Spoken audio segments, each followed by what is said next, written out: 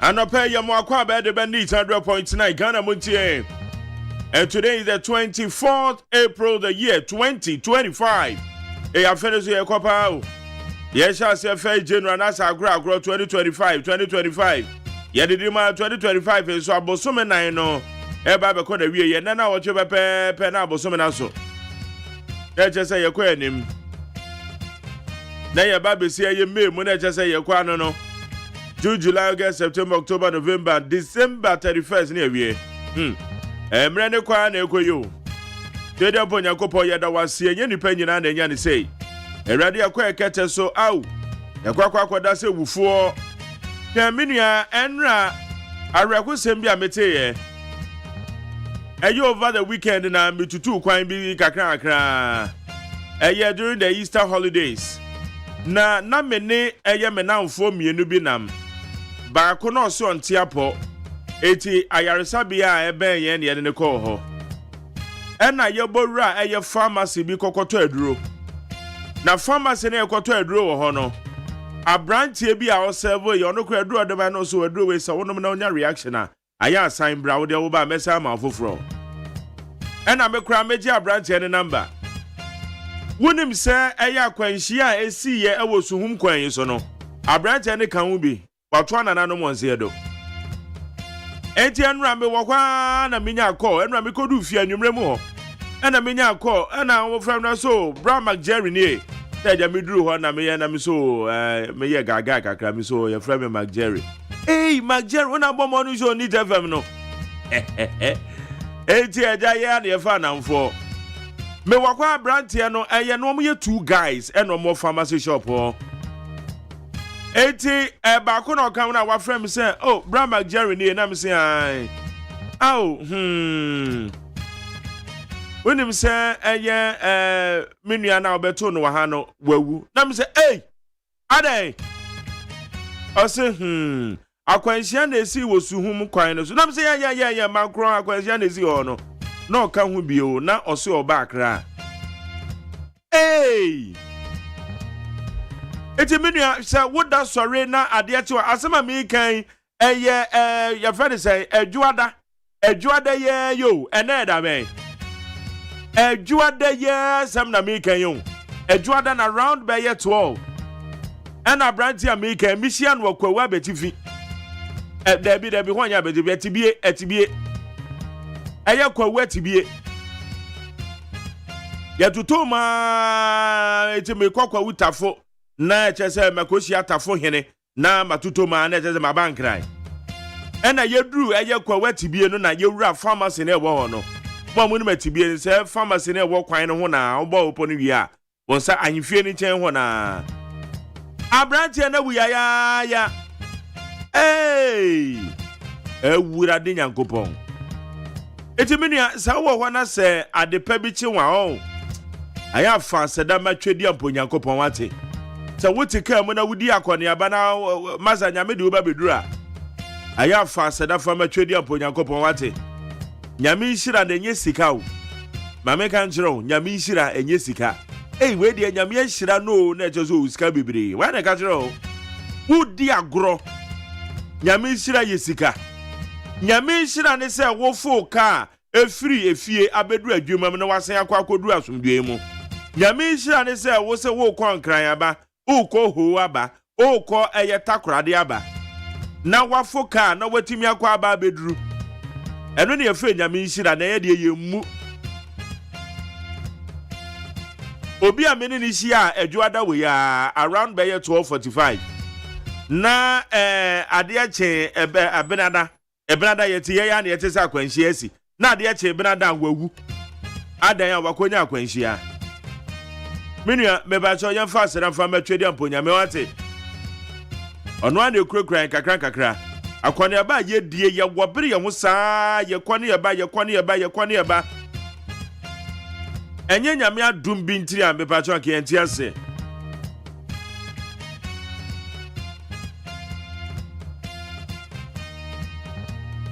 meda se wachima fide na dia 2 100.9 jumede ye friend Ghana Montie Yaba be kan wa hwe sama kodo aye koso e wo Ghana mo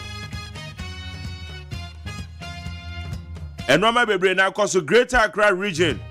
Enra na bibisa say MMDC is the baba da ban mepacho listen aba. Listen aba ba beto you why. MMDC is listen on aba. Eye Greater Accra region.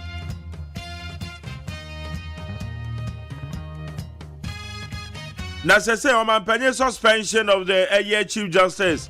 Among for the one na ka say Enra MPP for your press conference. And semben and a woman carry fan ho. Ana press conference impo. Justin Kodia. Usa woman turn no ma say. Na Chief Justice suspension no.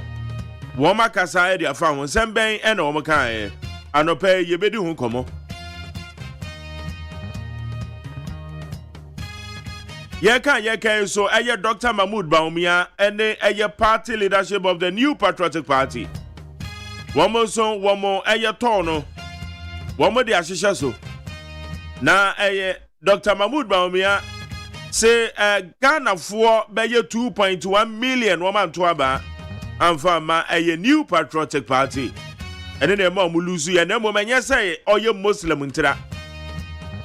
Justin Kodu answer the chowpa editorial to or did the chile or say, oh, what the Yanya Bibi ya Mofanche what it? It's a no so and Samakodo a Koso.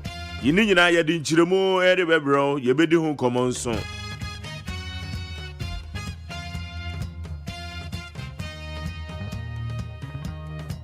A bonus say Beko Peace 104.3 Yadikasabon, Yadikan cry yet, bro.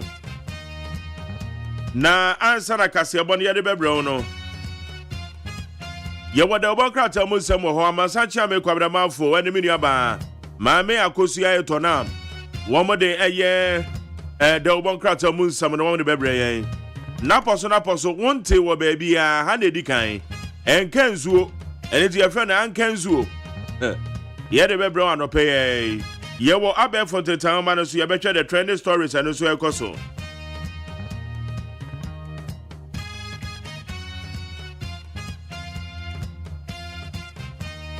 Saranson and a solid interviews immediately after the news. They had a solid interviews ready, bro. Me did the Mark Jerry or say, Jumedi and your friend Ghana Montie. Now me produce your friend Kodo Damiado. I've been a frame of bank on and I also for one of social media administrators. Now, media Sada Amma a year Dr. Father Dixon na. On no year executive producer. Supported by me general manager Kennedy Asante OSEI. Woman that bomb chido my yedi jumedi yedi bro. Kwasi Abuaje the darling boy. My supervisor, my immediate boss no. Woman that boy yedi jumedi yedi bro with 100.9. Yembo remedy and share abe for the town man so said ya no me ko na mo me ba cho what that sorry o. Sorry anytime na boa boa wona kwa adwuma na ya wo. And then ya wada na ya holiday o. Ada e wa just say na holiday near next week o. We be say holiday man first May. E dibi man holidays in the say ye die ne. Ete next week e be holiday. Eh, eno kra be da man. E be si ya wada. Ah, enana want you holiday o. Etonam. Enana want you say 24 plus 7 31. Ete April so 30 days. Ete enana what you first May. Abusia enana what you holiday. Ebo holiday we anya de because yawada na je say ade chief ya de na azan be adwuma eti be kra be adwuma holiday we me be adwuma eti na what your holiday why Ghana adwuma for that eti we de menye interior minister de na nso me declare.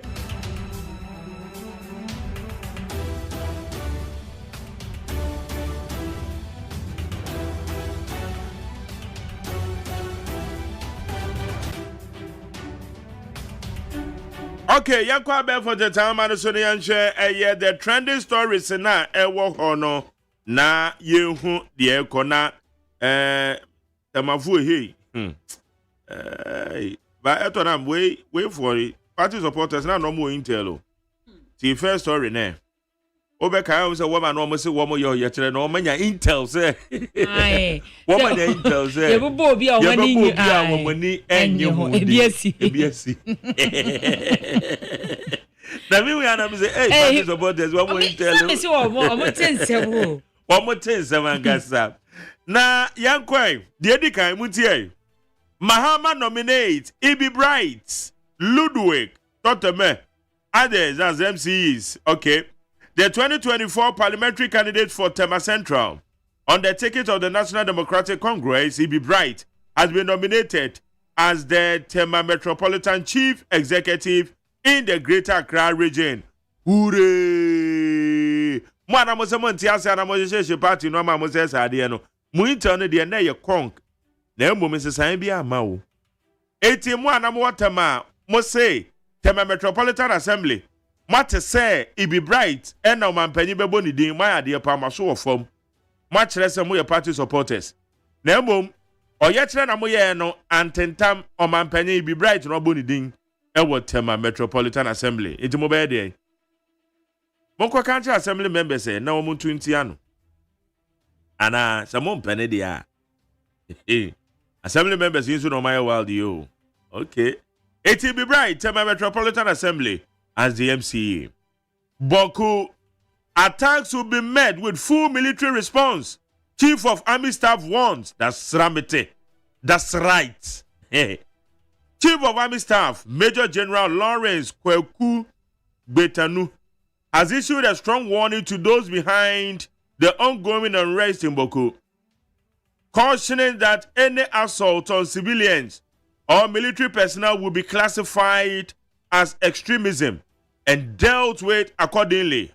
I say IG for Nobeka say you be mama juma. Tie dia kwai.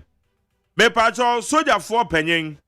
Ode na ni kire Boku no ndo kwai no akaka say na ebebunu motututu mo fanto o de memo adwuma o tie asama de tu dwane o say sansan fun na mudi wa ha no ensam fun na mukunkunkunkum enkrofo rough abo Boku an me ka kire mo mutie salute man we the amasa cha me korama fo ba mema no ama no prayed mutie koma sum yie Sam phone na mudidi wa Boku amukunkunkum ho amukunkum civilians rough no mo amukutakuta atuo no me ka kire mo ono de on ba bejeja ne ho so hu se wukutatuo wo de yensa wora maso be kire bibi be ko dwidiem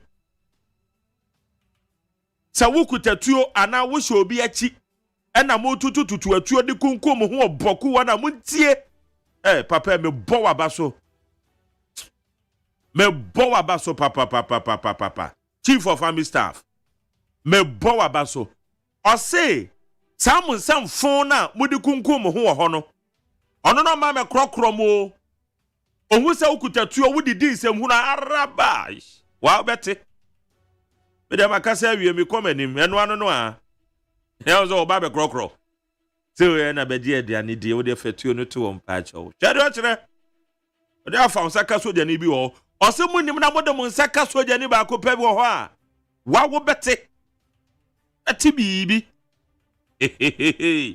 medase wo ho Trump say so ko anim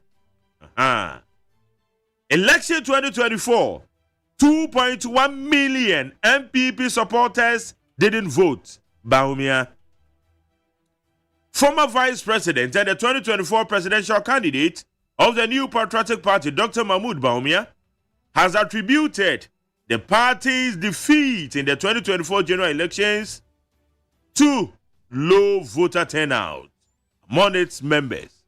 Dr. Mahmoud Baumia said, Lusu and the man for Nankwanko to about 2.1 million. O Mankwanko to about 20 and Lusu. Okay. Election 2024. I'm happy with Okwe Committee's report. Baumia. Dr. Mahmoud Baumia, the 2024 presidential candidate of the New Patriotic Party, has expressed strong approval of the findings of the Okwe Committee's report on the party's electoral defeat. Dr. Baumia, so no, they know what you have to move. A report of Professor Makokwe, someone can add them and all that one. GMA condemned dismissal of TTACU, demands apology from Akando. The Ghana Medical Association has sharply criticized the dismissal of Dr. Adam Atiku, Chief Executive Officer of the Tamale Teaching Hospital, describing the move as an abuse of power, a violation of due process by the Minister of Health, Kwabena Minta Kando.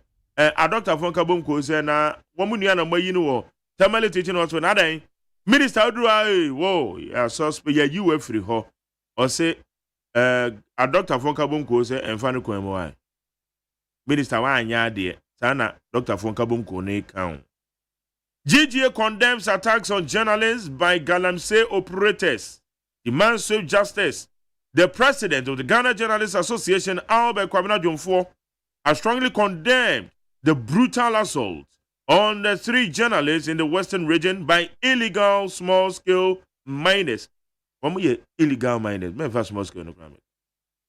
Commonly known as Galamsey operators for be a pro journalists for be with them or Western region. I don't know. Oh my God, say.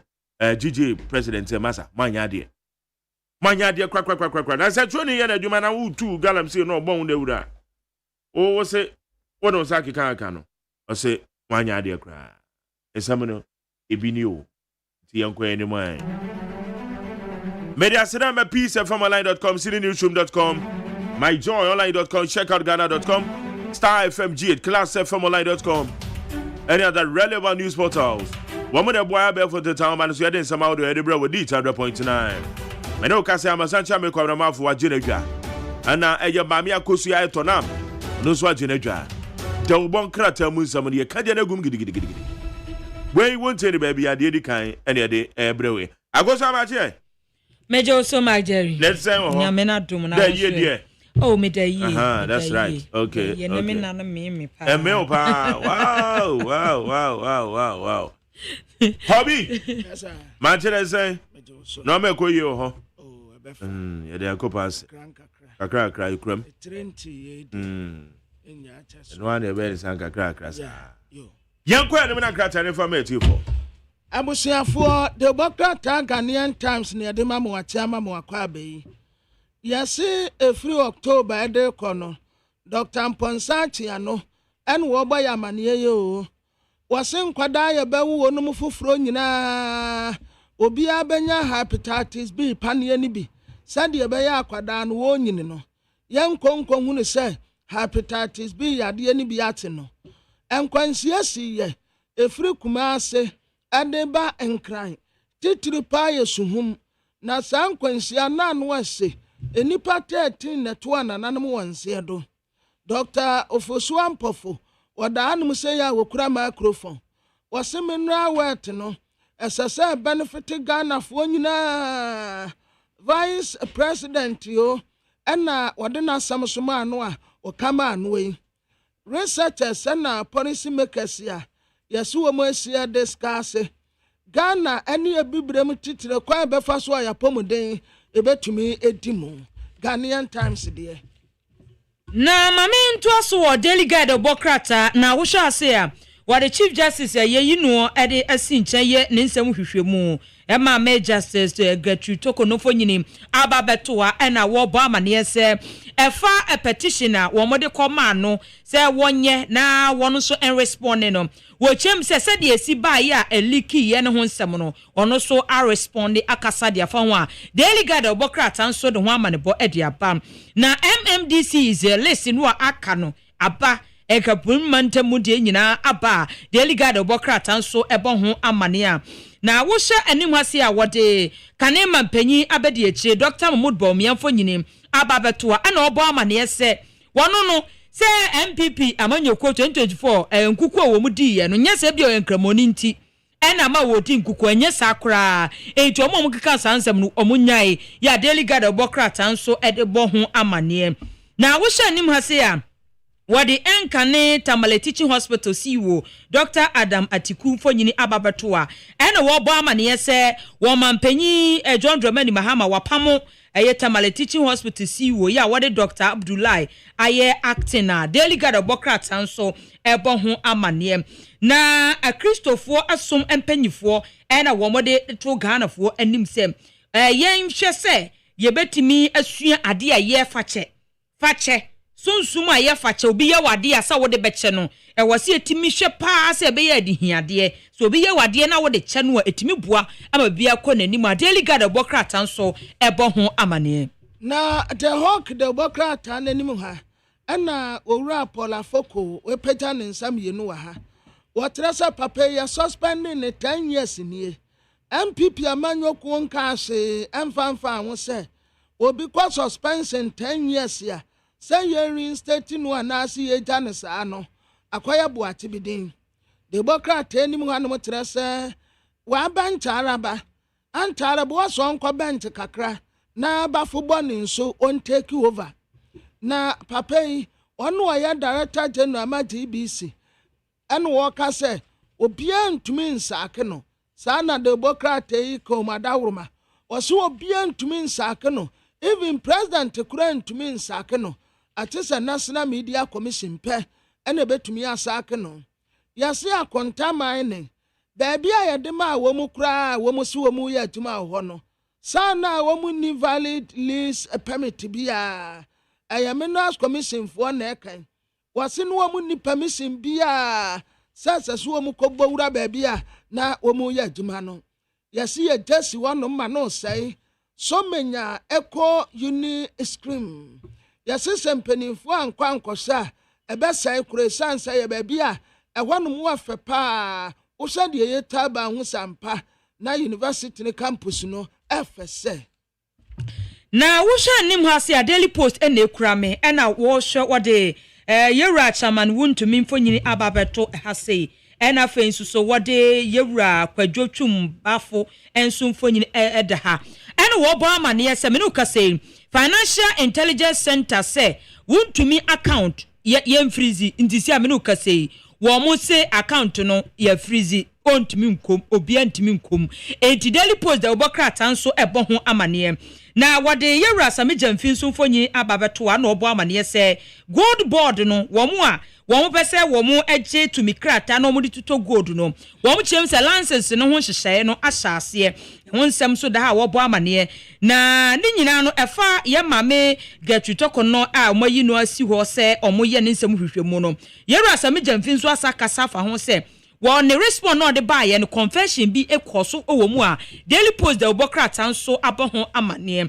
na yewura yemame eye justice tokono nsem no a ena eduji nso akasade afa ho se won de wonim se omampanyi ofa kwampa so ena de yeye said ye efa mamna 1992 constitution no enumwa ena ofa ya wode di mame ne esi nchen se wantina se na yenye ne nsemu hwehwemu a daily post the obokrata nso ebo ho amane na the new crusading guide anim ha His Excellency the former Vice President Dr. Lati Mahmoud Bawumia and Watasa Professor Aaron Michael Kwe report no wa endoso report no ayewoma diatum womu de beye adwuma Ghana Journalists Association and womu tese adibesi nne Ahmad Hussein Swale enipa bonfo ekun no no yante hwe emfa ho Ghana Medical Association for ana womu sre minister ya wo shapom den so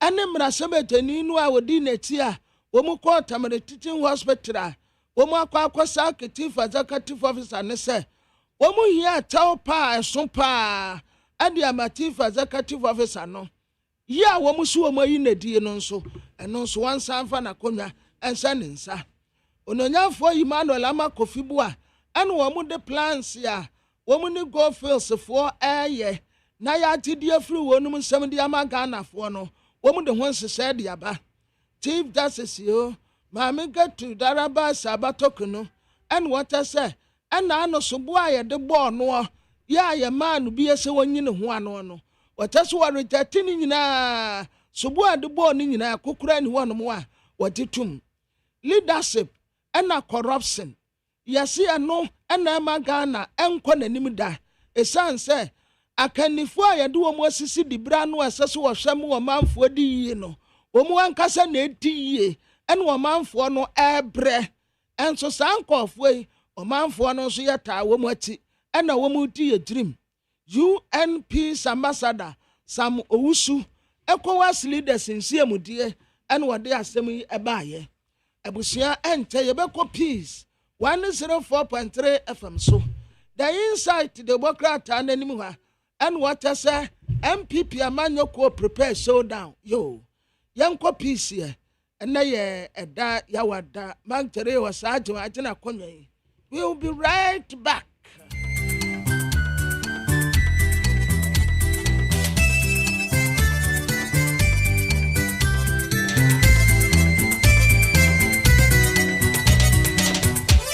Abono nsia peace 104.3 FM suni omai maya mamachi anopai kasia yensa kano ebredu say de bremu na kasia ifi peace FM so won crying esign nam okay 101.7 afenit FM 100.9 yanyina ya worship house abeka junction and crying and afi hello 101.5 FM and wo kumase adum and what radio stations bebre energy kase boedi na mabonten so nkronkro miamia edomo anya bitie ensem nyina wo peacefmonline.com na kase mu ensem a edi akotini bi ene say kane mampani abedi ache his excellency Alhaji Dr. Mahmoud Bawumia say Professor Mike Okwe committee adwuma oye nintino abubodini de eke ka wonyina etu atwa Mrasebe dwamo dom kuma minority mu bani pani ba kon dia tudwa se ekwan aban nam so eyi tamale eye hospital pani oda no enhyada enso ani enjaban ensesa nanamo ononyamfo Samuel Okuja to abla ya so afọ hwe Ghana ne ama wodo so nkuta odi ensam so odi atudwa se sesi ade passport a ye di tu kwan no ye de chip e ba be shima chese ebebo apa wanwa dida enuma kasia no ekuo edi abetu dwa se ade ama ne ye so be bi adwuma wo Ghana eye eto twia bebrebe na fe adwuma bi ye ho hyehye dindin a ye de ato wo mo so ensem bi kan we mu ho ne na no pe madaroma yasin konwa ede ebremu na hyene nso se nwumakuo bi nti ena no pa we so ya wada ye de ensem edikadi tie esom ye natiefuo emubi First Atlantic Bank papa na unpe bank we na upe bank ben bi the woman say First Atlantic Bank enone bank ene ye dia ba na eboa ma wo hare so sikamu mo biara wo hia no onsa aka na efe ede enwanwa say the purple color is still purple purple babia ti obi bia o pese onye sikamu mo no onko no ne First Atlantic Bank enkodidwa na eyade a eba digital banking of the year omagesa award no a chese pepapa ofonso witini banki edi juma onja nso se midimafo eba fo de abase Ghana fo ntie na bibia de dem toten edema midimafo de ayaresabia na ye ne se yade bia abeso awoso se ya wo na ape koko na etete obu onto ne sasaboro obi enti mo twetwe no wani so biriu kakra aza wonti apo me yare menti apo nofo udi agro bewu mesra ofre midimafo ewa 0244 774 282 0500 727 215 afei adehia mote ye ne akanka sebonmu ye me asuna piesie nana achenkwana na menumbremu na ho fedua wodi ankan kwame yeboa ena afei ajuwa yeboa eje afei kase no mu ensem ankasa enie mrase bedwamu bedwaku omo hwapo mode ho nsem so eye health committee of parliament emu pani ba kon oisan ye mrase bedwani a wo hwe achim odan wapoe mantemu honorable Alexander Kwasi Akwa wano no wakasa no wose kwanchefo pani a wodata male aban ayaresabia na no kwan a minister faso yi na die ne sabe nyakwan papa enso ani ensam fata etu on de wakasa editia wose so wo hwe ekwan a oman ne mra no chia no a wa eye basum bedwa board e omoda hospital na no na omo nyina atena sisi gina ye edi pani ne da eto sa yare sabia no eye Tamale teaching hospital no ano enti so afo ntimi nkojo sabi emfa na no akeke na no fanfa keke mie na no majiwadi kofie eno na kofie ye ne sa entimi enye yie Honorable Alexander Kwasi Akwa ade sansem we etu dwa ebra na mmrasebedwam committee a ehwa pomodin so no wo mokọ apro e wo mantam emu ayaresabia huduom no mokọ pie mu e wo asante mantam na ho no wo kasa mo de tu dwa se enam se kwan ya minister fa so yi tamale hospital ni pani nya kwa papa ntino wo ka kye ni pen so ansan fa di bre e ma no asking the CEO to step down or to give up his position is arbitrary and capricious. We think that the hospital has a board. The hospital is regulated by a board. That board was enshrined in an act of parliament. And we heard the minister saying that the appointing authority is not supposed to consult anybody for such a decision. No. I mean, Ghanaians put him there. And the medical officer or the medical officers were working for Ghanaians. And so the action to get the CEO sacked is something that we condemn. The minority caucus of the health committee has issued a statement and we do not agree with the minister. We think that the CEO must be reinstated. Enipa yetene gasei eye achimu dam na sebedwani Honorable Alexander Kwasi Akwa wonu kasa yese minister kwan a wo fa so yi pani na di nyokwa papa etu omfa di bransa ma no no enam na sebedwani a wo hwe garu eye Honorable Dr. Thomas Anaba edi tu dwa se dabi Honorable Kwasi Akwa me no nyadwen kira asebi wonu maba ye anya abotre na tie mu nsem no yiye na wotie wi a watimi adbua asiginaye na ekwan a enam so Emma, Minister of Health, ayi pani no die no samanfo atiase a enkanya nsa wo ka ne wo ka no etu onya botre Emma ne nti a minister de gina so ka so apamo no wayi na di no emu nsam wan kasa mpia bonten na samanfo atiase ne opani ne yeye ne mo want to ne yeye ne nyina so nti a minister de gina so pamo no emu nsam ne nyina ba bonten a afedi amanfo nyina betimi atiase hospital. We here, we don't know what went into it before he fired him. There are certain steps that when you do, definitely you can be fired. Once life is lost, you need to be, some examples need to be set for people not to repeat them. So we can't stand here to blame a minister for what has happened. I think that we have to look at the whole system, what has caused the death of the person. If he is the head of the hospital and through their interaction, he believes that at that point in time, he needs to take him off and let the hospital run well, let it be done. Yeah, nipa etene kai mra sebedwani a wo hwe garu abato mpasia so Honorable Dr. Thomas Anaba Kani pani a wotu franka ma MPP amanyoko mfie mpimene na aduonu nan emra Ghana fo a wanya mfie du nwotwe ne akiregi twigi sa koto aba ono kura so no emampani abedi akire His Excellency Alhaji Dr. Mahmoud Baumia Enra obomodi kopie mu MPP osun kokoko amanyukuo omo headquarters ewon kran asalam dan ha na asem nyina ye tetetia enisen osi ajabo eja onya babedu emra MPP ko abatom ne nkumidi a wope won saka breaking the 8 ekwaje omo nsem se pain no mane so ti omo se nwan no ensem amanfo akade afa manyukuo no ho de ene ye che otwe nwin ebi sha che so mo de kwadu ebo ankrankra ewa amanyukuo no nanso His Excellency the former Vice President Dr. Alhaji Mahmoud Baumia say kane kasamanfo na se chame hina wo mra sebedwafie onu onyamfo Aaron Michael Kwe committee a wo mote de da no moye na dwuma wie di ho amane nyina abebo amanyuko ni panifo no ama bibia babeda di say omu ntimi ammo nipa ba akumienu miensa bi din amfa kwadu so bo na nyire wo mte sentampe homa enga njire wiase nyina say enam sa ngrofo we so na MPP amanyuko no edi ntwo aba ye toyi afi etwa mu no na emom no aba ba kire say biakoya ni odo ehia pa ewa amanyuko nim enu nti one de what bo eye Professor Michael Kwe ne committee na ba so say nyoma omodi agu akwam ni nyina ne hyehyɛ papa omodi aka wo mo report no amanyuko be so mtie kabo na omodi adi dwuma ose amanyuko na bo mutirim pose ai ewiase nipa baifo enenani nso ade na de MPP achitafo ye ede amomo no omani so pa na anu aba ya tu ye wo munya oye opepe enan ni akire na de koba ni se opepe be mienu ni akire nso ya MPP adehia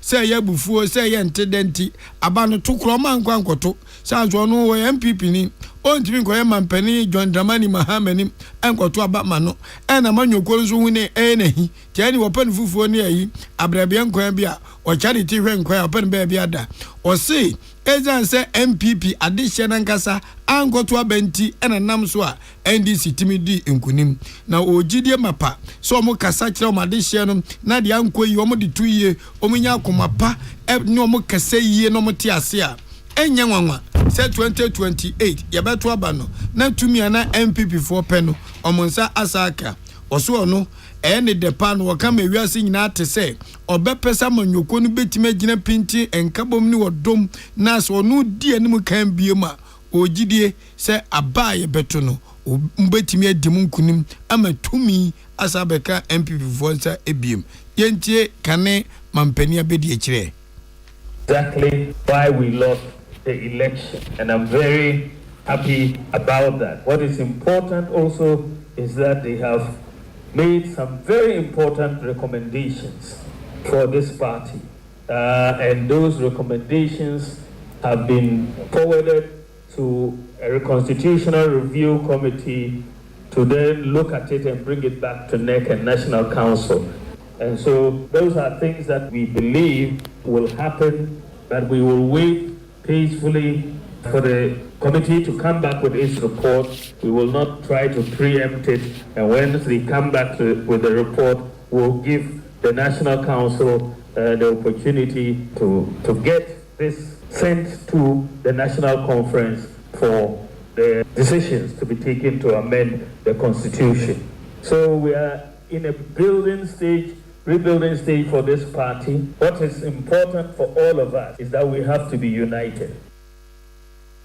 Eni amutiye kanema mpeni abedi eche Alhaji Dr. Mahmoud Bawumia MP before ebe thank you servicer ombe chingana nyina adome adehyiase so munyo mujidie to aba edemom nemom no 2028 ampaya ebeja ya to akasia no eso wanwo adeda enwuma akasia no ewokuo bia oven say CEOs Network Ghana na pani ono no wote sa ekuo yi aye orura NSD graft ejir wano no waka say wodi atu dwa say ade ma adwuma bia ya na wodi adwuma kuo kasia no Ghana eden eye taxes anase to ahodo bebrebe ana fe enhyehyaya ne mra ya dia bata adwuma bia wono eden papa eno ne how kasia eda wo mo anim wo sesese wo mani da so nyina ne say aban asesa abanyokwa foforo na abedi tumi eto mani da kwan wo hwe kwan say emra den ne fa hasene ha ko ho asemasi ko ye wense kwaji we bransa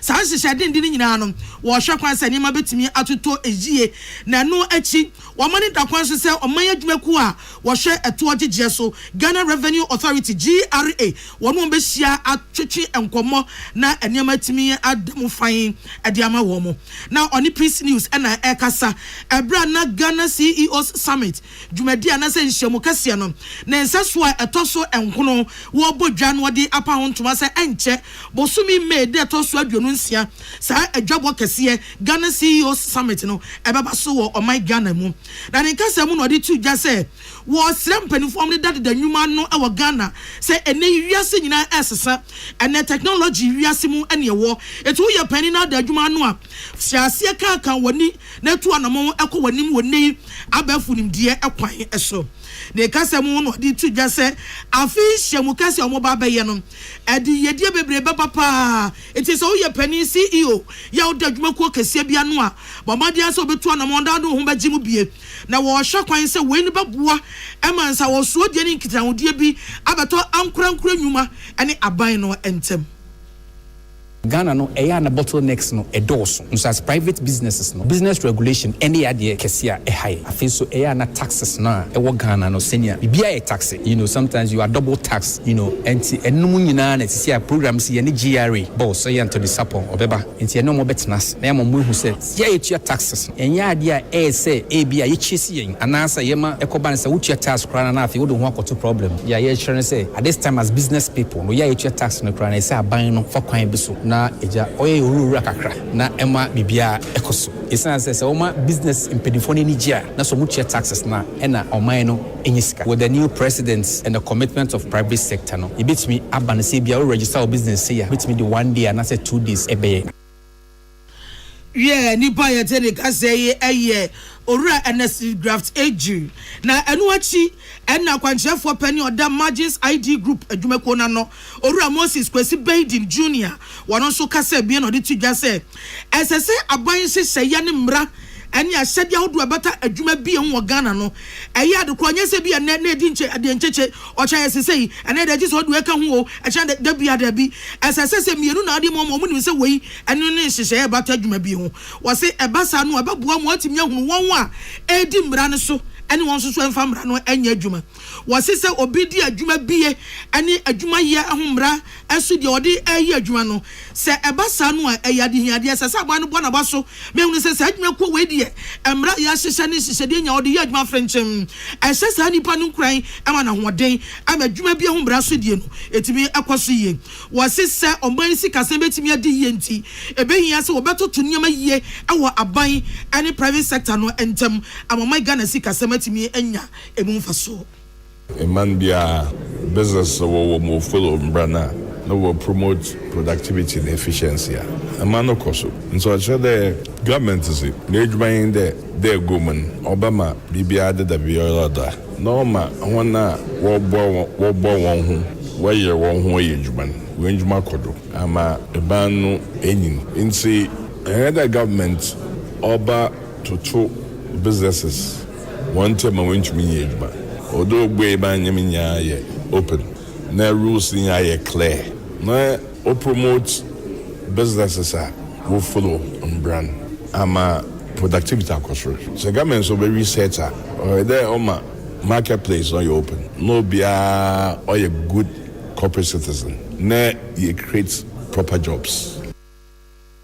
Yeah, nipa hetire ka say eye owura Moses Kwesi Baden Junior ya oye kwanchefo pani osan yakofa bai eda margins ID group adwumako no ano ye ko ensamfufuro mu anopa no sia kase bonum asoye won wo hwe Ghana ne amawodo so nkitande ensam sire baba tudwa se hwie bebusumi ne da to so aduonu nwotwe na ononyamfo samaloku jeto ablakwa esini pan akire o me ade hye se ene passporto krata ena se abodin krata etimi ma kwan na otu kwan fko amanone kwa amanfo amanso no biometric sezi biometric no omo de chip baba behim na no betima aboa ma yan ho hare so ukope bi agea ena esanso baba boa emewiase a esesa eko abafu kwan so no enya Ghana ewa akiri saa na mo we be emfie duni na oman Ghana mpanufo atu hu anamo ene se enei ononyamfo samaloku jeto ablakwa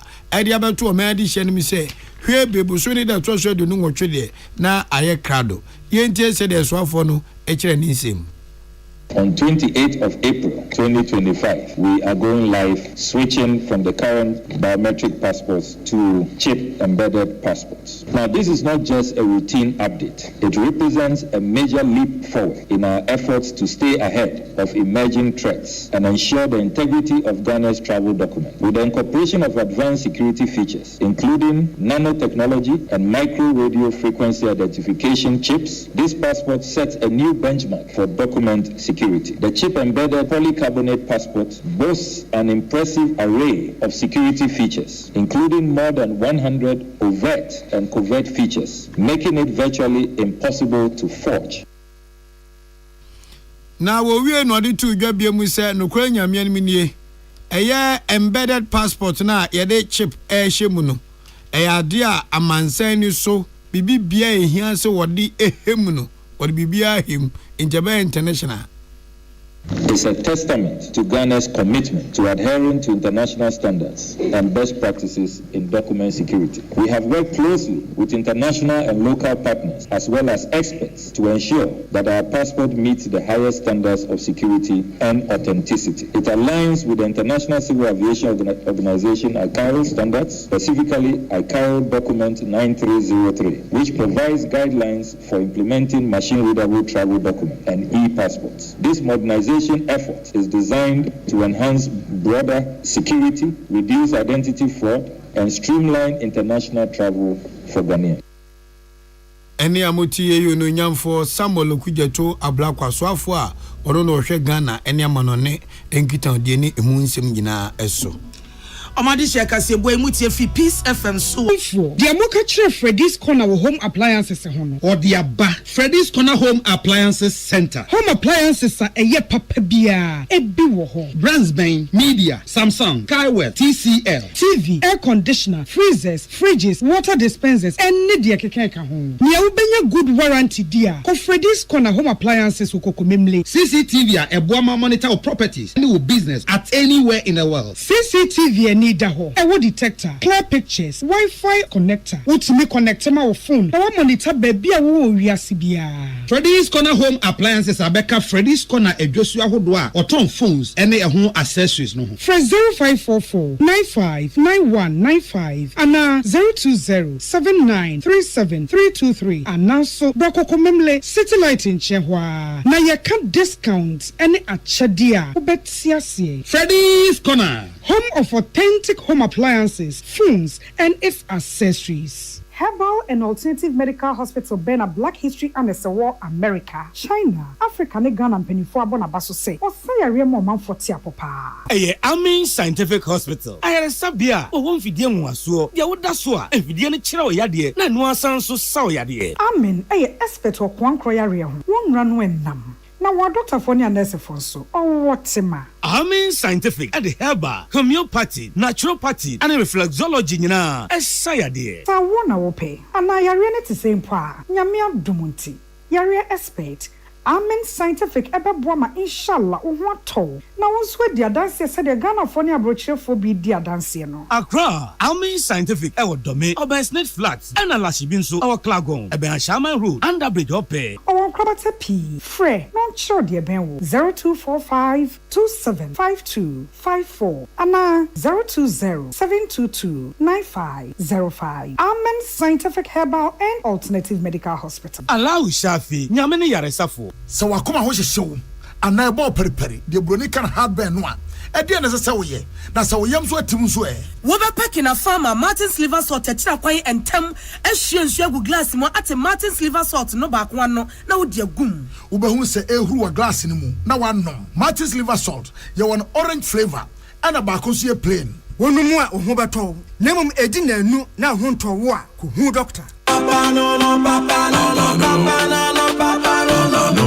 papa no no ankasa Polita is everywhere durable and authentic stronger brand you can trust Polita we get some more Rambo and get some more super and the Polita we dey Polita papa no no papa no no papa no no papa no no papa no no ankasa Polita the original always the best. Tune it in, turn it up, Peace FM, and rip off the knob.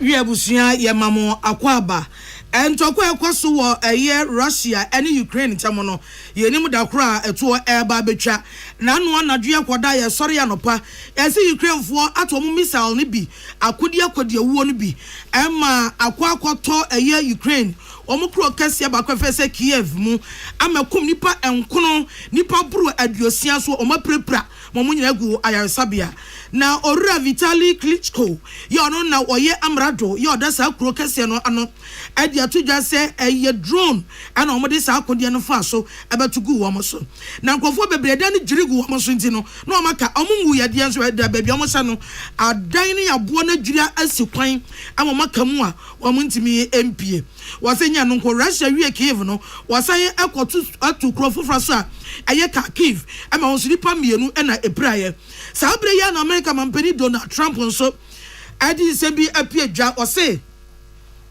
eye Ukraine mampani Orura Zelensky mampani Trump se wuduabo papa wo sa akwa yi wuduabo na wo yedi wani mani abedi wachi entokwa yi ayekosi obi aye ne from dia se bema asundwie aba eye Russia and Ukraine tem eti asundwie pom ya kruche gunkracha so asmesu be ye wei obintu so be wei wo mo sisa na Zelensky bumra ne so eti ne suma ya wo da na die na hwe ya entokwa no ebekoso ache we arishma my beg nan tokwa we so entokwa den Patapan tokwe.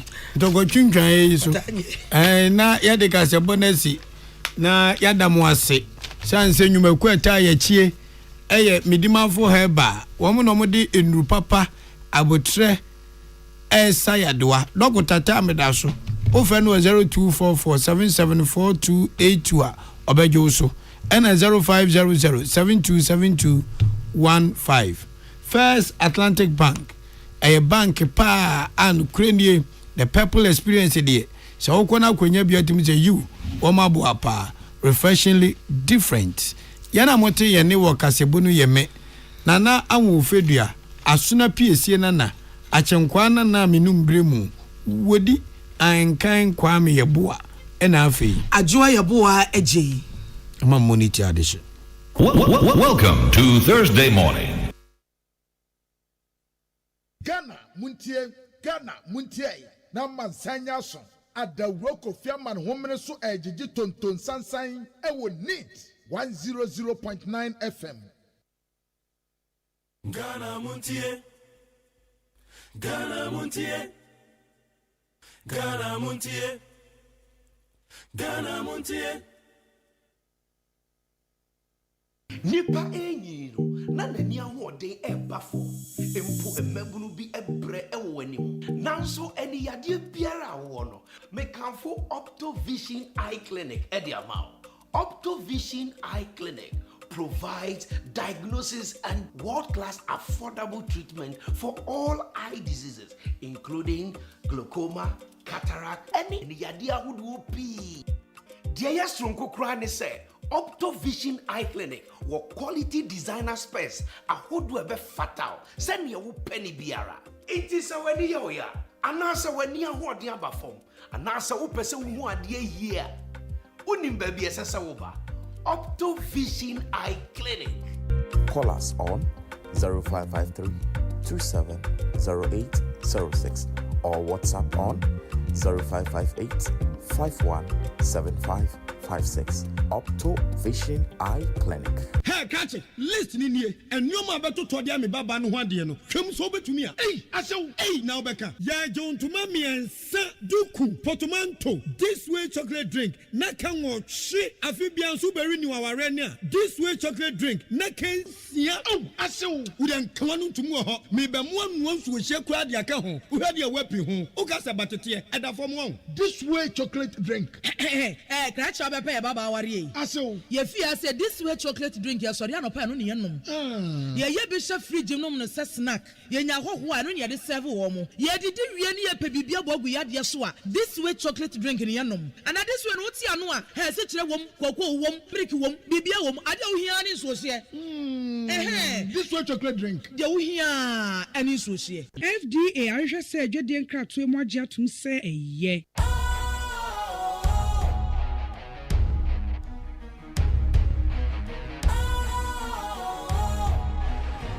What's cool, fresh and trendy with a new look?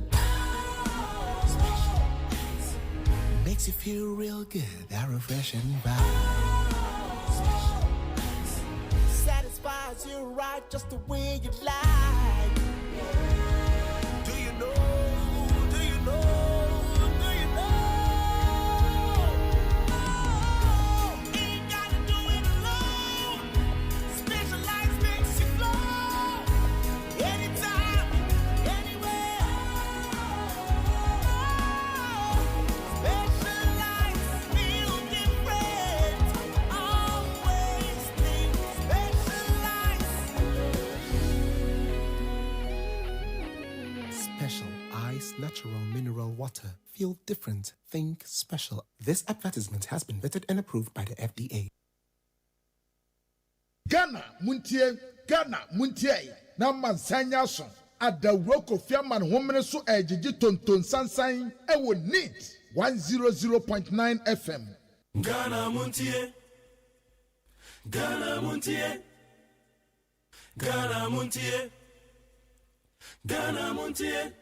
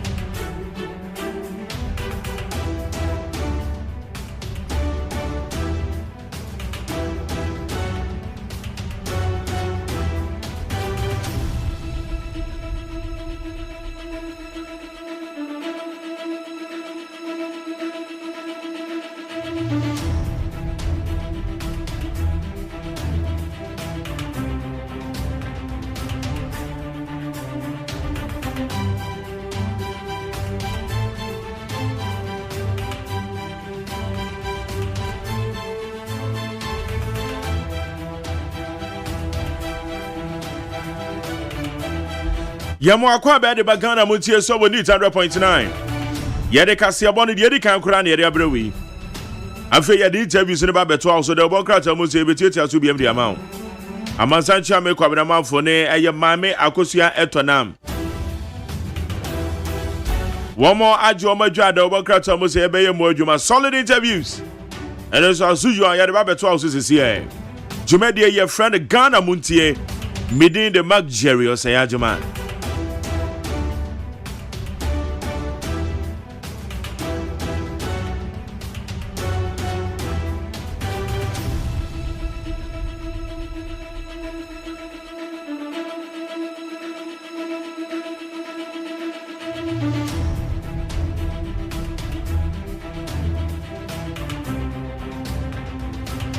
Anopen somebody behind your bambeke.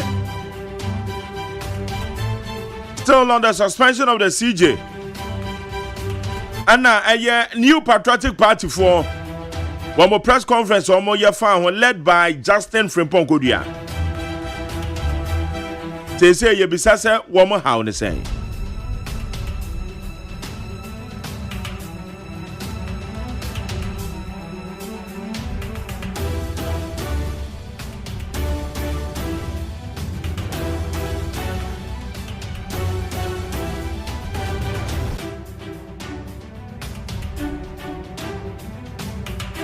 Ete yebedi hon komo.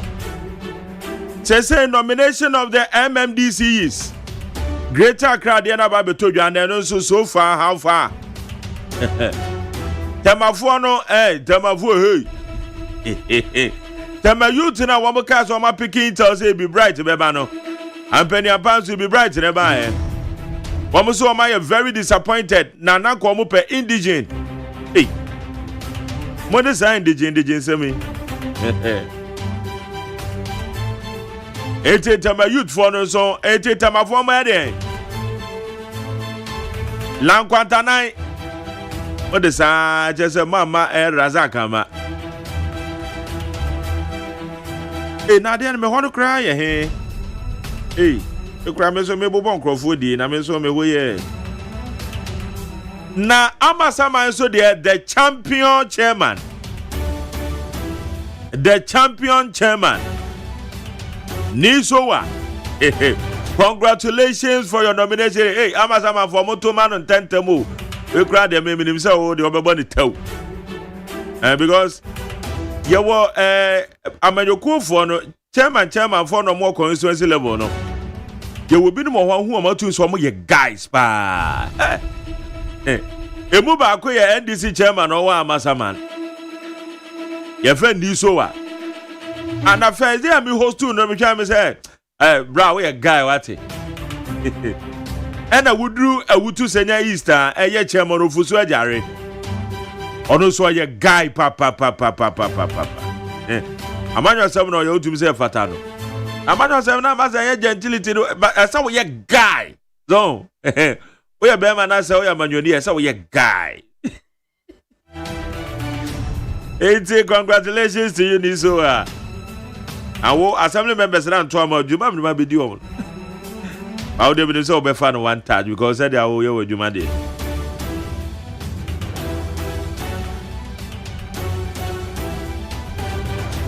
Okay, it's and come on, huh?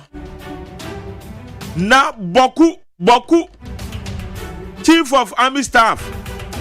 Ono di oduru hono nya fe no ba be krokromo o se hwe mo mukuta tuo na motutu atuo kunkunkunkum amanfo rough wa ha no masa se munnim na mo de mo saka soja ni ba ko se munnim na mo ma civilian ni bi ho ka masa wo se nipa no wan kasa be wo se yeah oso obetreat te se obi adwembone woni tim no kunkum nipa. Na se soja ni kaso be treat you to say extremist a me bacho aya wa ko dictionary na hwem se ufri boku na wunua bi firi wa extremist no penny meaning na kan mo kasa mo kire no se dia chief of army staff ekeni also ba be di mu agro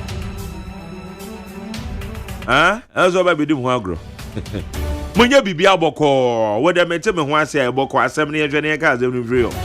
And say better say you have to take. Don't go anymore. Bobby, my grandma.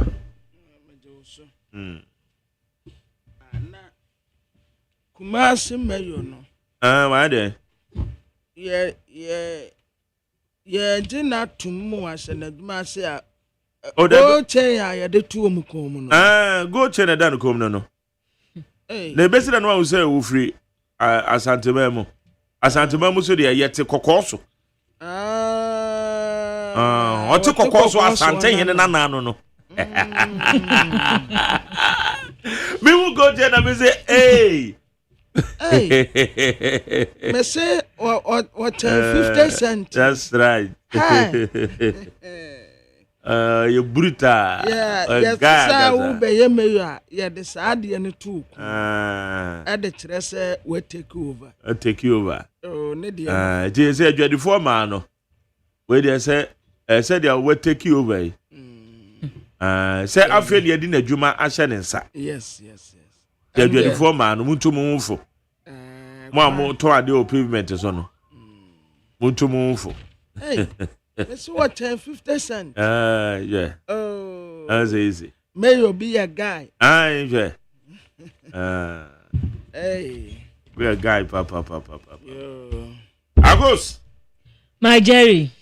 My grandma baby. Me also be You quite name nature say. A Juragumanis. Be fair, dear. Eddie, so a hair and a babity. But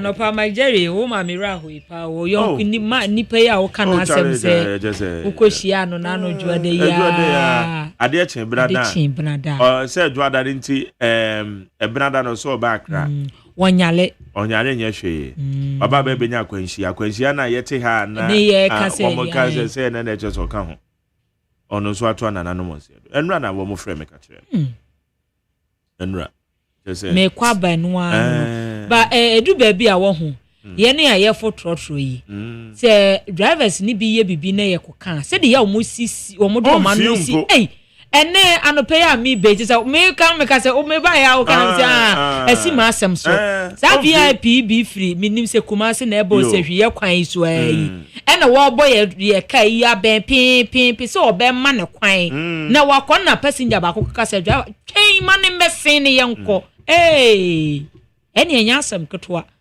na den ye twika mo ka se bi o ya dwini wa eni asem o keka ye ne ade elsa ye de ye nya nipa na ye testi ya na eje na wo ye nipa na o drive ene ye se we ya wo ka se o se wonam ne lemu na wo lemu na nipa ne ede ba nti wo da so gina wo lemu nti wo mpe ba bi mfa na asem na o twa ma asem na sia ma nipa wu ansa na waka se me dibim we owu asem a o se me na me lemu nti wo ba na me nye de na me se nti wo ntwe ho kakra sem bebre adwa ya ye nya abotre o adwa foi na nipa nkwa ya ba kope o tene kam na ogbo onyom na no ye de kwa ka chan se driver low no kra na o fi o chi ne ni kra ono nyom na ogbo ne hia no dede na o ye na mama wishi happy birthday Emma Gedel Baden ne mama madam for social media no so your friend Jennifer Aboaje so Gedel Baden oko tiny town Montessori Kaswa Brigade. So when you're 6 years today, Gedel, happy birthday to you. Brother? Yes, sir. Mama, so anyway. Yo. Abusia for the Bokrata, ya de mamu atia mamu akwaba ya Ghanaian Times ya. Na Ghanaian Times ya nimha. Ode Dr. Kwame Amponsah ya no. Nimfoni ya baba tuwa. And what I say a free October. Sabre krampo ya wadabe ya wo April. April kura ente na ekọ na wie ya ni ekọ May first kura be sida ben ebem say yawada enti nata say yawada ya holiday na ya ekọ holiday ni ya Saba Friday me ntwa mutaka ma na ye we na make say holiday ni yes ya na ke ekọ Friday it's too deliberate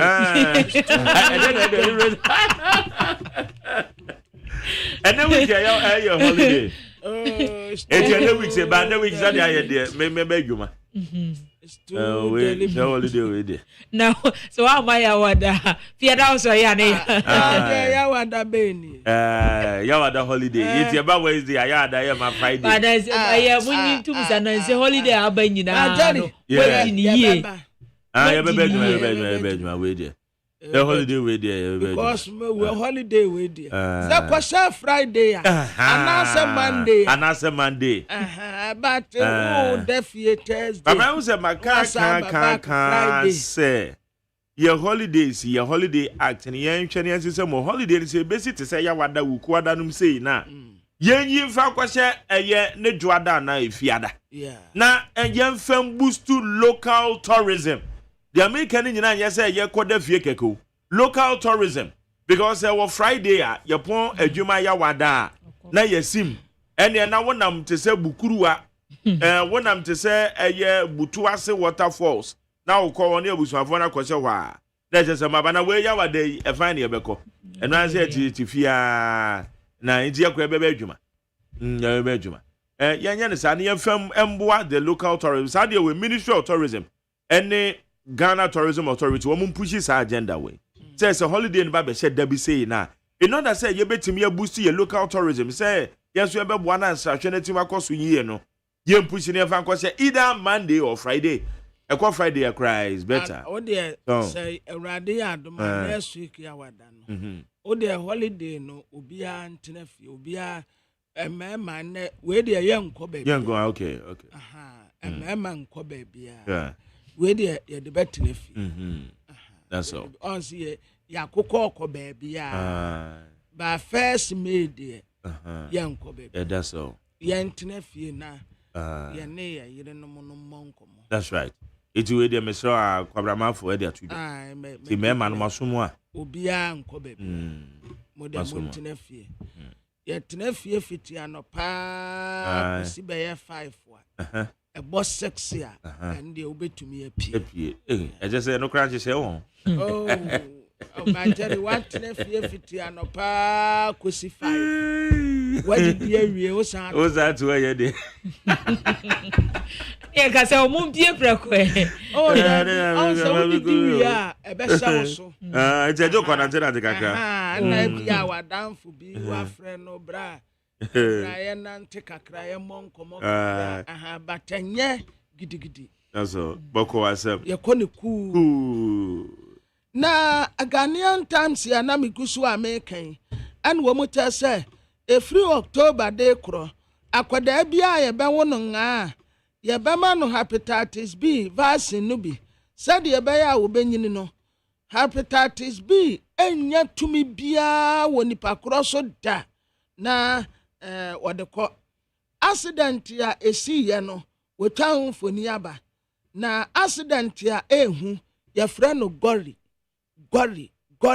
accident na sa gori accident yesi nipa 13 newu ye anope kura matrisi yesi ba akwa sa ewu aka ho enti akwaya 14 Dr. Samuel Fosuampofo ono wotre se efamu agudi a yetunu wo Ghana ha no esasanko manfo nyina nya ho mfaso bi nanso ante saa yetu famu agudi no a nipa ketwa bi na benefit ye na dodo na yetu ohia ne ahokyerem Vice President yenumu asem Professor Jena no opoku atemaide ene wo kan ma anu researchers wo mu ayan sisemu na policy makers wo mu a eba no mranse sayi a wo son takrate wo mu ene yesu wo mu ya discuss ni na discuss ya wo mu ye no efa ne yapomuden ho said ye be ya ye benya ahoden aba adwuma da bia kwa ba sanse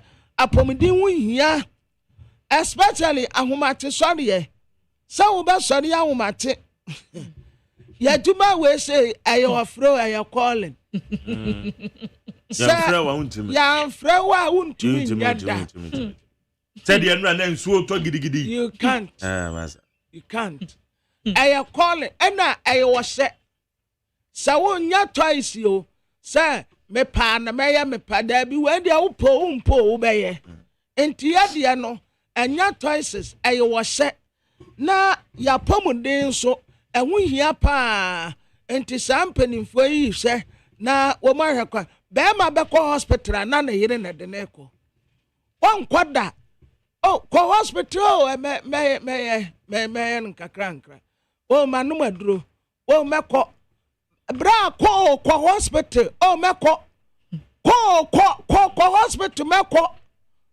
eda ya de ni bedunu obewu because wo betena wonum ma yade no edidi ni mua ebi kura mfie miensa mfie nan ne yade se no ho enti ya pomudi esese ye take ni serious no ana wo egusu a wotoato agene ede afa hwi cashew pharmacy wo musu wo processing factory ya ye betumi de process wo cashew no ete amawo.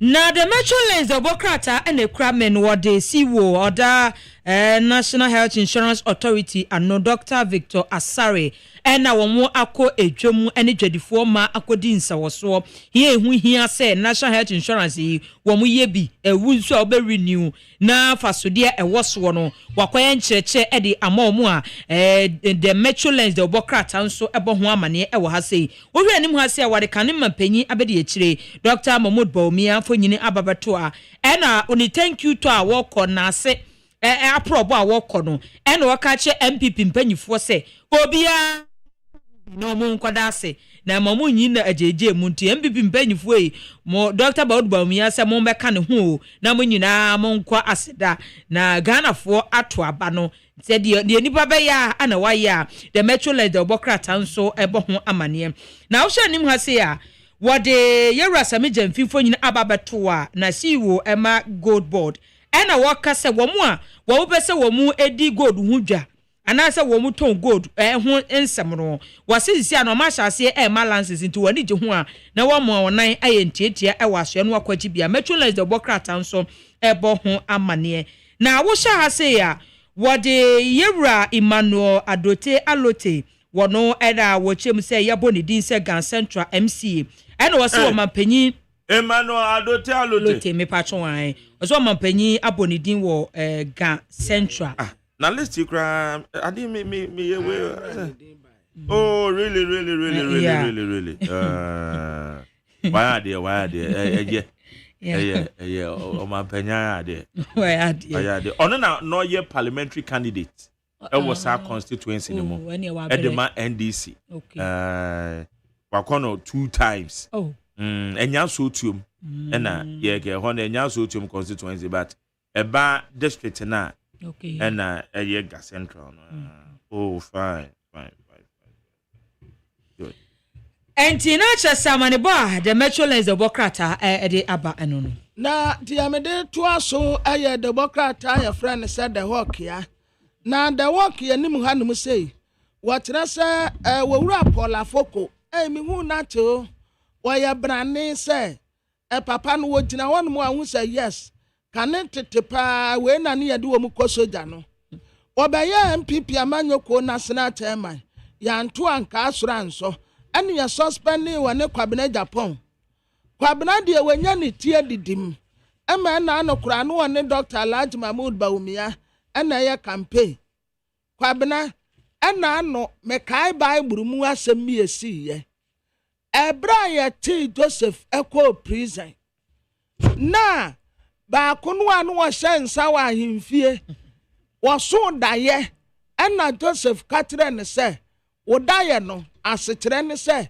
ye beba abefa wa kwa ahemfie back no wakɔ akɔhyɛ wonsa na mmom sa wo kwa aya kai me sa wo kwa ai udrun kwanta kai me na me no nekro famiye ni odo penyina sa udrun kwanta kai me Kwabena du kwanta no menim sa ni wura fi Paula Foko esanse na me no nyina na ekonkran yo ena wusi ni wadu so enti Kwabena Paula Foko atena wonu mu 10 years yo suspension baako abam say we asase ko Guinness Book of Records si enya national chairman ya suspending no ya suspending ne ya to abayi chairman still our suspension.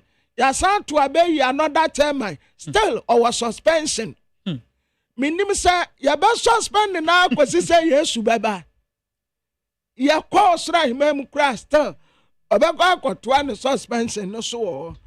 Na eno na de bokrate e ka ho asem senti daban na Paula Foko ya beka say ye reinstate no. De bokrate nim ha. What I say anti-Araba sa no watre no. Araba ya the next bench. Ya bench Araba. And a bafu boni it take you over. Anti my journey sisi ya benching into a chief justice be one. David, say ya suspended. And to make Araba so to me yamashi. Opa kai. Say be our bacadent contempt na de. And I may say, what you? Antarabe, my warrant, I'm more William. Antarabe, never ready. I know I met too, and yenny dinner me de cancer. Yes, Antaraba, ya bentino. Na MPP group be, and woman tell away, dear. A judicial could tap. NSA ebinsi wa yabakose muda na watra say papa we nso nasam no minim de wo mo ya de afa ho otra kwa say extension ne 60 years no aso ne time aso ene otra kwa say ko extension ewo ba bi a wote say director general MGBC but Ode ko ya na president de krata ba say obia wo benya 60 years bia eno ano no kona kwaje wa home na papa yi hu say sa letter no se bi kanwo se bi nkanwo en wote wo onwu ni faith president nso a won ka hwe mfa ho say masama obi aka ho anasa wo bra so ntikofie en wote wo na sisi ade ono ankasa de aba ne se obi antumi nsake no ate se National Media Commission was not even president kura antumi nsake no akonta mining sana bebi a wo ye adwuma no kura ye ma ne tumi ena no wo ye adwuma edidi ko bebi kura ye nsuma ne se won kro ne sa wonti ne license yaje na account nso ye de yensa ato so afi so menya Eko uni scream wa nanka womo yese anya sekura university campus ebetumi abua wo hye view a womo ayesi hono a efepa kanea ne ye technical drawing no ne ye side view into we say o view ne side hanum say ya area view of the university campus efepa enso yesi ye jesi wo ema no say Daybreak the Obokrata and the Krame now share nim hasea ena wo bo amane se ECOWAS wo mu adwumadia wo mu bepa ho ntoma me kire 50 years anniversary wo mu bepa ho ntoma e wo Ghana ha eno ena wo bo amane se regional heads of state no omo dudu na mabako pe ne baaye ya to say Daybreak the Obokrata nso ebo ho amane e wo ha se na Dr. Mahmoud Baumia kane vice president e wo man konkron Ghana Eda wono kasa ni nyina no efa ne thank you to ni nyina echire mu se sede eniema no esi kono aba nkuku a wo mu ediye no enya de ye de sobo no ebo ba akofo nko a enti nso no ye omu nyina age atuma Daybreak nso ebo ho amane e wo ha se na GJ president na wode ne fonyini ababeto a Yewura Albert Kwabena Dwumfo na wo se wo mu osrese wo mu MPP vice chairman ba ko bi efa ne nsem bi a oka ye defense central ni bi hono wo chem se antwa yie kura sa threat na no edin enti ye nche no Daybreak nso ebo ho amane ewo eha seye na wo hye anim ha se ya wo bo amane se me no ka se Yewura chama wuntumi wono no financial intelligence center de omonsa ato na account so Daybreak nso ebo ho amane wo ha Daybreak no se eboboba na boboba wode yaba no de Dr. Ben KD Asante fo nyina babato se ekwan a sika 10 million Ghana cedis Ghana gas eyiraye every investment fund ebra na Dr. Ben KD Asante ewo ho no wo se eboboba daybreak ekwan a Ghana gas 10 million vanish every investment fund ebra na Dr. Ben KD Asante wo ho nti wo se eboboba okay any betri yenye hu ni etuam nti no kwan a scan fast yela no Dr. Ben Asante Debbie forget it on tesa o Debbie ono nko ani nipa wodi ni gina wonom sa wo pesa wo ye ne hu fi a emfa okay yeah okay emfa is a man of integrity okay yes oye basri ni a wodi ne hu ni won pe kata se ne proye bia wo na djumamti na a Dr. Alhaji Mahmood Bawumia wodi ne mfoni abeto the new crusading guide enim ha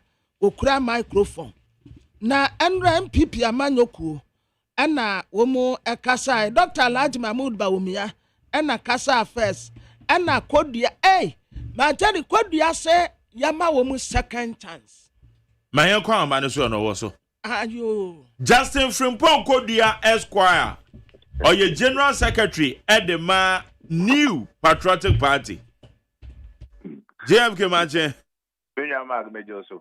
na bibia boko de nyakupa da me hoye na so nyame adom boko ye bedi koma fa no ma mienu ho chief justice suspension na enra wo kasa fa ho ene mo thank you to nsem ni bia epie frem edikan chief justice suspension mo ha on say mak mamenchia atifo nyina enye ye MPP ye ha on say Ghana men nyina ye ha on say ye mo central for mo ha on say ye lawyers a ye ukruma Ghana ha nyina no ye ha on say ye judges magistrate for nyina ha on say civil society organizations or Ghana ha nyina omo ha on say all religious bodies or Ghana ha nyina ha on say Mark adia esi omemha na wotwene adia areho na adia so a ewu pa ma oman no edachi if we say ohwe efi 1992 eba Ghana yenya adia tum se ebi mam kebia memo na ye pese ye di adwuma adia sebi eye kasafreko obi kasa obi nkasa bi adia sebi eye tutrasem adia sebi eye adia kan nkofo kasa bo ahye omo yam de enya ade omem ha no sedi hu bi soja ban mu no ebe hu bi wa ha enuntina constitution no etra ase ka ase da bi yenya omo omehye mra omo a omehye oman no so bebu oman no ena omo a omehye se pepre ye ne tenten ye bekoso omem ha and the three arms of government: the legislature, the judiciary, and the executive. And then, share the courses here on my penny His Excellency my His Excellency John Mahama. When Nam Council was stateful, so now was suspended Chief Justice. Now we share petition, substance of what petition. Any asema enkofo de gina so omoka enumti o man penin nam so ama ya suspend chief justice. It means that Ghana ha ene echina elko obi a we aban adwuma bia adwuma no is not safe. Every say obi bo obi called koka asem for obi ho what catch and say on fangina so embra was in Yaso Minian Famba. Without the evidence on the Bakone Bebano, not based on that, is your suspendo, Cotinefia. Not any other person, but the Chief Justice of the Republic of Ghana. And Techano, If that's supposed to be no be now so be pen and paper. No trust him, I found him. Ubu sounds something a dance bar or Suminian fan by men farmer. Then no so did their suspending. No, or man, no, you're quite here. Let us say, idea, my Jerry, as ye nan, a year that near house said, a star, you're a Mahama, any NDC food channel. A Samponia, a china, a Honson sounds the answer, some and come once them. Near Castle, a chief justice, Nanya, na Eddie or Mamma step, a children, a baby how manning now. My Jerry is all to me, whose house said. Petition now about evidence and some about so much minimum so what. Petition is the meaningful one, except no the other Montini Suyane can be. I said, evidence no more crazy now so ye can. I'll work on 17. A idea to say, what just now, general class are. Sabi, it seems that NDC are buying you are Mahama or my dream self from the one. Chief Justice will be in the floor. And no one said, "O man penny, a brand no born to us or bear Ghana man penny no." O put that cost of Moka said, "Judiciary honor." And so Mushim, Nansa Kaebem. Ted your car can only your man penny. And to have very conceived idea, and then it is a petition now, yet they are bad, now stop up a BNS. It's just the springboard NDC for you to achieve their preconceived idea or even before say Bakotwaba. Fair Mark. The question pa what my chief justice the suspension when they said, Mark, take it for me. We know we were intelligent said all this plan is for a grand agenda. As agenda near there. Ghana.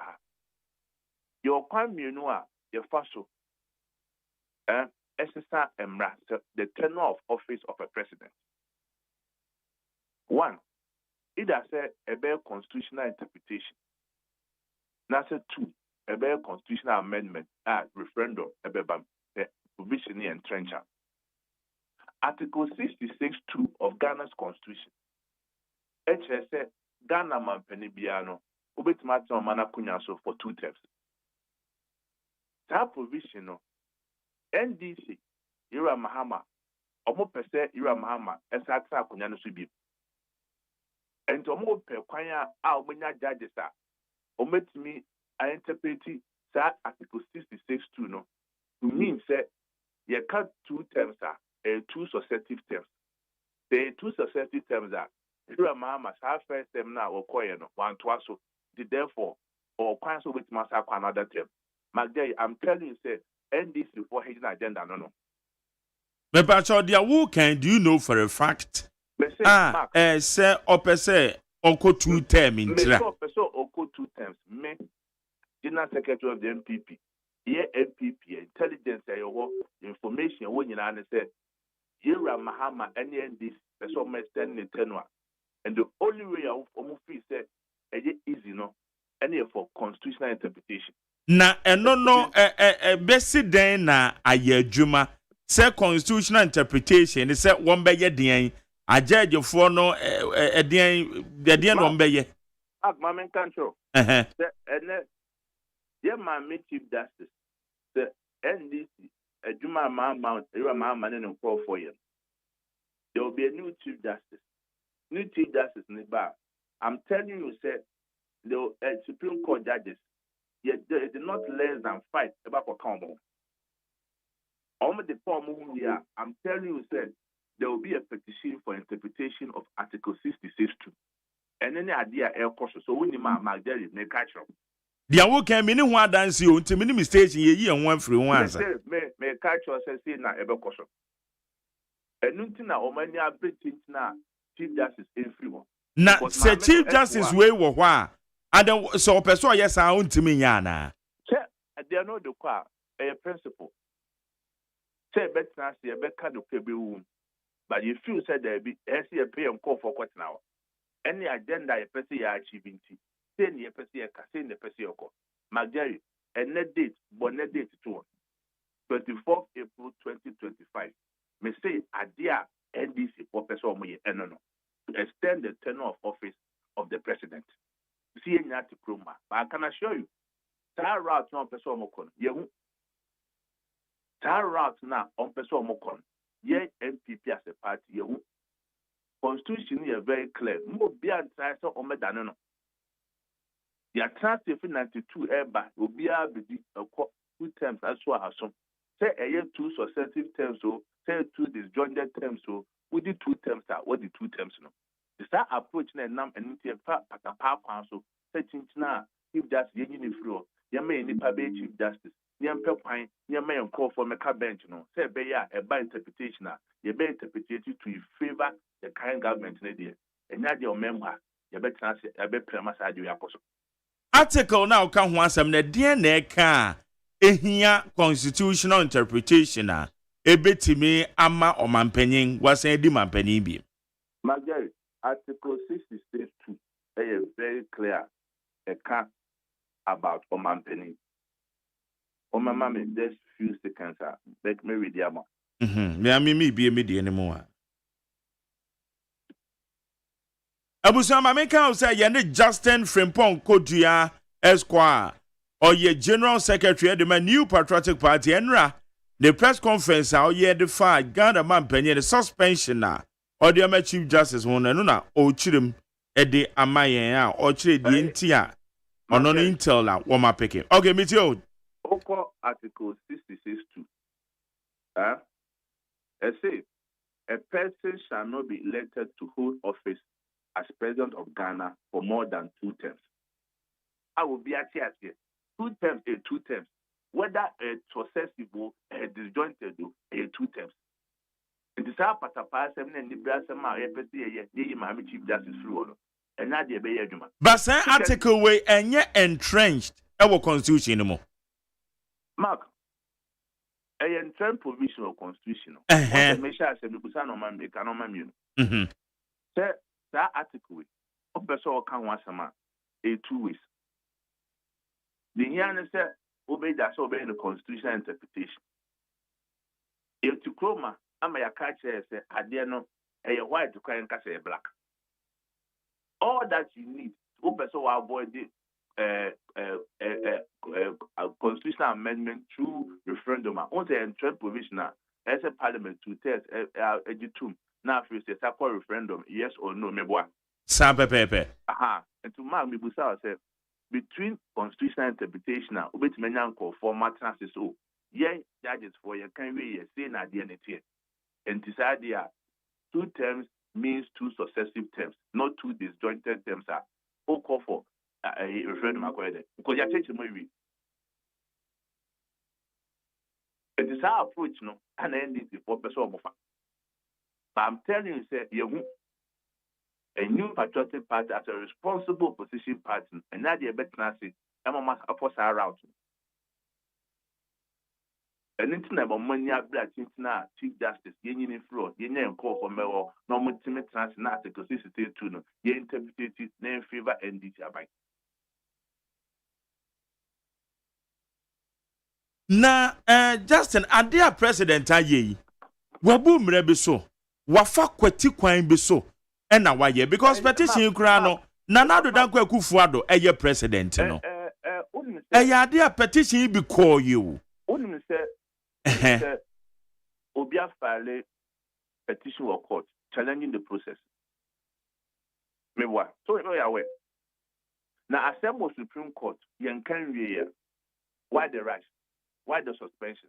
That means assembly of Supreme Court, no, and for so many was a bit marker. Processes are petition by and go for challenges our process no Supreme Court. And go for challenges our process and challenge that acquire a person on my principal suspended Chief Justice. Our court. But injunction be an as be restrict your man penny, say on change so. A process is never called normal journey case, no. Now, to start with, the Assembly Supreme Court near the same assembly it has effect of an amount of suit. Now, as a respect of rule of law, our man penny our I wouldn't say accept with the Supreme Court. The Washington so and I'm up to know. What do you do?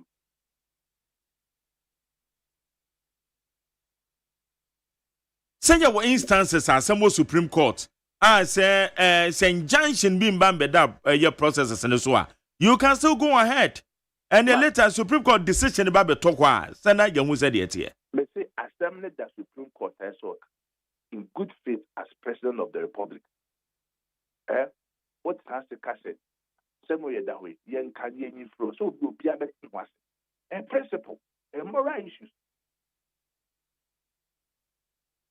Mark, and then that Ghana said, be a tear, who depending on us or not in himself, not seeing a crowd a fast one, SCA. No be in the no castle be a door, so I said no, young kind in the media. Mark, because that issue are here, it's not mere personal. They are talking about the Chief Justice of Ghana. Yes, and we are talking about the laws of Ghana as well. Which are your random level? Tamanasa Mobaya Newo Supreme Court. Oman Penning went ahead. Sabrin Yaka said encore. And the son of the president took a decision, but yet no Supreme Court. Is it not the same way? And I'm running Jazi. Mark. Yes. You catch Chief Justice from us. Asema war ayeka. Oman Penning Makan said no man person no. There's an end flag. Ye New Patriotic Party. Yehu. It is hard dear no person of fasono. And Nadia a bayaguma. Wow kayan who say a black and white a clear. A clear. 2 terms no aso. Mo bi am faculty council say babe you see abeka it means successive terms. And Nadia bayaguma member. Okay, but yeah can and yeah conclusive. Oman Penny need to me say obetimi akase gwaji Chief Justice we no every ho. Dia why suspension on pamono. Wa committee abedwaku a wo ba be ye ntwihwemu na wo mo the findings about betudwa. Adena say ya jump the gun. I say my girl, don't want abedwaku na wo. I don't want to sound personal. But on what abedwaku na to boss nation. To boss nation. The Oman Penny by so what to committee if an ora meboa. Yeah. So the membership of ora meboa. Now what is committee say be Chief Justice. Ora for na don't matter be count. So at the end of the day, be or neutral be or to be able to say, I don't want interest in now for but even the committee no cry to cry no. Mark, there were issues wrong. But like I said, I don't want to personalize it. But at the end of the day, self committee no report about yinya yinim. Ye transfer plan on person of yinya yinim. And now dia be transfer be pretend. We can then I with Mark so don't take show him. But me as a politician, as general secretary of MPP, I'm telling you the end results. Mark ye who emphasize. It is so kase. Ghana man penyin dada the Chief Justice by say na ononso ombeye ne bedena.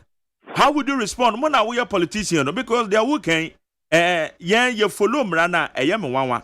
Say wo no watimi wu peteta kremu aso obi so kasa say nanado Chief Justice we ba so ombeye ne beden. Say they will claim say JDM person or the new Chief Justice ba no be ne bedena. How would you respond? Nanado ombeye Chief Justice be free. Chief Justice or the time was saying, no call retirement. Chief Justice call retirement, and also your replacement. You must understand that scenario now can and you pay. It doesn't mean no. Man can say what the Chief Justice now by setting now being in bed. I'm making reference to a particular provision in the Constitution, and I'm a council. Go ahead here, your man penny. Say Chief Justice be no over appointed for. I make with reference to Article 66(2). Mark, you know, Kumpa. Me say near 24th April 2025. So, assembly, the best I was after Rebecca was. Okay, say, Oman Penya Kasa, committee baby omojuma. Diameti and say, wo organizer, national organizer, ye Henry Nanabuache. Akase, mobe resiste, yes, attempt, so Oman Penya be suspended. Chief Justice. How? Mark. So remember, Obi there no an engine one. There are so many means. There are so many legal means out there. Picketing count, demonstration count. You want to miss Uncle Court. I'm not sure. Say, Rebecca said, we bet must stop here. Say, you need right. Say, bet my picketing demonstration or better challenge your court. Na Chief Justice na mo no waka kire mo say ade we ha no ana. Oye me na nim ni o. And the Chief Justice Assembly Eka. And Ghana Assembly Eka. He's the Chief Justice of Ghana and the Chief Justice of her house. Ghana Assembly Eka. Ade you man in na Eka wasem. Until next or no pen or two better so to. Ghana in na yasem. Kristo for claim for asofo for said the abandonment for judges for lawyer for. Obi a won kwan so be kan wasem. It is a mobetimi a battle no legally. Then and then a yen train na abedwako ni wie. No mo wi o madwuma na mususu se wo mafa kwati kwan so a. Ma battle no legally. Then no me koso. It's not my yet and be no stop here say ninka. Say the kind so man himself court to court in Canada then we to go ahead. That's no issue all pan say say adwin. Yes we can wasa. Na na muntu bi esi wo so bi to. The Bibian stop you be. It is a same next action the so on my penny reinstating na. Mark, you be draw. And I can assure you say you be draw. Okay. Media no free kwa thank you to mo kono na yenya ne tie so dia tudwa. Ono party supporters ekasa ekire se bibi na nkoyi a chaupa enti ye thank you alongside se mo sign pa supporters ni chewa na ana Ghana for as a whole. Thank you to na dia from 1992 for 12 years say be kunimo see any kunimo pokodas but Bible no kwa katwa say first Thessalonians chapter 5 verse 8 Sabin yan fata da manyam. Didi kan ye koda na mias ye da Ghana for say that bato no ko e bia no ye do bia se pafa mu boni mu e das. Ana to sumi no ye nipa pande de yan konsoyo. Obi no betima ka say o TV asimi no onye boni da o nya dia atiada. Ye ko rounds ni na no me dia aban ni ye the party ni ye anye Ghana for the anye tita for the nan. Keep the memo. Now I had to say ye ko ye nim no. We form the party. Structure be no party the BSA be ama idia na Ghana for ye tita for we mo no. O be tanya di bi. Na it na to you no my say na me bo 2020. Be sa find to my preference. The time I thank you to it. Say ye ka say why na ye the party leader? The leader of the party, national chairman. And national chairman. Die. Monkrofo yi be a raise concerns Miami program so. And no mo kire say adena mode Dr. Baumia former flag bearer ababe bata ho rather than say adena the party leadership and na mo take the front na kwa say mo so mo fa kwan bi so e a projected Dr. Baumia ahead of 2028 ana. See, Mark, Obi Oga MP Abakosem, ne party Abakosem on Koshe. 1992, to a baby and you read the wine. Thank you to. 1996, 2000, 2004, Iraq for thank you to the partner. 2008, you put 2 years, Iraq for the coy. 2012 coy, or better man penny now.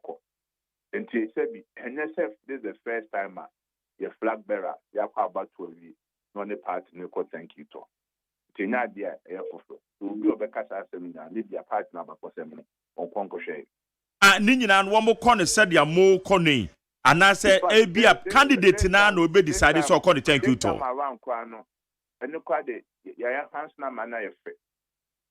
Because this time around, party Nina, any Sebi. Or more, na time is nina, presidential time is nina. Obi a invite to be a say, yan percebe an kwankwa juma. E yenye party ni juma, ni nka mbo mi anko. I asked an invitation. I'm or more presidential prime, so more contest here, I know me and the Omunya, so do not show indication, sir, Omni. Okay, 18 na HSN Yabuta be say a be a candidate to be na mudi project no. What the project will do for any? Every say, 10 people or more to about a presidential candidate and come there over 200,000. Polling station for pan and dos. Wow, it means you have 200,000 in there. They already be out of original campaign team until the conference in the Council of Elders Nabishia. And you are even going to meet about 1/5 of more than 12 by a presidential candidate. And don't think of budget will be well.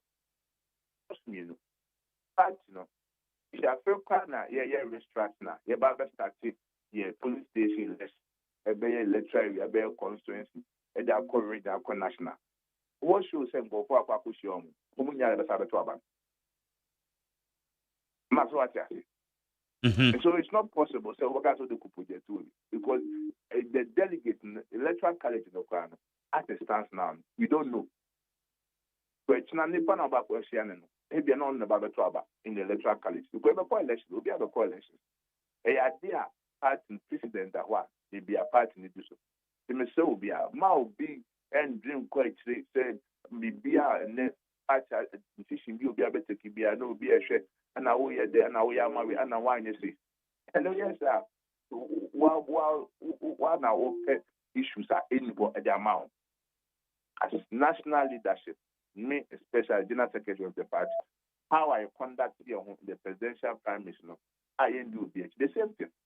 Here may I then will be I said when I the best one. You may make sure say process in the bare fair.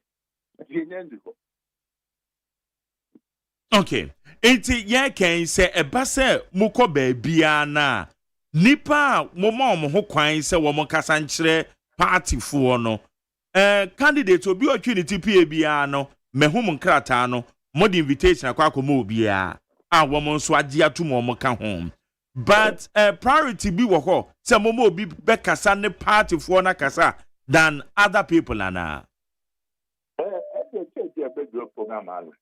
You do a reading via all the dynamics. But at the end, people should also understand clearly. Say, any 2024 flag bearer within the town or Koye, within a partner, they do baby international year, we be Casa, Pan win a befasso bay, or Casabia 1 minute, 2 minutes. I didn't have partner necessary. And tomorrow be a now you could see baby, so we'll look up for you. Then people say, Marco with Marco because I'm washing you. And the anti-theater, they do or not, and so be a chenad, will be a car, will be a car, will be a chenad. So, you might leadership the menace of the doubt. Near dear Becca partner book. And looking at 2 and Afro be I said, all kind. Give it my flag brand and pet never call. Let it be. Then I come with me uncle. But this time, unity and reconciliation, very important. Be in the carbon phone say you were Pacheja Coca, you are Canada Port Count, you are Quabeja Pong, Proku, you are do that in account. As it's all moving on, you will see some part. They didn't the unity among the leadership of the party. Any idea you should. It's in a more planet dada. And now say because I'm talking about the time and the bramode air share sa to yaseno. And now say na mo train Professor Mekokwe. The report no, and now say report and recommend they say Monya Sadi away. Not as you send out that. I think I said that. And now say you are my Fukuya Juma. No more so a mobile program of an no. Then train more movie. For so castle oko rouse, no so called rounds up. A Juma Moya AC. Never said train no movie and now Maria. After thank you to an Airbus. Inti se mokwa eye himfo na yomo target amoko hia omo yekohia party ye ma be engagement so any omo member program so akasa ye go for bi so a mentimi kan radio so national parties no mako hia no ma bon komo by and large the rank and file of the party and then the general public and through radio communications so you know mekasa. Report on the mass implementation process I say. That day na by ya that day na by ya you are my cookie the catch National Council and a party constitutional amendment committee for some of the proposals we by ya as a party constitutional as a crowd and also so the amount of month now propose as the woman and the uncle for the banner so promotion na ensure be ya omuya somewhere in July what delegate conference party a high decision making body the two say yes society or constitution ma the best side society. Okay. Just a minute we say a basa mo party ebiem to ho say national level mo sign konko gina biem a wo Justin Kodua obesign akobiem as the general secretary. Mark in end we say edume die so thank you to ayenko ye party for kasa or more say the atwa mom ye dey mom. I'm more interested in the rebuilding than say me in future ambition. Say me ko say ko. Let me share part me. Do and no man the fan to ma. Mo party man so a wo mo ka wo mo boso nsem a mo den hyehyɛ to ho no saa de no ɛda so yɛ adwuma. I don't say. Mo party ma aya wo mo kɔ bia radio so social media so ɛkɔ kasa ɛka mo boso nsem ebi abufo bi wo mo kura na nipa na spelling out. Womo yo party mano saa hyehyɛ na mudi gu what to restrict saa suban no ɛda so ho ana ɛda so last week National Council share plan esa kan wasa the year share kasani particularly officers of the party amu creative waiver said the man nipa bi ana yan creative waiver bia because o share last week National Council meeting na share mo it's come a conversation be also Fabian call for the Kwano Market Council in about National Council. I'm a National Council. The fees are done Wednesday. At least we are casting in America. I am quitting the what the candidate chair partner and from personal and the party in the okay. Because ye can yanyanity say obi to say abwa papo and to usu bempa. Matwe no a oba be hia eyemo disciplinary committee. Bibi o ha ono aya we na party same ya na begina wo figure na maka. Okay, now only me down oba appear. Patrol mini. Just na no pay yeda say. Eti anamo he. There be a best practice Saturday. Oh, Saturday. Okay. All right. And obia so agye atum wo mo pray say na wo mo betum frank ama party no obia agye atum say obedi akire. Aye. All right. Justin Kodua Frimpong Esquire yeda say enando pay say woni yedin komo.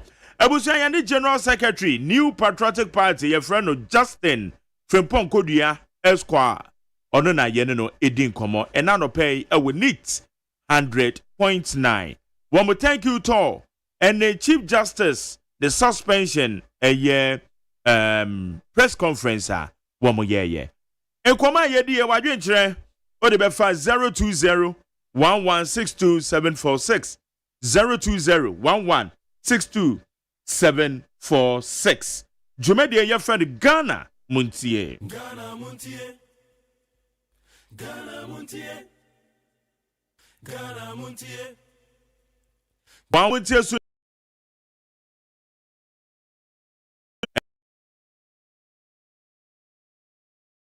Debra would need 100.9. I go so many uncle. Okay, now my men to us what the Bokrata daily guide the Bokrata and the Kramen. And now what the Kanem and Penny Abedi Dr. Mumbo Mianfo Yini Ababatoa. And a walker say. One of the Sancrophobia Ekikasa, why Cramoni Tina Ma MPP Amonyokoni Edin Chon Elusi and was it there being Yano Cre?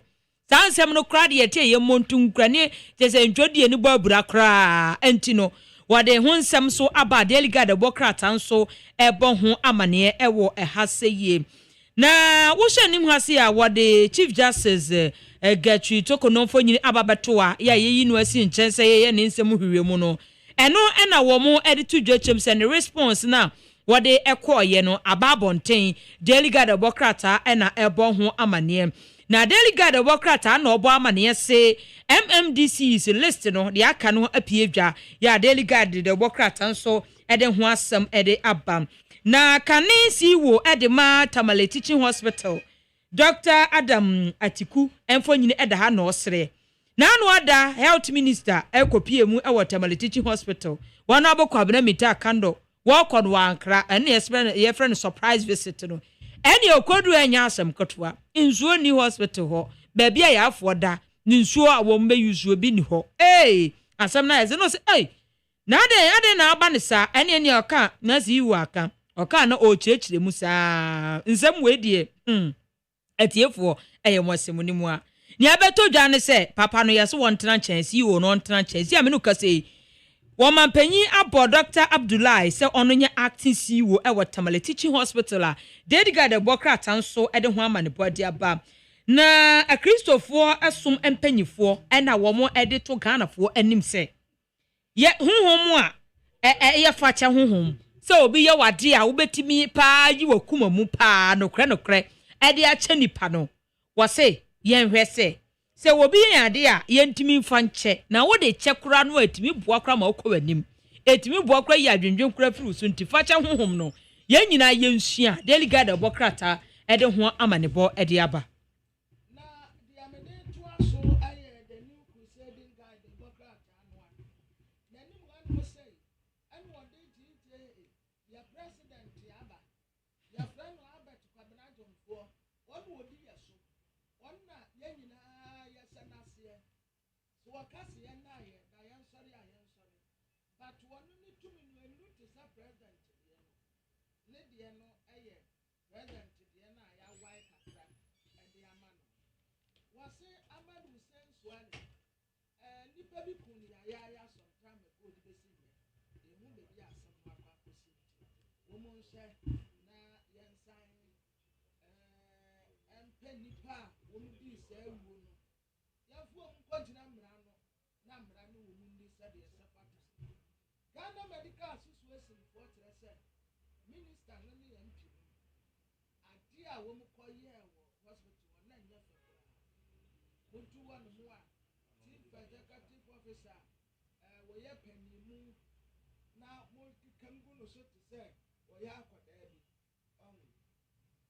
obi awu a na tese obi ewu nti jumayafo ni nyina nyane wo mu se ya de ba de wo mu so koye ni wo mu anye ni yi nti wo mu research out e de efi wo mu nti about the style fufuro bi ba na sa style fufuro no a wo de ba go face ya ye ma wo mu exit ye kase exit ya etre se ye etre o se udu baby a ya kire baby entrance when I ube wura into your entrance ni ye wura mu exit and see baby a o fair pie into your man of plans ya obefa ibe pie ye ni wo mu aton kwanta pai isi ade ye ni yankasa ye be ye ade ye hu nsuo esu ye gare debia mu betu na mo de ko debia mu betu na mo de ko ye ne be ya ade na chief justice wa friend anti araba isaba tokonu na anti araba ana wotre accuse nkofo ateo efura ade bomfiti accuse nkofo ateo efura ade bomfiti ase enti accusation de entemu da me yasio say ye ko heaven kra mpo a ye besa akwa akoto aso wo ho se hwan na ye nyamia hwan na ye nyamia enti ma kire se eniama no a ye de abono no ni nyina kokora ni ho a ewom afi leadership corruption destructive force UN peace ambassador Sam UN Peace Ambassador Sam Owusu to ECOWAS leaders. Okay.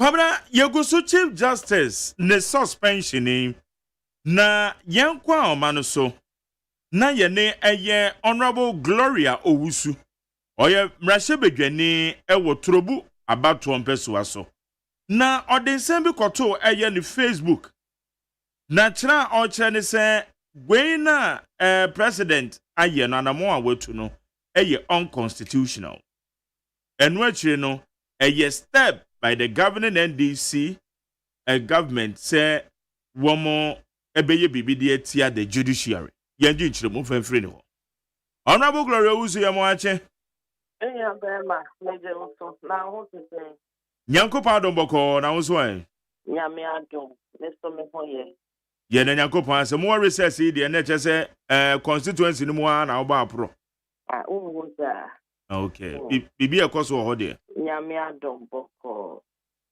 na aden no mampanya famra kwan so na nesaka petition against the chief justice na we take a decision na ususu say eye unconstitutional e dey enti na ma kan sa Inya bema medase dedi kai medenchia kese ebema wetie fo na medie bebi a me free ba no ene bebi a me tina fo no say in Ghana ana oman yi mo no omun treat ema ye Inya bema ansana oba ebe rise edu chief justice level no she challenges are a man yet in terms of leadership. You will come ha. You will be yeah and obebeka say more kasa na yemi abasha to say ade na man kasa yemi abema you will come ha you will be yeah ye interest obi so nkoye the same thing. Petitioner eye yankasa yewura omampanyini odema council of state no dia na what petition nim emba na metise me nua bema fami jamfi active radio station baako ekase maami ni tu kwan a ode ne ma ode state ni sika ena editi certificate ema ne ma e was a petition na asomi busa fami jamfi mo yeti kromu ha president bi wo ha o tu kwan a ofa ne ba efa ne sebi ne ma girlfriend edo omoko ninia bema this is the time a ma aye wo Ghana a ma ye wo Africa e wo say original ye naso because ye who say every time we are politicians Bebiano, omo leadership biano, so almost set example, omo de ma and set example. Yeah, mommy, the brow wabo. I think na I was a temwa jumano. Yeah, the politics era at temwa jumano. Dear na yes, set ya to one generations na a dear, you know. Media, Mr. Yera. John Dramani Mahama, your president, I was here Kunyaso. The Ghana fought to Abama, Womosa Morris, and Ghana, and Ghana, Konya, Muji, dear, to Abama, more. The right thing must be done. Galamse fighter, minister, Aposanasia, also no. And who here? Galamse fighter, would the year campaign, see MPP, a buying unemployment must you to bossa mobile no and no Ghana for and chief justice Magari may organize ma 10,000 I will chrome her na ya tia bonten so aye demonstration yes ya ban we mo na ma no kwa hema afo and na no premature petition me de bramo ahema for mo Ghana masoso esimu na kwanya politician treat a ma leadership no is unfair. Emraso say what say kasa You say you pass affirmative action bill our parliament. Dear na ye who know my you. Anytime you or Barbara rise here do certain stage piano. You will come to your papa president Kofo. I appoint Chief Justice will come her. Professor Samuel Saradin from the currency. Obaye when you need one in a year juma. For him, some mammy in restaurant, yeah, a cook what to be appointed. Ya mammy and the year kind of one thing. Ya struggle, ya pamacho, at this ya memo, President John Dramani Mahama, a bonny and idiom, who your leader. Minimum say your second coming where you're coming now on bamba your politics now about the legal legacy be as for mine monowako. We ye ya Ghana photo bo dia kai would be a na so one ye years to a Ghana photo bo dia ya babon wo ya uni a rewomu. Ya mameno on ye she. And also the respond about or since some more come what petition no more to the Sunni and ya no crack. Yes, sir, maybe a meeting. May you oba, majority share parliament, members of parliament, 275 is near what parliament. Out of 275 for parliament, only 41 pen a year ma a womb. Only 41 pen a year ma womb.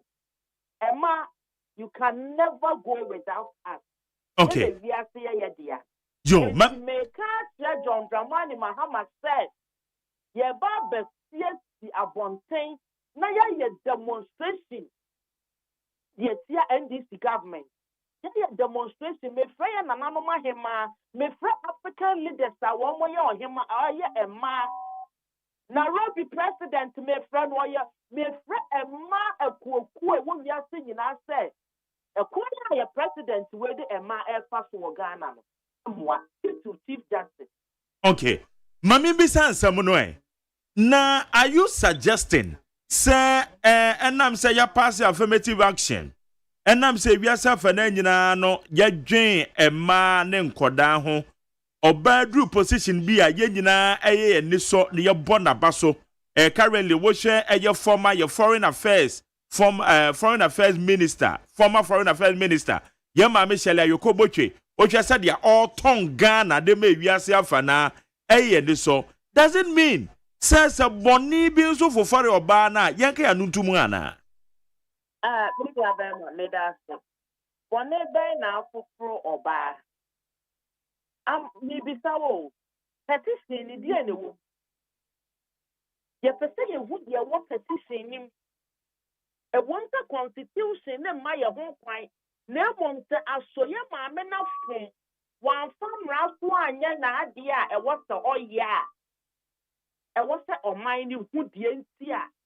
A young John Dramani Mahama and the NDC government to now say, ye mamma. Na enyamra kwan so no fa ye. Ode mra kwan so a petition you call. One more will be a lawyer for a cancer, one may establish a prima facie or refer at the Council of State. A prima facie was established and on Chesa with the bonnet. And a constitution, Article 14610A. Eka says a bibi sa kwaswa. O man penny bepo abedwaku. Na wama ye chichemu so pa abedwaku na. O man penny wo to me say bia. Obetimi suspended the Chief Justice. And where this emera way nyina so o mu mre bia so etisobo a model bono any demonstration a mobeye e de tia no nane de minya bema Council of State for no petition almost share petition ni mu wie ye no respond the bench and o model koma o mampanyini nipa na model emra bono no de mo kan nya no kre nipa na mo de mra bono ne se waye say per our constitution president nkwani nipa won se wo hwe petition nim na obi a orefa ema Council of State for na omu si via omu de omu nyina so a e wo se maami ye suspending na na say ye hwe mu boni bia ni ho no omudi aba me question ne say there na what petition ni mu maame ne say and maame na be responded o say and some mo ta to me to nyina no nya no kure ni kone say nya no kure na just me pese me bisa yewra president say eye na na do ne MPP amefo na appointed maame ni nti na mo pese mu gina so a mu yi na na Jerry, shaya temu adwuma no. Na ya nhye na ya the politics ya the amanosam prefer ya temu adwuma na. I'm telling you that it will come to a time obi be treat wo say no shoot obi o shoot ni wi a na ya gina politics so ni amani pafo na go free. Ya sebo e man nkola o man ko nyu anya na ya bless. Ya say ya man tanyini the decision now was taken on connection na omra bi. Share the first person o chief justice di ewo oman yi mu ye yewra osaje for Dr. Kwame Nkrumah and na me di wo ko history o wi ye no ne 1 month pepepe wo yi the friend say adage for so di na after that the Jerry and let me know kasa wi a ne ko read history dey see o man ni mu ne ko read history dey see o man ni mu yes ramo ye maame no mra emfumso bi ani ni ho eni aden na mfumso ni ho a ye ma no kwan onkosia the committee evidence bi a wo ho bia no on present na committee ni fa recommendation ma betudwa on ka se onkosia committee no on ka se onkosia committee no why you ready so the onkosia committee no and I was expecting say evidence be a maame ni one na wode be onkosia committee no after that no na yewra de wo work am wata so enya sa dia na me gina so aka se why wo ba ninti na on treating sa.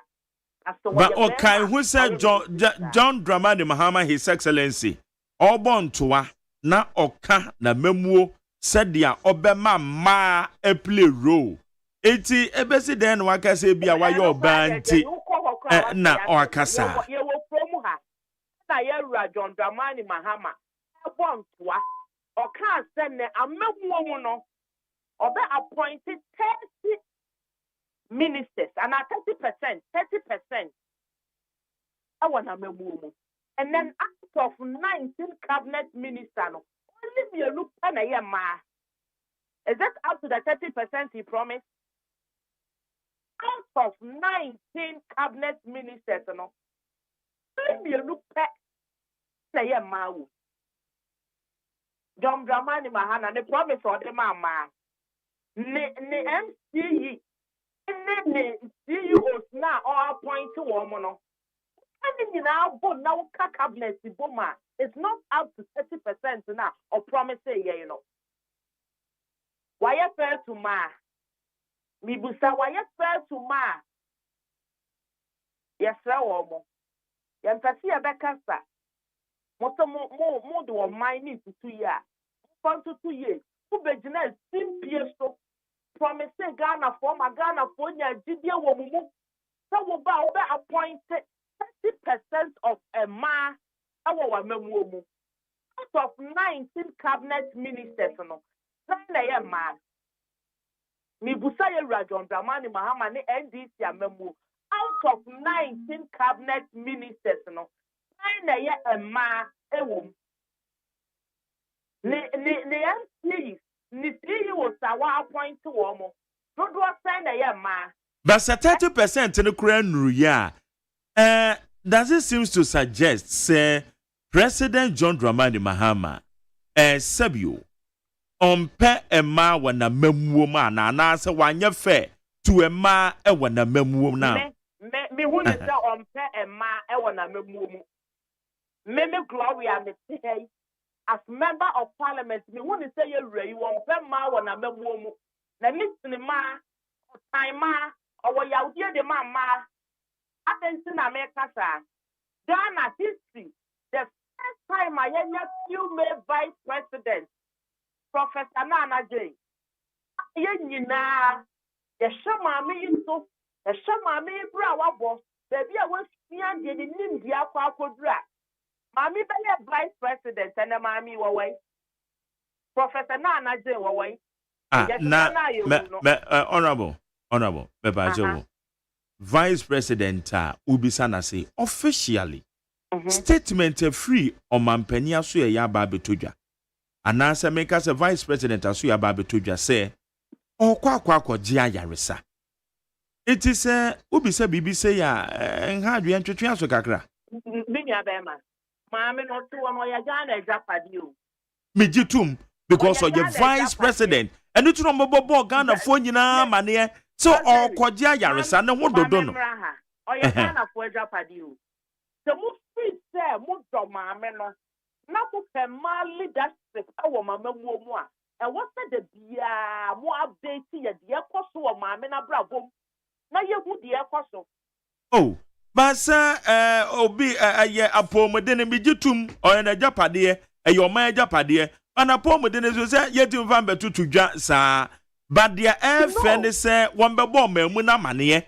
Say your Vice President ye who know or caught what you break a cra or Jia Yarisa. It's a young pie woman and more may more the better than the chief. Now what's saying about Minya Bema? And Mamma Beble dear Rajon Dramani Mohammed, you know. Opiana letter Professor Nana J. or no your bar. Oh, Opia one don't know. Professor not Yaria dear any more ban in Bema. Oh, Minya Bema, share Yankasia Bako, and none of your chief justice at them. So your can't say can't somehow. Dear Nimono, and Yanin idea that me I can already so. Mr. Andy, your Memoni John Dramani Mahama, or more time, and all 4 bars on man device. No 4 bars on now some mammy dear. Wow, child. For our bars on by your vice. After what really power and every all of a sudden, I then a mammy. You wouldn't be yeah, what is saying? My gem is say Oyare. An official statement about say Oyare. It won't cast an ebia wouldn't be a year Nimuana because official statement about say Oyare. May the war come back. Professor Samuel, sir, I didn't find the cranes, you know, money, baby, papa. Ne time na papa yi yari no na omo be update ye ma ye hu se oh se papa yi hu ye wate apo e da se wo beba ye arrange then na Professor na change muntimi be update on mine no since am the official report by ye muntimi be update on mine no obi a wo ye on mine japade obi a Ghana fanye didie woni mu akoto aba e dia ma NDC amamu muntimi be update ye ma ye hu die koso o ma me na brabo ayo obani tiana ye die ye say and ma this is the time for us what say you sorry because say you hu say NDC amamu mpema NDC amamu etinu oba nanso o ma ye hu ha na wiase e ma ye na wiase ye dia. It's what they are won't say, Yenya regular update. Your Vice President, Ayaresana or General. Yes, I'm going to update to a minor. Said you are the official report to buy, and I'm going to go to a mamma brabo. So, what you know, in terms of the 1 million in Yajuma as Vice President to Swa. I wanted to see a new going to mean in chance on your Vice President. Mr. Magdari. As some America chose to say, well, you are ministering as Vice President. Some are a cotton baby, not many for Kuofu for Yajuma.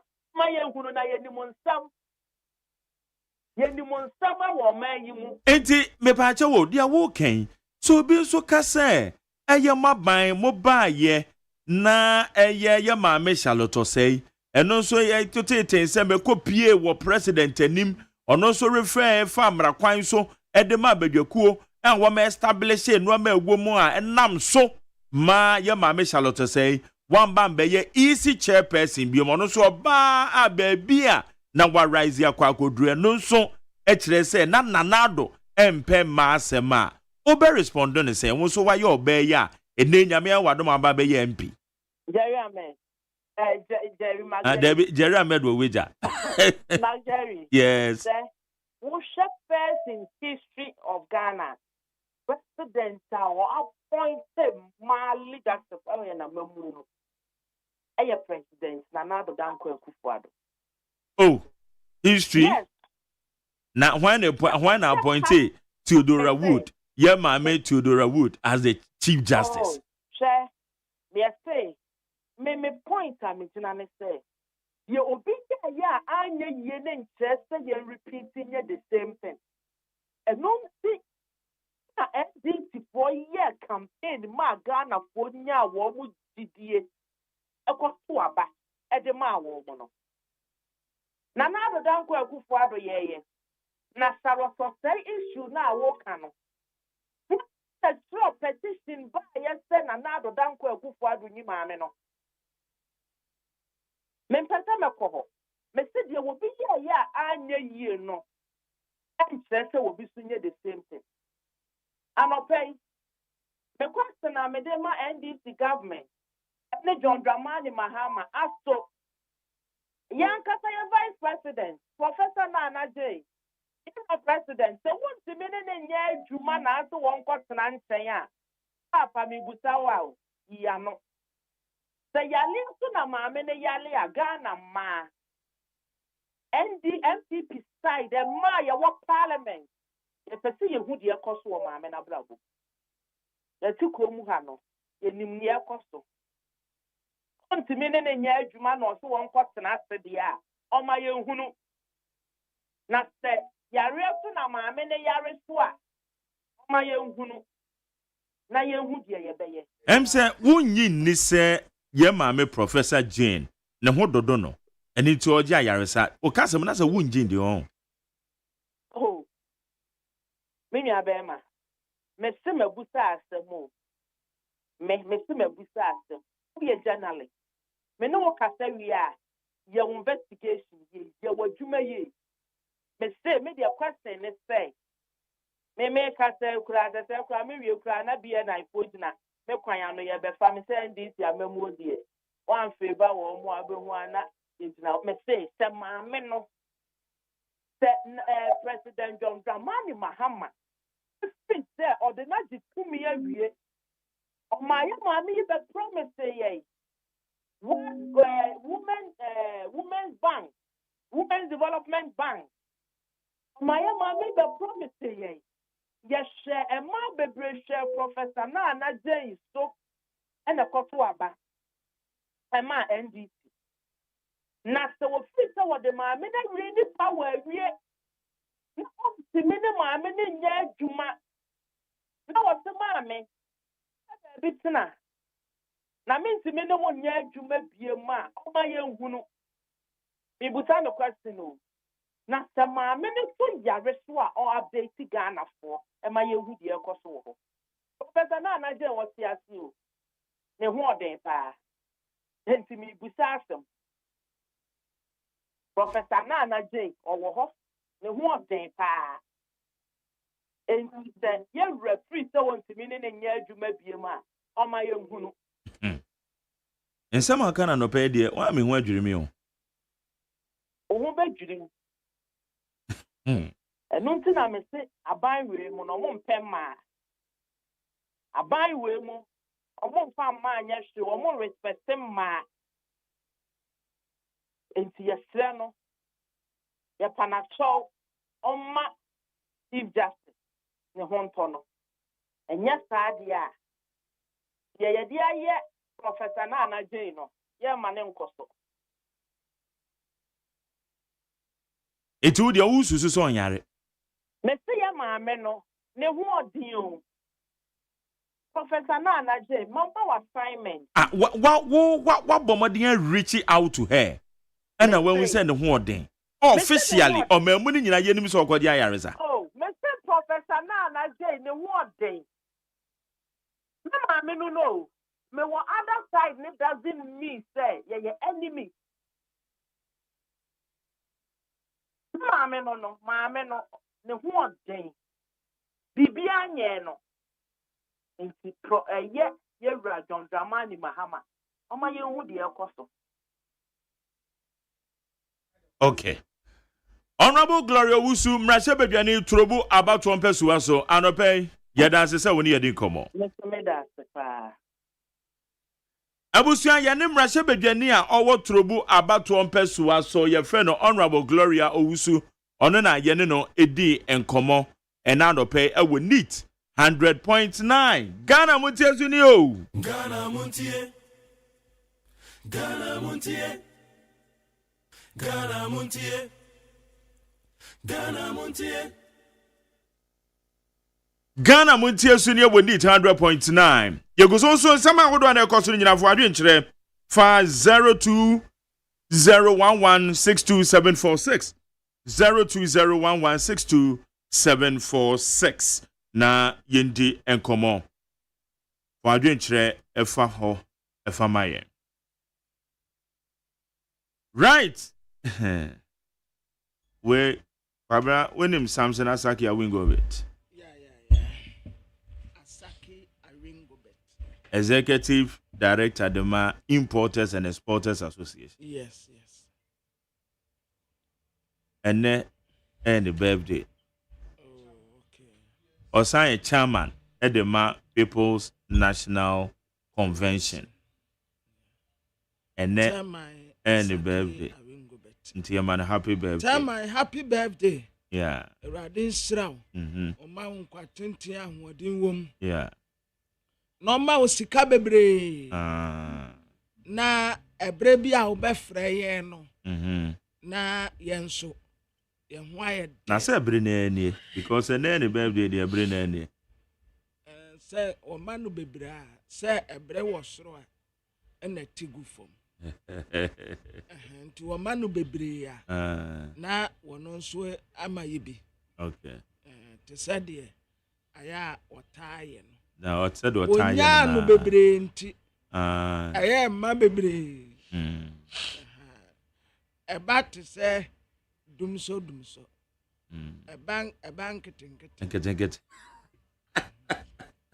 Okay, I need 100.9. Chief Boko there. No, one man salute kakra. Okay. Salute. At the end when you baby now one friend no. Salute the uncle. Pray. That's right. This morning, greetings. Yeah. And happy birthday wishes. From the terrace listeners of NIT. That's right. Together with Mang Tere Wasajmai. That's right. Odame. Etonam. Kwabna Mafu. And our affiliate Nana One. Abeka Johnson precisely. With the greetings. Yeah. Average us. Happy birthday. That's right. We I will go base. How do we are yayi? No. Well, we are yan keku. Say ba.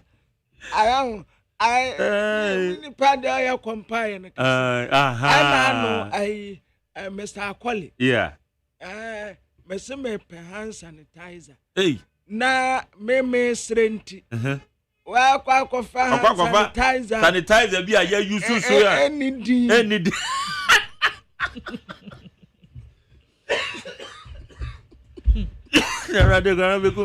Sanitizer be any day. And yet, be a mini binti, I may srebinti. So, wow, no one, yo. So, no one will bugu, Robert Moore. Sans one will do a more cacra. Oh, yeah, what's your part of Yana de Brand? So many gentlemen, sometimes to me ready, and I'm saying, would I may srabat me pet? I dear hand sanitizer me. Oh, yeah, you and go. I want someone you know, but Paya White. That is a big crowd out the surround some wow. And I dare do a hundred more. Oh, sir, make a will be Kobisan so. Oh, and then coming here. Oh, one cannon temp. Mrs. Siana, me sending Nina Quabana. Kate Bio. Nina. The son of Quabama for Beijing. Beijing.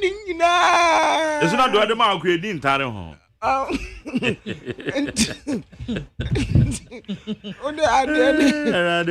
Nana one catch and say, Chiano, why? I mean, you do out there, Jamie. I'm the combat. I want to come back. I'm the combat. And at the batina, Kumukura, I know I can say, I open sanitizer. No, and they say, no man, I hear the Google Guajarian, ye Janai, Sonia, dear no. And I do Holali, Mamma Dogbe. I don't know be better, ye be Holali, Mamma Dogbe. Oh, no, the better. They are the better, and one. Mean, yes.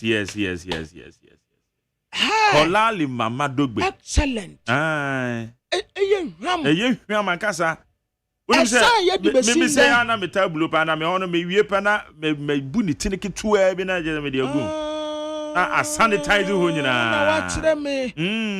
Me, yeah, be a bunny tinnicky to a bina, dear goom. Me panita, my daddy, my ninja bimra. Okay. Now, well, I'll wait on some. I want fab one to so. What do you fabra you bet you? Because I didn't come. Yes, at the paneton and the tone of wampa. Yeah, no see what mu ye bi. I found the good from cry want to hear. Ali come right go anyone. Abos, what's on your go? Yeah, Saki. Yeah, you Saki, you pa. Good. Happy Ben where you nipan. Oh yeah, oh Saki dead. I will more know a friend what to say. Yeah. Na your friend and no pay we numere so. The best station in the capital. Need FM. Yeah. Na at the Bokra time they twice the New Republic, yeah. Na the New Republic ye nimu ha and wo mo tese drama bi and na Rocky Chief Justice petition no. E san say Gimpa Law School Dean bi wo mo tese document bi a elikie.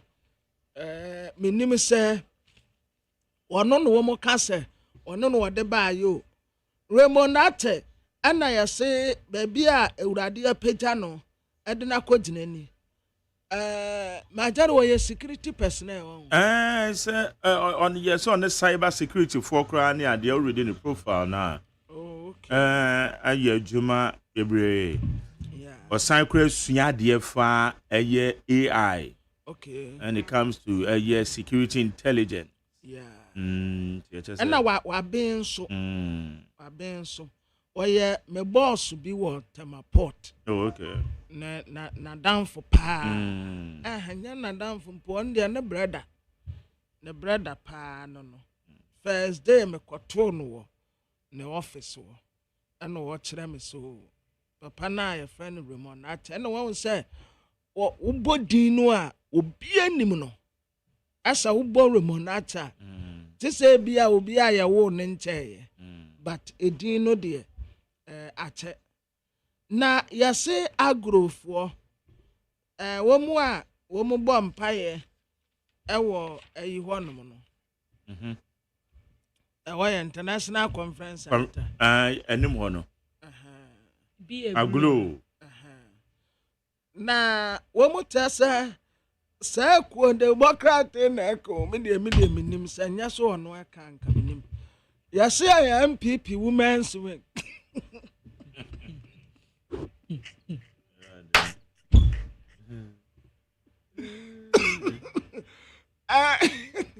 oba no mu jawe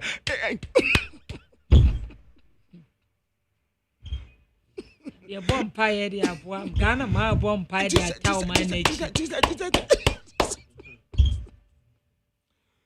ni pa boni ni do o man so o man ni si apini empire bo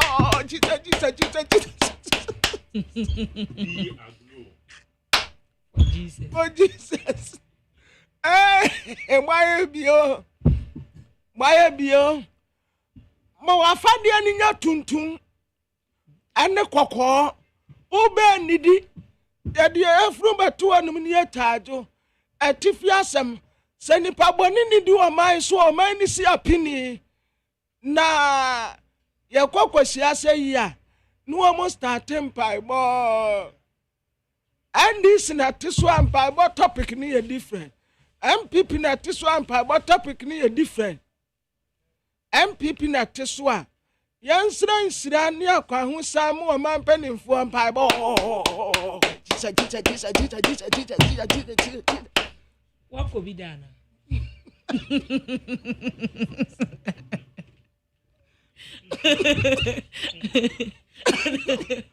I'm wrong with TV so. Pero dia ho dia hye wi. Oh, the mammy back ko pripri kwan say I know amuni munaba. Topic about Kubia. That time, Mahama Bay. I ran the shady abay and so. I rather, I done not this year, and now from now quantity upon Coswim Pie.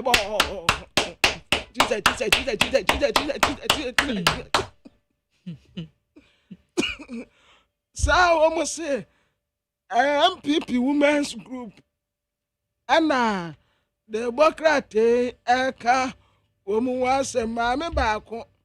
Ya, would not have said, one will believe you. Na, yes, say, Queen. Anna, yes, Christian's Mother Association. Yes, Christian Mother Association, yes, woman, defend Chief Justice, no. Sa, woman, crochet, Munay, agro for. Ana omude sa petition ya benti yate omu Daily Post the Wokrata and the crame e wo hasem. Ohwe anim hase a wode yewura kwadwo twum boafo wono yesiwo edema Financial Intelligence Center FIC. Ana wode yewura Bernard Antwibosi akonfo nyi ababeto a chairman wuntumi na dodo na enim no. Ana o se Financial Intelligence Center for Ede Womonsato Yera Chama Wuntumi account so ya Daily Post enso ebo ho amane. Daily Post ena obo amane say gold board on ahyase sa wo pese wudi gold hu dwa uto gold ya ana say service providers no a o mahyase ebo license wade yera asemi jamfifo nyini ababeto ha ena wo obo amane say Chief Justice emsemu a eba ye ya Yama na kwenya se wono a responde fa ntansa womode abon se enyini firi wono wo ba ma ne se sami jamfi se wono ne responde ba ye no asa confessions bi mu awuwom ya Daily Post the Bokrata nso ebo ho amane na wo hwanim ha wo ba ma ne se Chief Justice ye yinu ono o mapen John Dramani Mahama afa kwampa so na odi yinu mara kwan so 1992 constitution mu a sa amara ne mu anofa ye di yi no a wose yewura adugi enso ka ho asema Daily Post nso de ho amanebo de aba. Okay, yankwa amane so na se emuaye no confessions wo ma na enim no ade ne yenja ama committee na committee ne nyene se petition no bibia anim ade ne yenja ama committee na committee nyene adwuma ana yenji yehu nni asoman akoso se yenji yehu ndi o asemu da bia se yenyina ye suspect ye ho obia na suspect ye the partisan politics na polarize o man no. Okay, lawyer Kwame Adofo a private legal practitioner yene no eni nkomo lawyer memo ache na me ba so what to say nyanko pardon boko o de ache ye good na ye bisa say Chief Justice ensensem aba betodwa enam so ma president ejina mrabata ene so o de suspend no wa power bedwakuo we na be sorry a also petition no bibia nim we no be sorry also share petition no eno ma wom e be indicted Chief da ehu o ye bisa say committee e be na adwuma na akeka we so no so free lawyer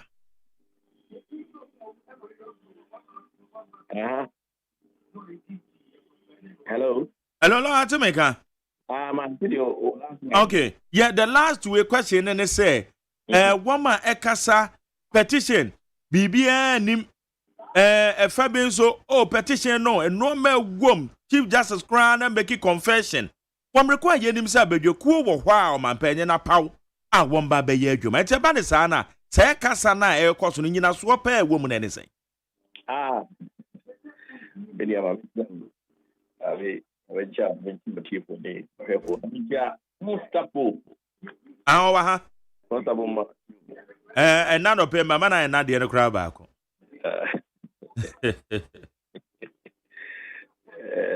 I hope so. Oh, Nyamiado. Look, I'm saying, sir, ma explaining the anonia asset in the institution, I said previously.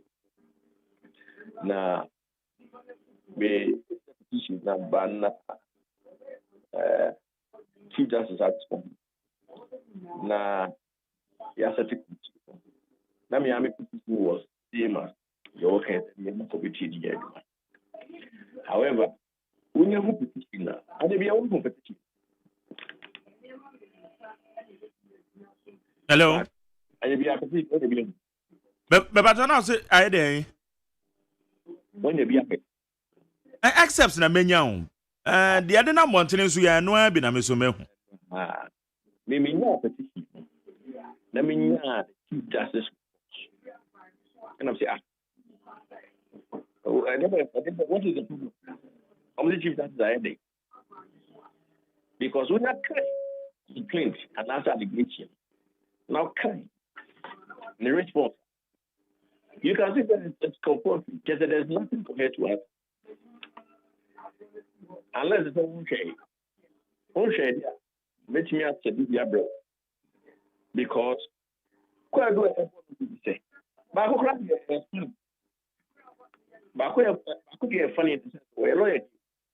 No, and now one home no menim the entire year, so I say, I can't cost run neighbor, cost run neighbor. Okay, you manage you any. Okay, you're managing it. Sorry, complete now. Now we'll check the response. What do you want? Now, so when you see committee being better, come and face it out, and then one. Yes, will be the I am by the coup. Our hello. Also, pretty. That's an answer for court.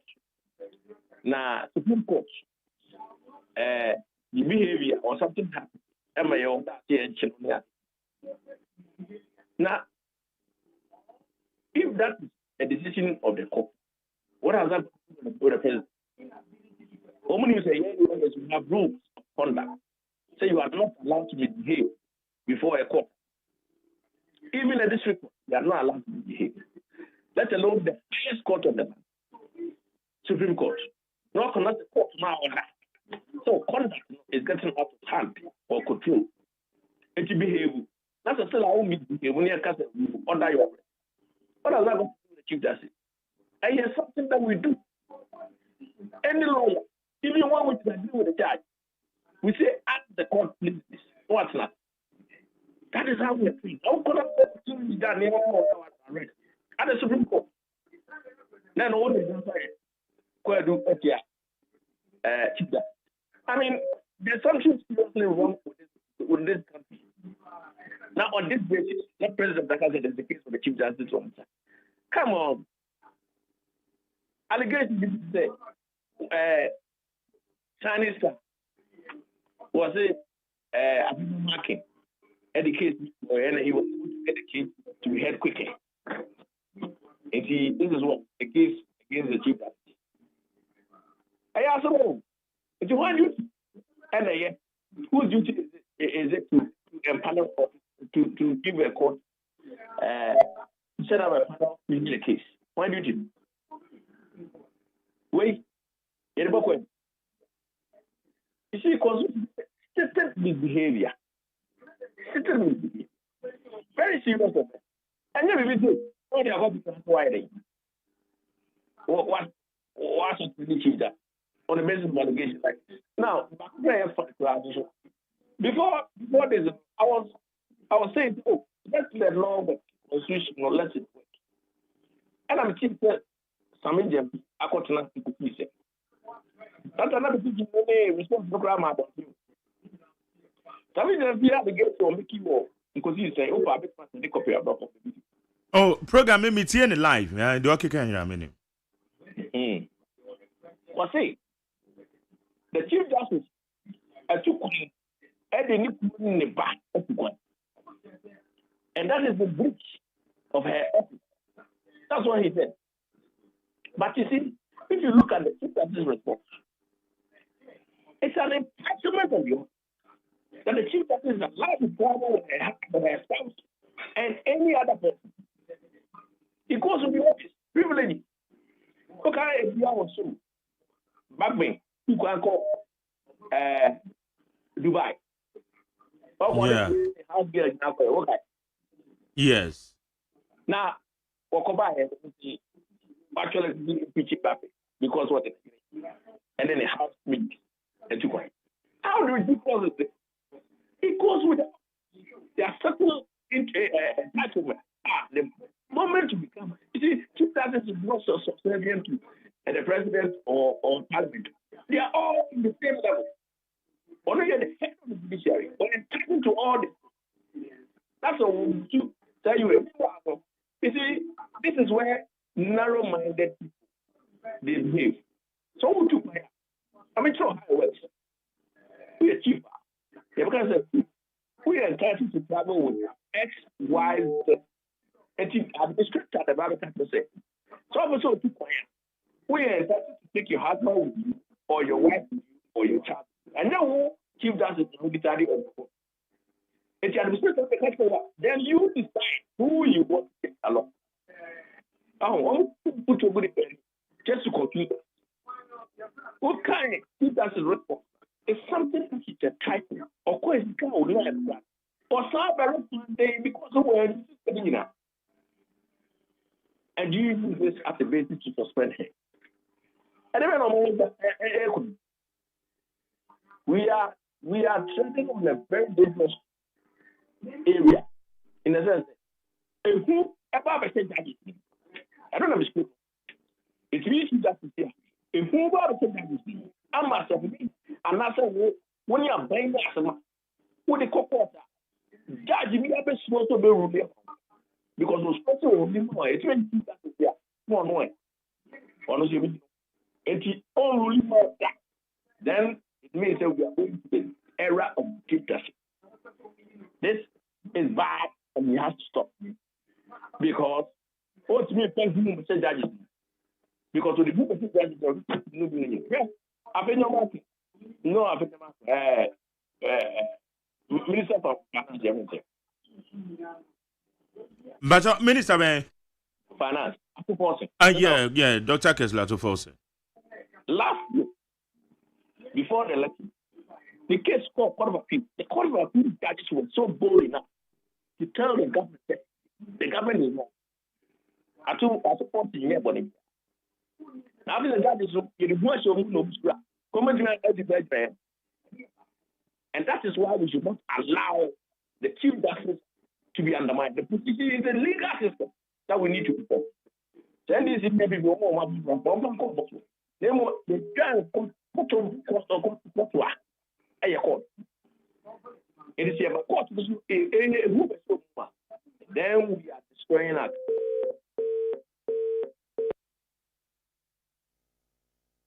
Ghana Montie, Ghana Montie, Ghana Montie, Ghana Montie. Ghana Montie so near we need 100.9. Yene a lawyer Kwame Adofo or your private legal practitioner on any need come na homa at yatom. Your best ya friend na yene na toa enkomo so. Forward in 0201162746. Yaba. Nipa enyi no na nani ahoden ebafo empo emabunu bi ebre ewonim nanso eni yade biara wo no mekanfo Optovision Eye Clinic ediamao.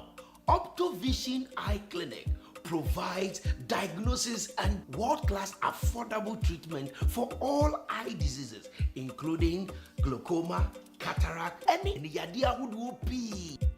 Dia yasronko kra ne se Optovision Eye Clinic wo quality designer space ahodo ebe fatal send ye wo penny biara.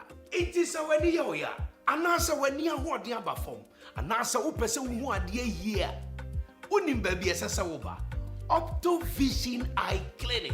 Okay, Ma yenye yene lawyer entwan komana so ya. Lawyer o mane tito mu yetio. I am say we have do you who na e bit me akoche Because now see who be kwa kwese ajaju fo mu. Yes. The who kwese ajaju fo mu. Me no me do because it means that when you is against government, you yourself, you will not have faith in the justice. 2, the judges themselves will not have the boldness to stand against executive tyranny. Because when you say, you be in people, it may achieve justice people. It may make me say, this decision is wrong. Look, before I was making this decision and the response, I was a bit confused.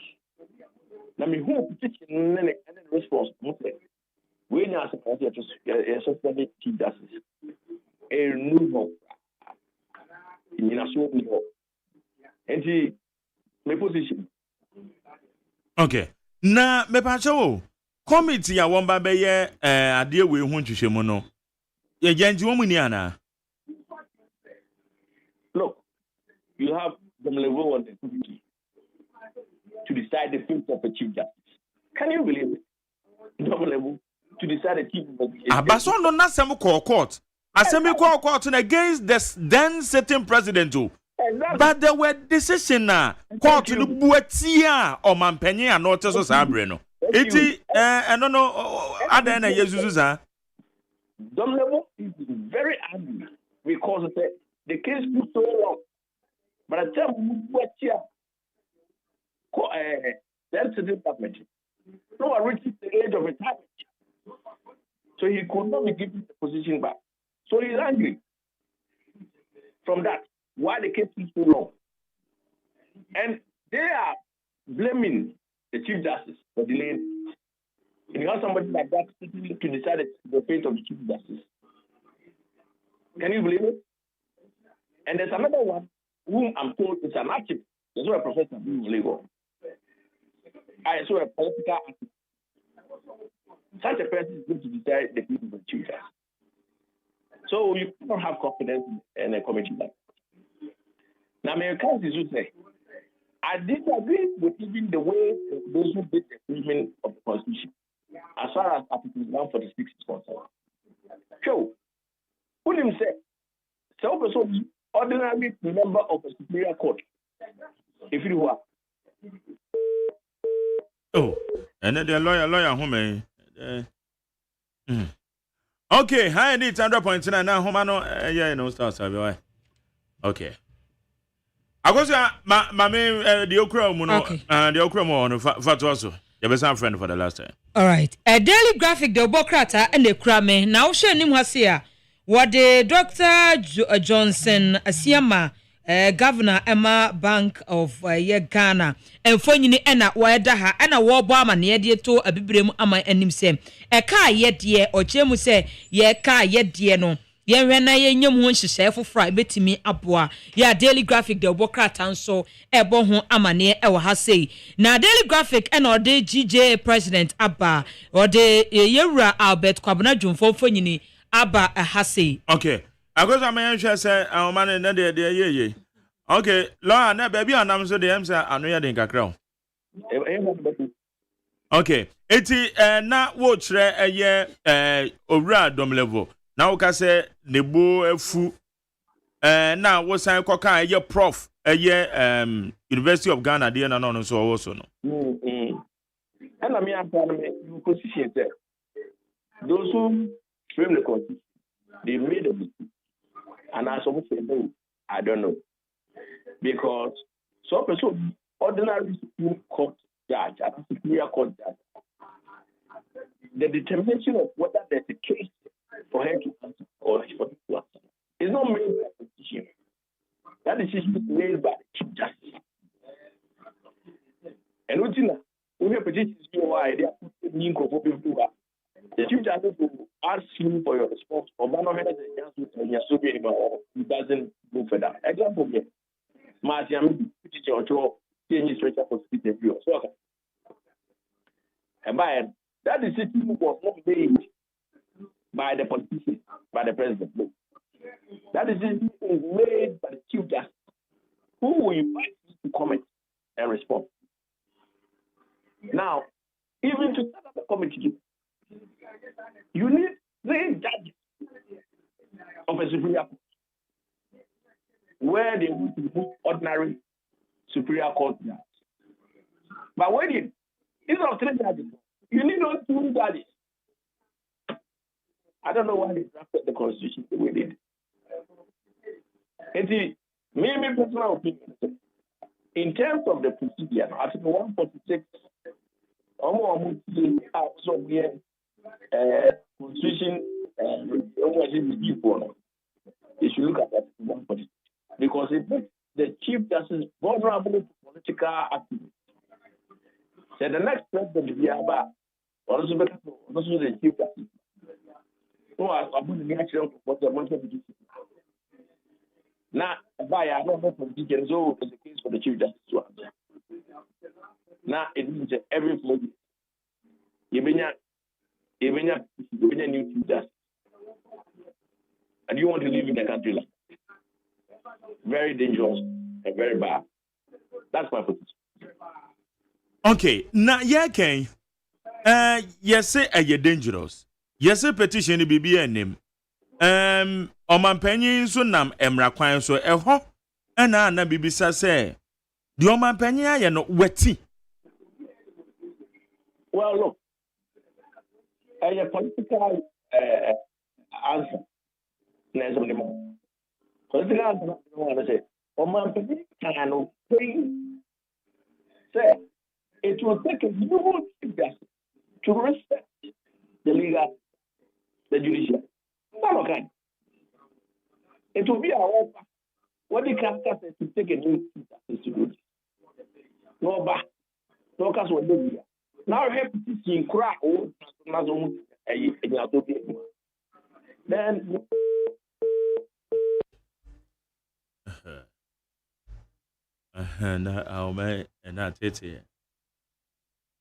okay. Right, how you need 100.9. And check your making messages, no. Na yet the amount. I'll go see on the covenant zone. Na go down. What about Frana? You're going. Okay, I go some you're going. Okay. Now, Daily Graphic, the Democrat and Nay Crabbe, na McJerry, Ekodi, and Como Ebaye. Na, we share a name was here what the President Emma GJ. Yeah. Okay. Okay, mame koswe na yemfo from na say lawyer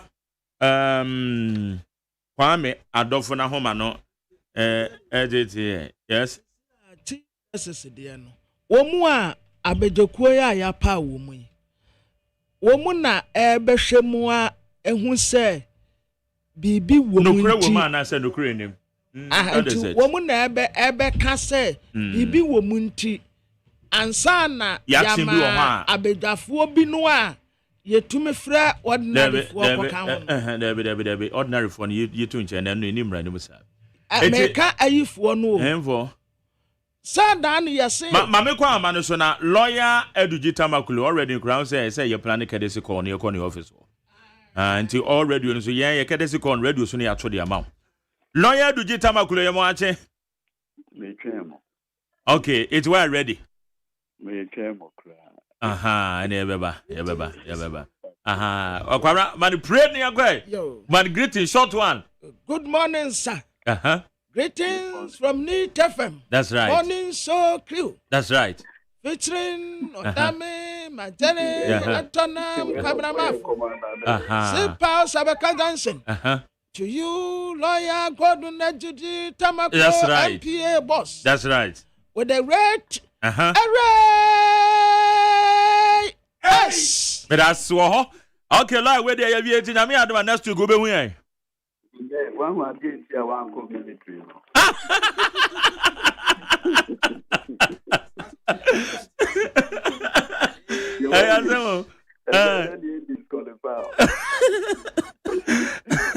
Okay, anyway, yeah, that's it. Say, you know, baby, you come and MP to say. Menu be the MP on Komokakra. But answer no. Yenko a year Chief Justice in sense of my babituja. One more anti-asia the sobo bogana man penyin say o man penyin bi kure kasa washeda according to MPP General Secretary washeda ono kro pese o sign kobiem etu na o pese onye new Chief Justice when ye may MPP mrashe bedwani ba owo trobo ene ne kasa o say do man penyin ye kire say ono kra no ompem masem. Also, why you and this in our sign lawyer ni? Dear Cosway to saying. Yo, once again, Mr. Lecture with you for you now. Actually, I mean, you answer when you answer any military. Aye. Because we are you know, a quick response to the NPP General Secretary. President John Rama, for you be in this sort. Adia Ukidian Bonyako Aye Amano. Meaning, in the next 100 years, the next 100 years, and Crawford 25 out of 32 million people in Ghana. Ukidian Bonyako Aye Yomahama, very president, Aye by one could not see. Ghana for actually no young year after the rally. Obi be a Ghana when a Ghana man to me and who there at 67 people. Obi be a you a the role. The man be for Anya. There are part at Anya. Another dance to Fado Anya. But Ghana for a share President Muhammad Omumalo 57%. No, Kwame, sorry. And you never Ghana for Anthony. You never for 4 years. President John Drama has no intention whatsoever. Say of a thing after the tenor obey or man. President John Dramani Mahama is not reckless. You will not do anything to undermine the constitutional arrangement. Never ever. Sabi, kede enyama Ghana eni onyanko pon adi amano. Can inauguration. Look at how powerful it was. Look at how beautiful it was. Now, Sabi, no, what prepared the retirement crowded down. All year a fool, the world, the crew, the region, Savannah. Set upon retirement. Over for another crowd. At the door to door, I am clear. Okay, I say, in the media, Justin Korea. Tell me, you Justin Korea, tell me, you know. Sabi. Who? And I did before a year of will. In a mock of power back. Sabi, you mean as the chief administrator of the party. You have given them their worst political decision. Instead of sitting down, soberly reflecting the act, as General Secretary, they did not. The man who called the co-position grant a bit on the map breast. You are who deeply. But so about the nothing peace. Na Sabio, Bosribuka. Na Ama, they say, on contrary. Said the what has Muhammad? What they are doing for the sake of argument? What has that got to do with the Chief Justice? Is the Chief Justice on the power to decide whether President Muhammad will contest the case? Is that it? Please. I said, oh, your lawyer. Why is he doing this to himself? Maybe you say that 28% is not recovered from it yet. No. Because he was re-elected as MPP General Secretary. It will can't the OPP. What are the issues? Minia. Ye kese. Ghana for yes, sir. Now, MP petition. Ediakoma Omampini John Maha. Sabio Ghana, your constitution, Article 146, HS. Obi biara obekase ofesi change justice. Onfa petition and famba. Na se Omampini so petition mu a ekwanya ewo ho a efe onfa. Sebi Minia Justice or a lawyer, in all his public comment, what he said, Wakase or Mampini John Mahama are undermining Article 2 or Article 6 of the Constitution. Because they cannot. Sebi.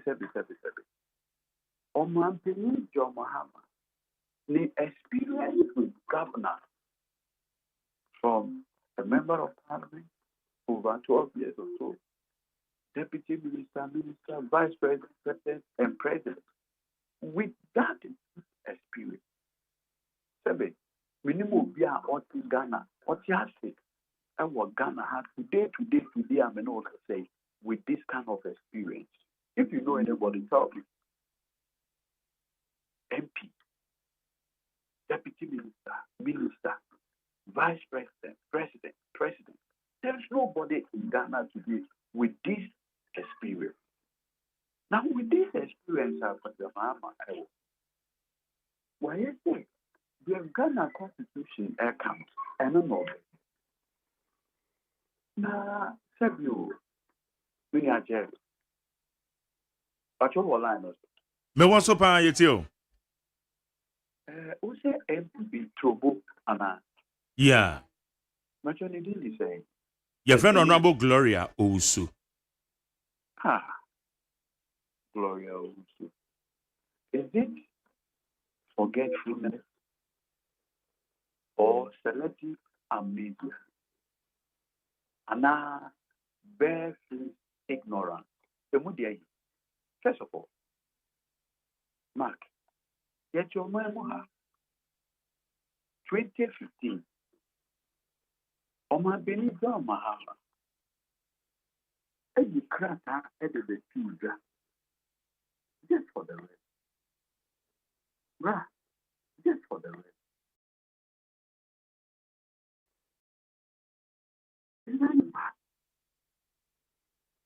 Petition, petition, your friend, Richard Nyama, but only Richard Nyama. Me bacho me kind pa. So ni Richard Nyama or contest MPP parliamentary primaries. A war. Bandai. Yeah, voter region, yeah. No, Bandai. Bandai, yeah, way Northern region. Northern, yes, Northern. What Bandai? It's a or contested parliamentary primaries no lose here. By Madame Fopan. He used to be a member of AFAC. In a later OTI group, Progressive Nationalist Forum, PNF. Or the petition about 2015, at the President Mahama, and now President Preston, and also President Mahama. Who appointee Shraj Boss, your friend, Madame Vivian Loretta Lampe. Yeah. If you are a man short a woman, one continent or two hotel in our accumulated bills are Ghana each year. It will have bills in the office. It will maintain based on Article 146 Unity. When you be maintaining one can say petition and MPP. So the man not done pray. Yeah. good. 2015, on a rich in Yama, no petition at the Bremer opinion. Sir Vivian, I misconducting a who. Into President Mahama, a unity, an appointee of the NDC administration. President Mahama and Castle Rich in Yama, MPP, Montie, also look, I have a responsibility and a duty under Article 146 to receive the petition. Or receive the petition also.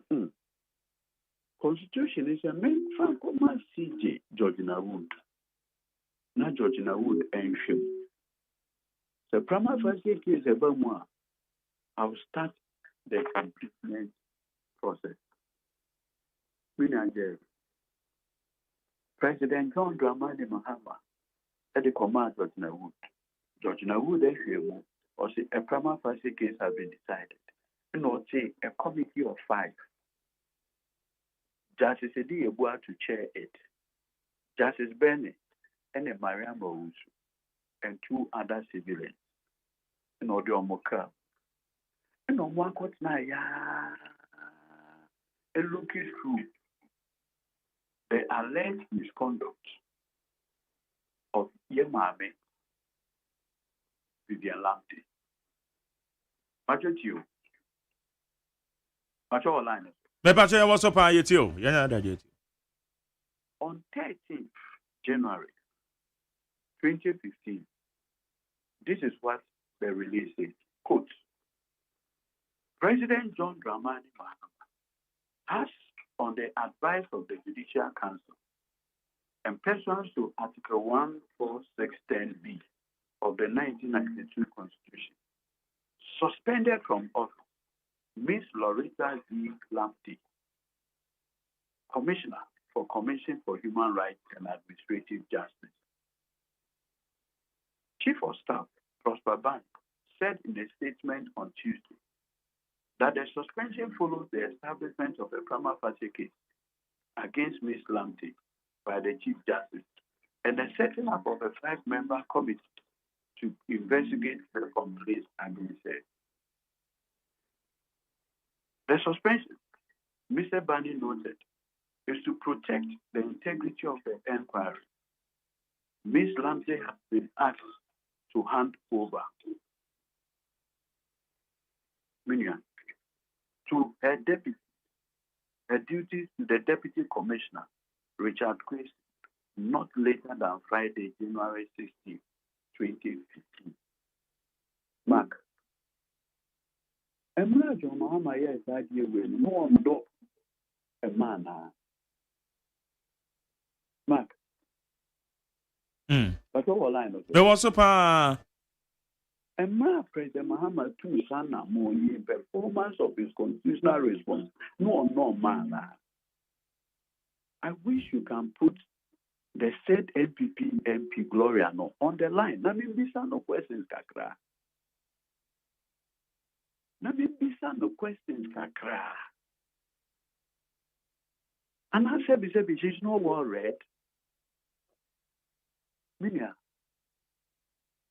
is it the case that she's not well read? As a member of parliament, you can't disgrace yourself openly like that. This is President Mahama removing his own appointee, the Shard Board, Mrs. Vivian Loretta Lamptey, on the 15th day of January 2015, based on a petition by an MPP activist, Rich Nyama, and an MP, Ano Dompre. Guess who was the lawyer for Rich Nyama? Samseladi Ayeneni. Eventually, the 5-member committee chaired by His Lordship Justice Eniyebua recommended for the removal of Vivian Lamptey, and President Mahama removed her from office. Now, Gloria, I don't know why. Who the unfair not to it? Yet your mamuha. Ina. Encrophobi. A day petition. A debate against 3 individuals. Charlotte say, Ina mami bi a friend no. Mrs. Amankwa, any Amadusuli, may he so rest in peace. Emma too, remember. Do you know who the lawyer of these petitioners was? Mr. Jerry. Yes, do you sir. know who the lawyer for these petitioners was? Maxwell Opoku Agyeman. Yeah. Max. 2024, who was the chairman of the MPP Manifesto Committee on Legal Issues? I am Maxwell Opoku Agyeman. He was the lawyer of the petitioners who got the petition against Charlotte Osei. That's right. Subsequently, Nana Danko Akufo-Addo, the petition no at the command, Sebu, the Chief Justice then Sofa Akufo. Yemami Sofa Akufo, Etnashe Bibiano say, we're making a prima facie determination. I understand. Subsequent to that, Nana Danko Akufo-Addo at a committee comprising 3 judges and 2 civilians. The judges were His Lordship Justice Anthony Benning, the late Justice Mafosa, Justice Agnes Doji, Abraham Pia, and the one other woman. Omo kotna ya no mo back. I can't say. Omo yo mejuma. And they recommended to President Nana Danko Akufo-Addo the removal of Charlotte Osei. Say Charlotte Osei or Yobema. Mark. Yes, sir, boss. Charlotte Osei so Yobema. There you. Oyobema. Oyoba. That be Charlotte Osei Yobema. Okay. And for the first time, I'm about to say, maybe the Charlotte. That's it. Na Gloria ya okasa so ye MP no wa. Ono ne se obi aye na enya doesn't mean say to aso. No, it is the Nana do ye na enye.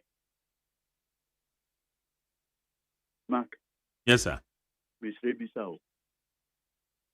The President Nana Danko Akufo-Addo said na enye. I never heard her condemn President Nana when he took the step to remove from office Madame or Mrs. Charlotte Osei. You see why I said it? It's either selective amnesia, ignorance, or mischief. Because, look, Mark, I say this without any equivocation. Because the day President Anado suspended Charlotte, removing Charlotte Osei, I can't forget it because it was the same day in your papa, Emisata, a film. So I remember it so vividly. Some of us, when the process started, we said, no, we should be very careful. And the reason some of us gave at that time is, you see, we are practicing a democracy, but it's in EU. Democracy works with institutions. Old. In fact, the only thing that distinguishes democracy from dictatorship and is that institutions work, they check each other. And so, therefore, we should approach certain things with a lot of caution. So some of us are listening. The allegations against Charlotte Osei borders on breaches of the Procurement Act. But that's okay. So some of us said that, listen, I'm not president for the Public Procurement Act no buy or critique in the Act, a section 90, 91, 92 provision. Section 90, no, I can say, assume that obey procurement wing, if you want to the necessary authorization. Let the procurement authority set up a committee. Let the committee investigate If they find, say, Adena Nipana, it was in advertence for Bibisana, committee no be recommended for the FN of ratification. But it's also ratification. Good. So we say, no, to remove the head of an independent constitutional body on the main show we say there was procurement breach will be a bad precedent. Mekai, seven NPP and lawyer for or more can say. So, Edwin, what do you mean? Go and sit somewhere. What do you know? Now, Procurement Act, isn't that a law? If the EC chair breaches the law, let the law face its course. Yes, okay. But the said you the other be a American say, me, but I can't forward baby will be a debia meditum hopeful. So, all way of one son. Said you, wash a wow one son. One more four. Mini Jerry, one more four. Yeah, minimum 4 pa. When we in Sada. Of one Sunday, dear, may share that and checking share. So, media, baby, I hear woman, and if baby, I mean, you know, the who of 4 pray. Then Santa say Nipa. In fact, the baby had to say Nipa. And then the man said you account for a campaign for say, oh, you are 4 son. Na fashion son. It's a proverb deeply rooted in the issue of caution. Men can say, oh, a year to you, Yambona senior. Say Edwin Nipan Kwan dear, I also Nipan Kwan dear. It is like, just be cautious. Be in the Michina. At that time, Uncle Fuan Omukataka say, they were the principal legal advisors to Akufo-Addo. In fact, President Akufo-Addo cried, no, say a lawyer, and Yenesa. The executive assistant, as a lawyer, Nana Santibedia too. Or Attorney General Gloria Kufu. I was the deputy Godfrey Buatame, Council of State, and Nana Otus Rebo Edano. In 24 Achiku, Samoku de Tumina, almost a late to Nanado, a fool. MPP, a lawyer for Miami Senior Frank Davis. A lawyer for Achiku. Omunina share Mukache Nana say, ye shall not say few because of procurement breaches. We make answer that. And so, and yeah, I know that. Sabi. Omantini Mahama, every TV petition, for Ghana for South.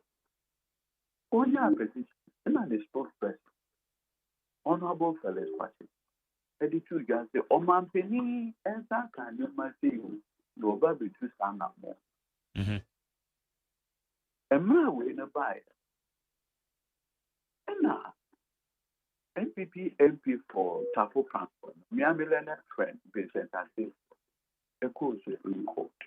But you relief one, or say, to the extent that Felix issue statement. Now, Omanpenia can say or refer this in our Command Council of State. To the extent said you, the leadership, the Chief Justice has not been notified. It's a by one and said you, none the lawyer never offered you word. Deputy Attorney General at the time and another any Charlotte or say few. On only instance a lawyer. And was say to be a interpret the Muhammad and notify your Muhammad Charlotte or say, Mr. Charlotte say, get to talk on. We are infringing the Constitution. And later in the day, Nana, Even say, Mammy, actual data. And see, I said, by the evidence that this answer said, when you Chief Justice talk on Ekasana, are you in communication with her? How did you become aware that she was not notified? Later the day, in the room said there was a letter coming from Chief Justice, copied Association of Judges and Magistrates, Ghana Bas, which is we are copying from. Say, for my minimum of 7 days, any the opportunity to see the petition, no are responding. So, okay. Some pepe. On my penalty, and was say, Miniaba. So sad you can encourage to on copy sanko for. So 7 days now, okay. Now 10 days, no, I prepare for response. The claim by Secretary relative to the relief one has become moot.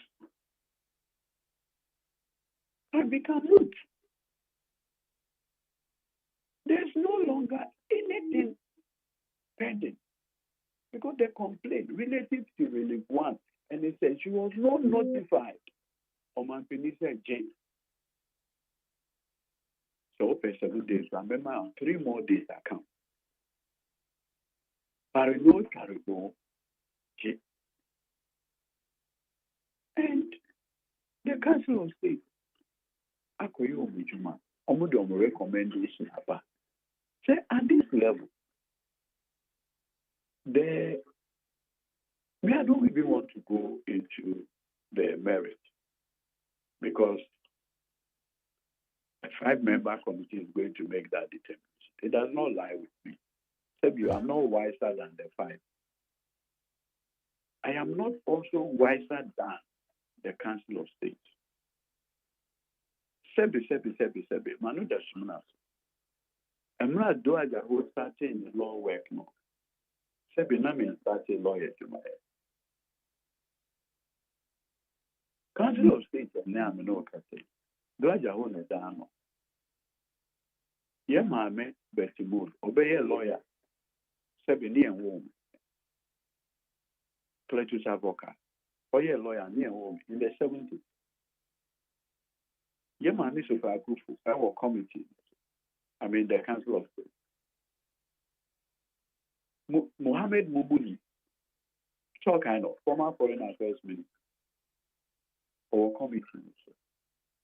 And many respected Ghanaians. Am I wiser than them? No, I don't pretend. No, I won't behave like Kutuanas. And I'm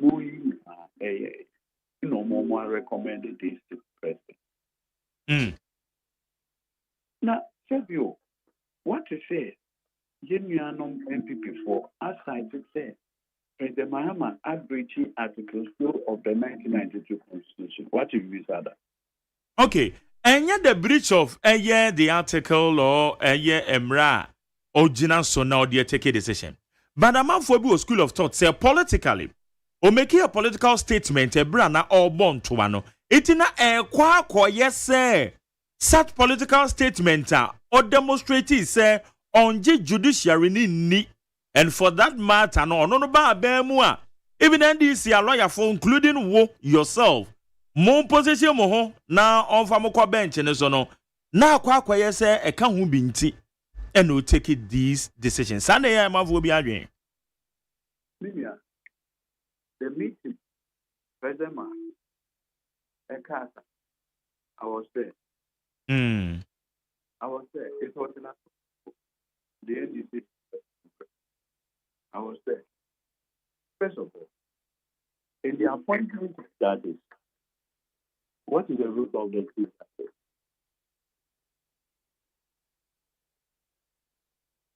Now, Jerry. Lawyer.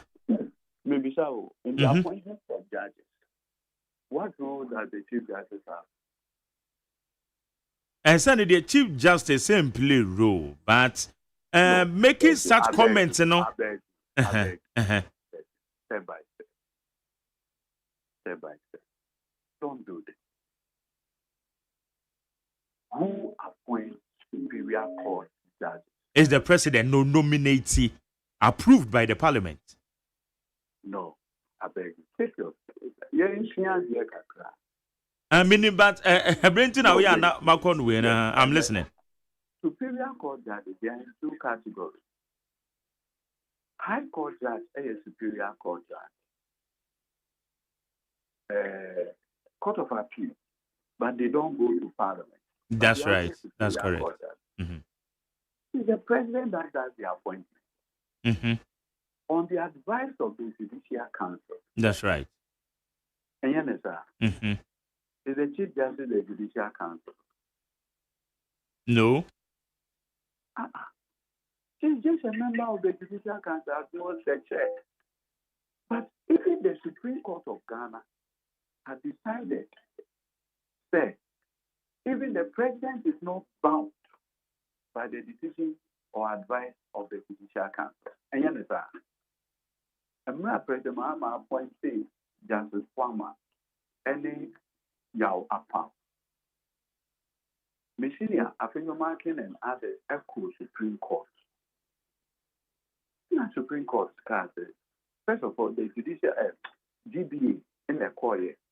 Then later, or appointed Charlotte of any others in a Afenyomakin Richard Car echo on the same constitutional provision and the wording. And the Supreme Court says no. They are just advisors. The president is not bound by their recommendation. And you understand? Yes, I say, President Mahama, if he has any intention or if he desires to appoint Superior Court judges, he doesn't need the Chief Justice. He doesn't need the blessing of the Chief Justice.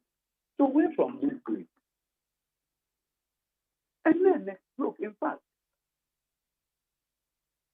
but for this suspension, her leadership, Araba Tokon, will be Chief Justice. And if President Mahama wants to appoint Superior Court, he will do. He has no say. No.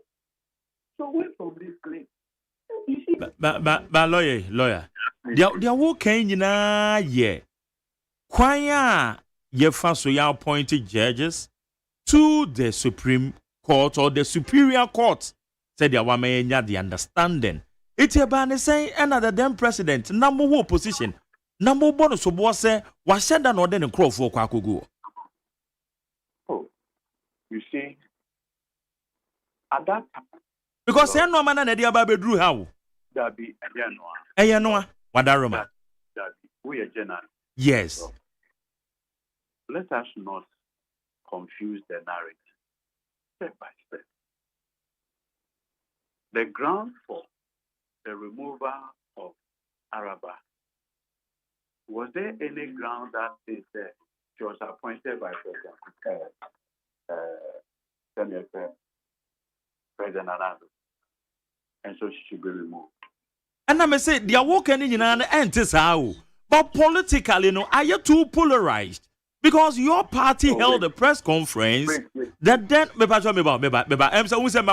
sequentially said they are nominated. But baby, I say no way na polarization. No, I factualize their arguments here, and that is fact.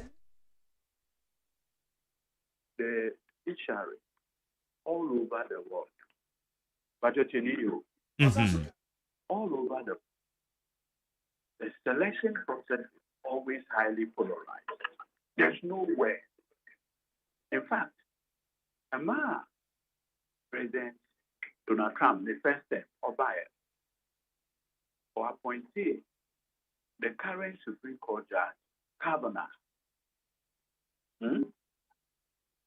Go and watch the Senate confirmation process. In fact, at the point, Obi Praba appointed the council.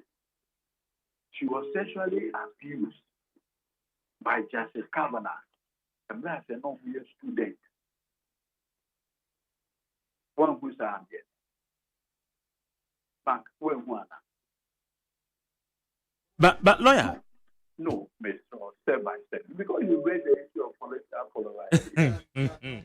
But lawyer, the American, if you had agreed at home, Nana here with the way out. Maybe said that what kind of I should agree to what? Say the selection process of Superior Court judges is polarized. Number say it was a question of BBC say. Say, men can't say polarized though.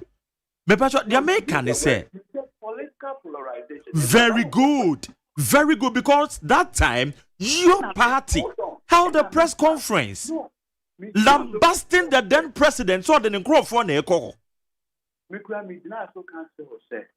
All over the world, appointment of Superior Court judges is always polarized. If they polarize, it was polarized yesterday. Look, when you check that, you are near a friend of Abba.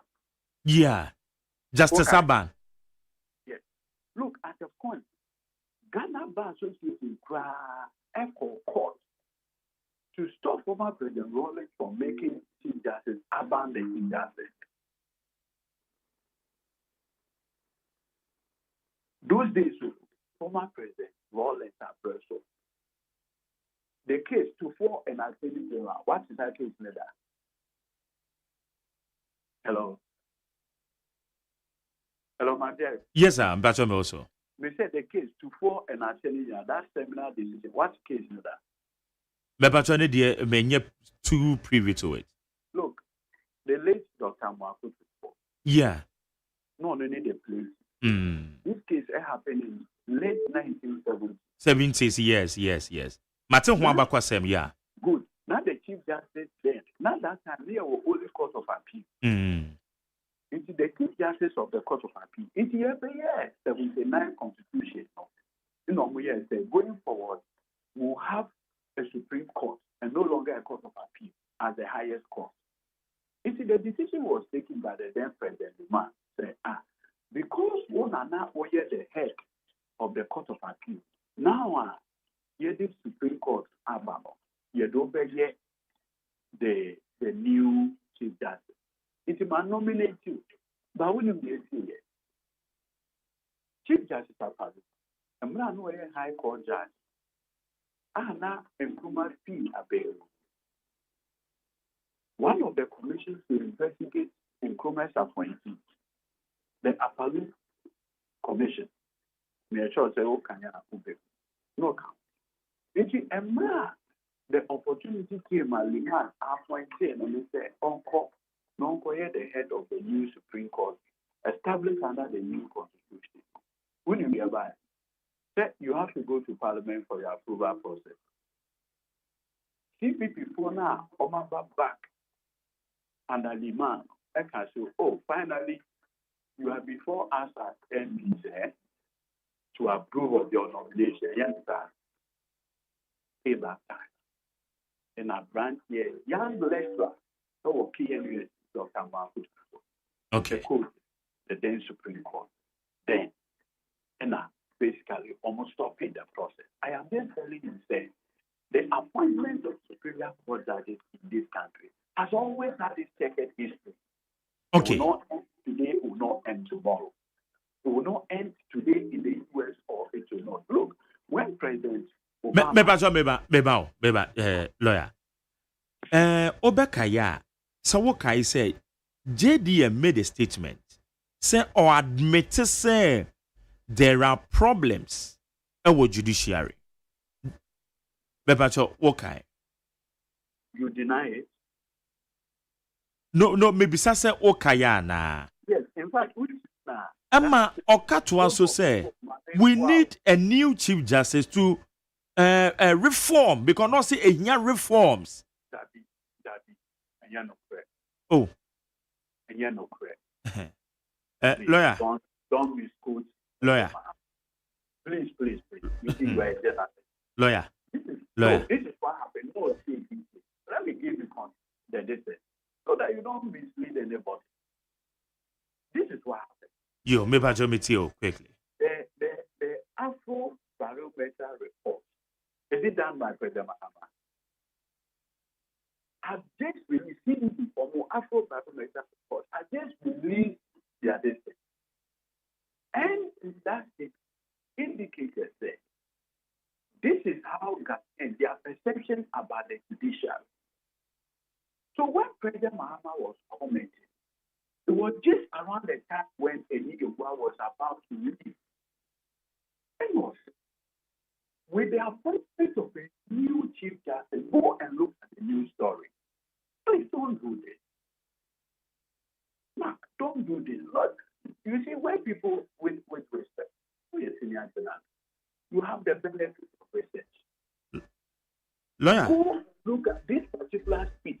That was just when he was leaving, and there was coming into place a new Chief Justice who will be going to and after the then opposition we can't say.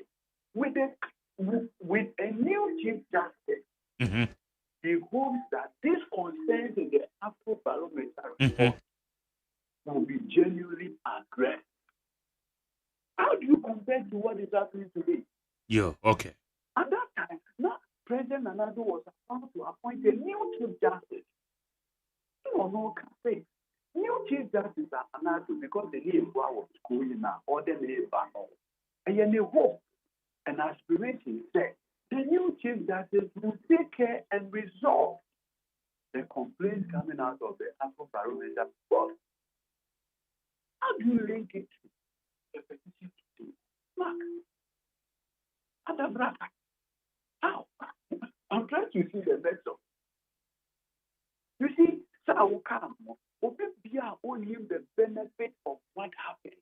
One thing said, President Muhammad made the speech when Arapa Justice Tokono became the Chief Justice. He was talking, he said, no, with President Nanato is going to appoint a new Chief Justice after a year. What that new Chief Justice, he praised that. And that is when he made the statement. Go and look at the time of this statement.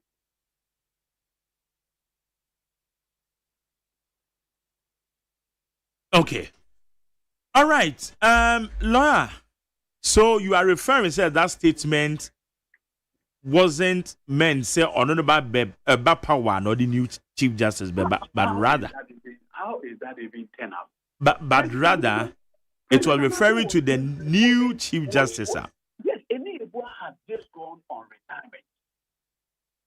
And there was a need to appoint. It was Justice Tokono, the approval process in Parliament was bipartisan. Just go and check the record. In fact, Parliament, with a slim majority, didn't put Tokono for a vote. Go and check. The NDC minority in Parliament, led by Kisla Tufos, unanimously approved her appointment because when her name came to the political committee of the party said unanimity. Nobody could propose it. Look, proud to that. Justice Coulson, I think Gawu and whatever, the appointment went to the whole house, the plenary for a vote. But Justice, I want to maybe sound lawyer. I want to maybe sound question. One say wow, crowd can ye say the then minority and NDC they unanimously approved the appointment of a Chief Justice, not a non but the Supreme Court judges. They unanimously same approved the Supreme Court judges appointed by Nanado Dankwa Akufo-Addo. But later, Moana Mobo Nanado Soboso or the Necrophone Akogua. No, I beg. Banisana. Well, me person me establish it, but it seems you are not getting me. You confuse too many things. Me no work as a piano. I considered, and I told you, say, all over the world, the appointment of justices of the Supreme Court has always been a polarized matter. Okay. Let me tell you. All right. Hold on, I beg. Almost a year before President Obama will finish his tenure, we decided to appointed judge being Justice Garland, Mary Garland, to replace a justice of the Supreme Court of U.S. that the Republican Party said no, that appointment should not be made by Oba. So for almost 8 months, only the parliamentary process called filibuster to delay the process until Trump won the election and quickly appointed Justice Gorsuch to replace Merrick Garland and so on. Look, Justice Kavanaugh, I just gave you what happened during the Senate confirmation process. It has always been acrimonious.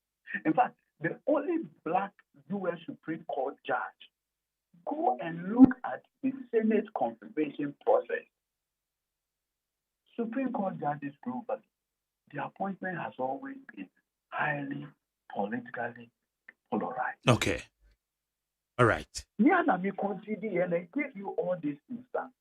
And I even told you, when President Mahama, telling you, when President Mahama decided to appoint 2 justices of the Supreme Court, Justice Yao Apao and Justice Gabriel Foreman, telling you, the Ghana Bar Association, I think that then the DPA president was Nene Amegacho. I can't finish up. Raise all kinds of issues. To the extent that even the Ghana Bar Association ended up going to the Supreme Court against President Mahama on the appointment of Yao Apao and Foreman. Okay. So, look, I'm just giving you even further instances. Which of Nanado's appointees to the Supreme Court now NDC for call and I did do a for call to stop this? All right. Lawyer, every time I watch him, Eddie Akwakusi. It's the evidence say an pay, and it has been established. Say the president, as you've said, Ejina Mrano so and not the Yenejuma. So I think we have to wait for a year the work of the committee. Mark, we should all know that at this point, nobody has said Tokono is guilty. That's right. But don't say what lawyer where the address wait just in a minute. Some political commentaries in there, both from MPP and your party NDC. Is it helping the matter? Say because it's so called Chief Justice in there, so called MPP. There be petition. Meanwhile, there is a committee. And one baby is it helping the matter? Petition apply for substance to school. Okay, it raised a lot of issues. A bit so procurement big there so on call. Wait. At the end, the committee did this work. And the committee recommended that she must go. And she left. So I believe, sir, we have to wait for the committee. That's exactly my belief as well. Okay. And that is why personally I've avoided any committee whether she's guilty or not. Okay. What I'm just saying is that President Mahama, having consulted the Council of State, the Council of State members, means we now be wiser than them. God forbid. In fact, it will be a mark of our program to even say, they are young people there. I said, let them there. Okay.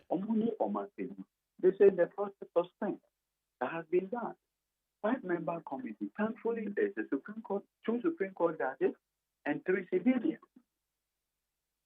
A former auditor general, a lecturer at the university, and somebody from the Ghana Armed Forces.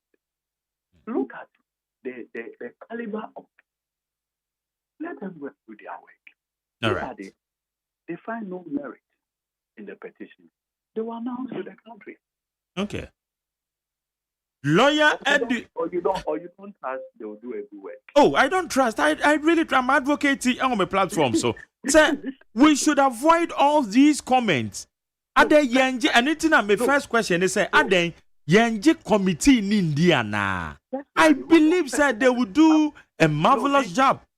Me personally, I've avoided any conversation into the marriage. Yeah. Obvious reasons.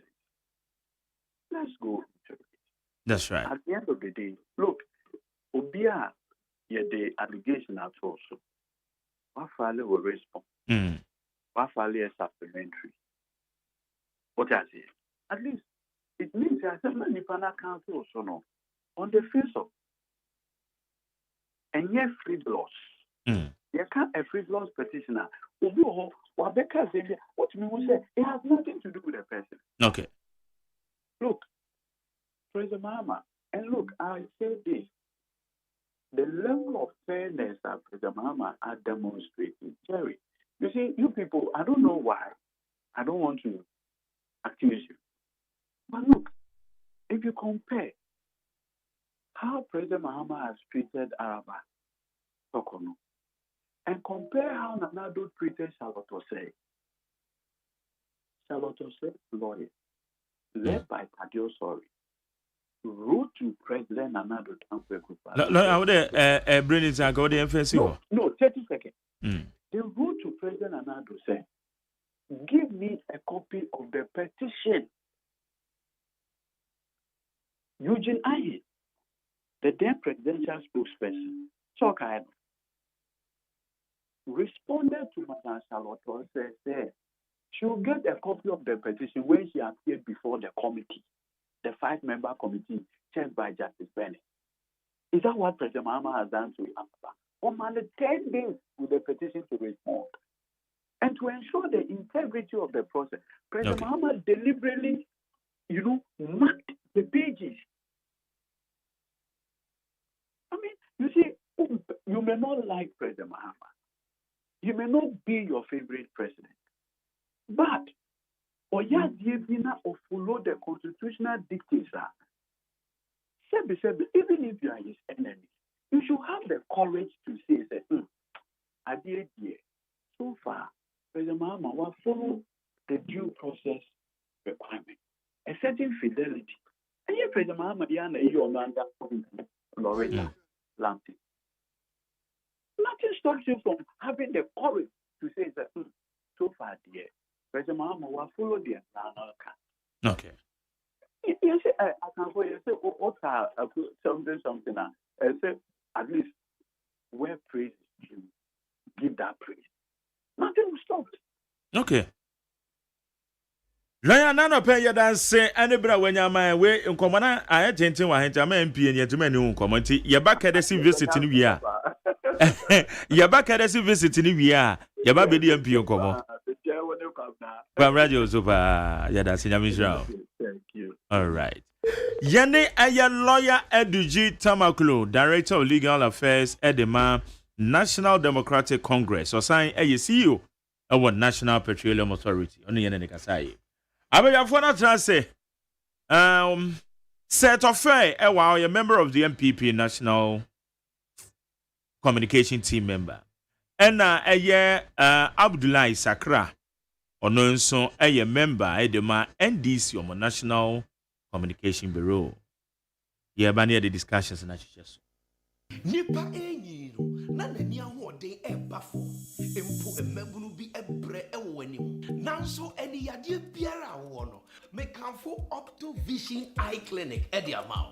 Optovision Eye Clinic provides diagnosis and world-class affordable treatment for all eye diseases including glaucoma, cataract, any yade ahodo pi.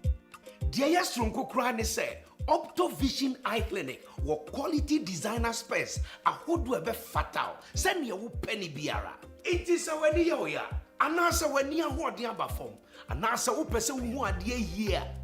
Unim baby esesa wo ba. Optovision Eye Clinic. Call us on 0553 270806 or WhatsApp on 0558 5175 056 Opto Vision Eye Clinic.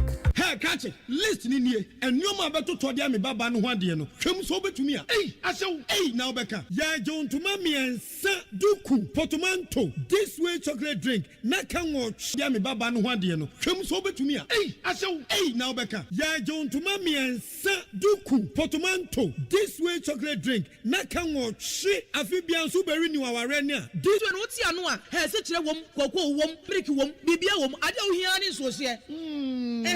This way chocolate drink. De wo hia ani so se. FDA ahwehwe se adwade nkratoe mu agye atum se eye.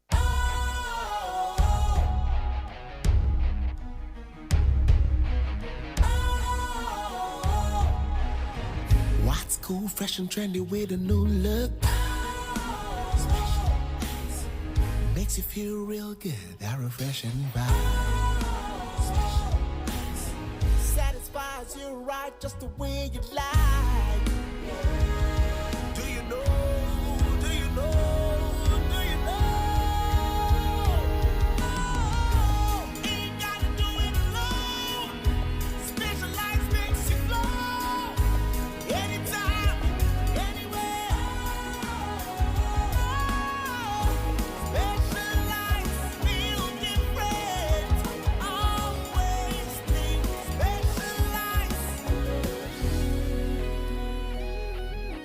Special Ice Natural Mineral Water. Feel different. Think special. This advertisement has been vetted and approved by the FDA.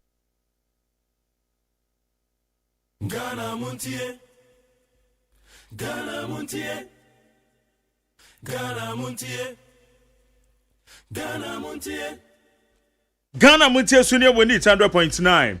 Abdullahi Sakra Atenase ewa ha na eye set of enso ewa ha say memo makwa baba dansa no be texters no ma me phone messages ne kakra eja wo mo so ne di eche ebi twabon na ebi nso boy abaso na ebi nso kakọ wo manim na Richard Adifria Masama also Jerry.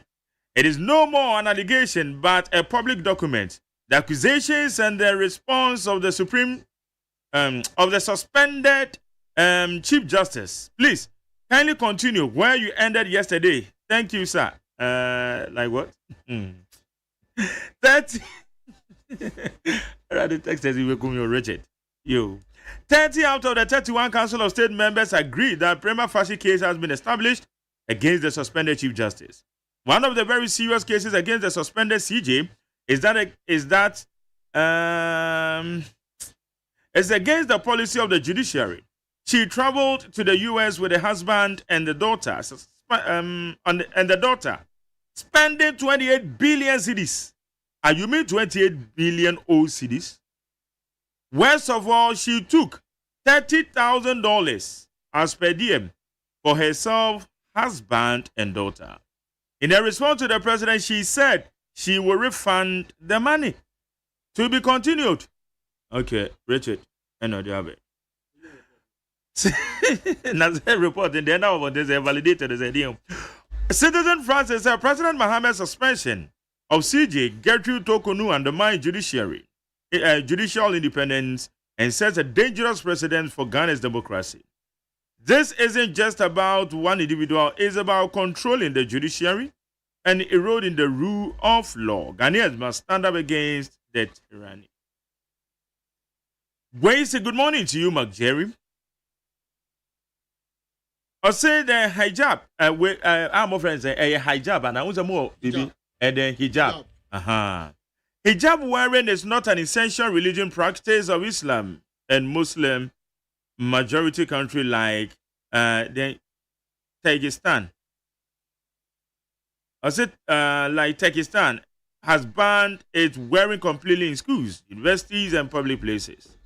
Countries like Switzerland, Belgium, Denmark, Bulgaria, Austria, and Kazakhstan have also banned the wearing of hijab in schools, universities, and public places for security reasons. Out of Kumsen, Adifri, Kra. The cracker, I mean, Tiazi, you mean the interest in the mommy. Check it up no more. The cattle many are any penal. Yeah.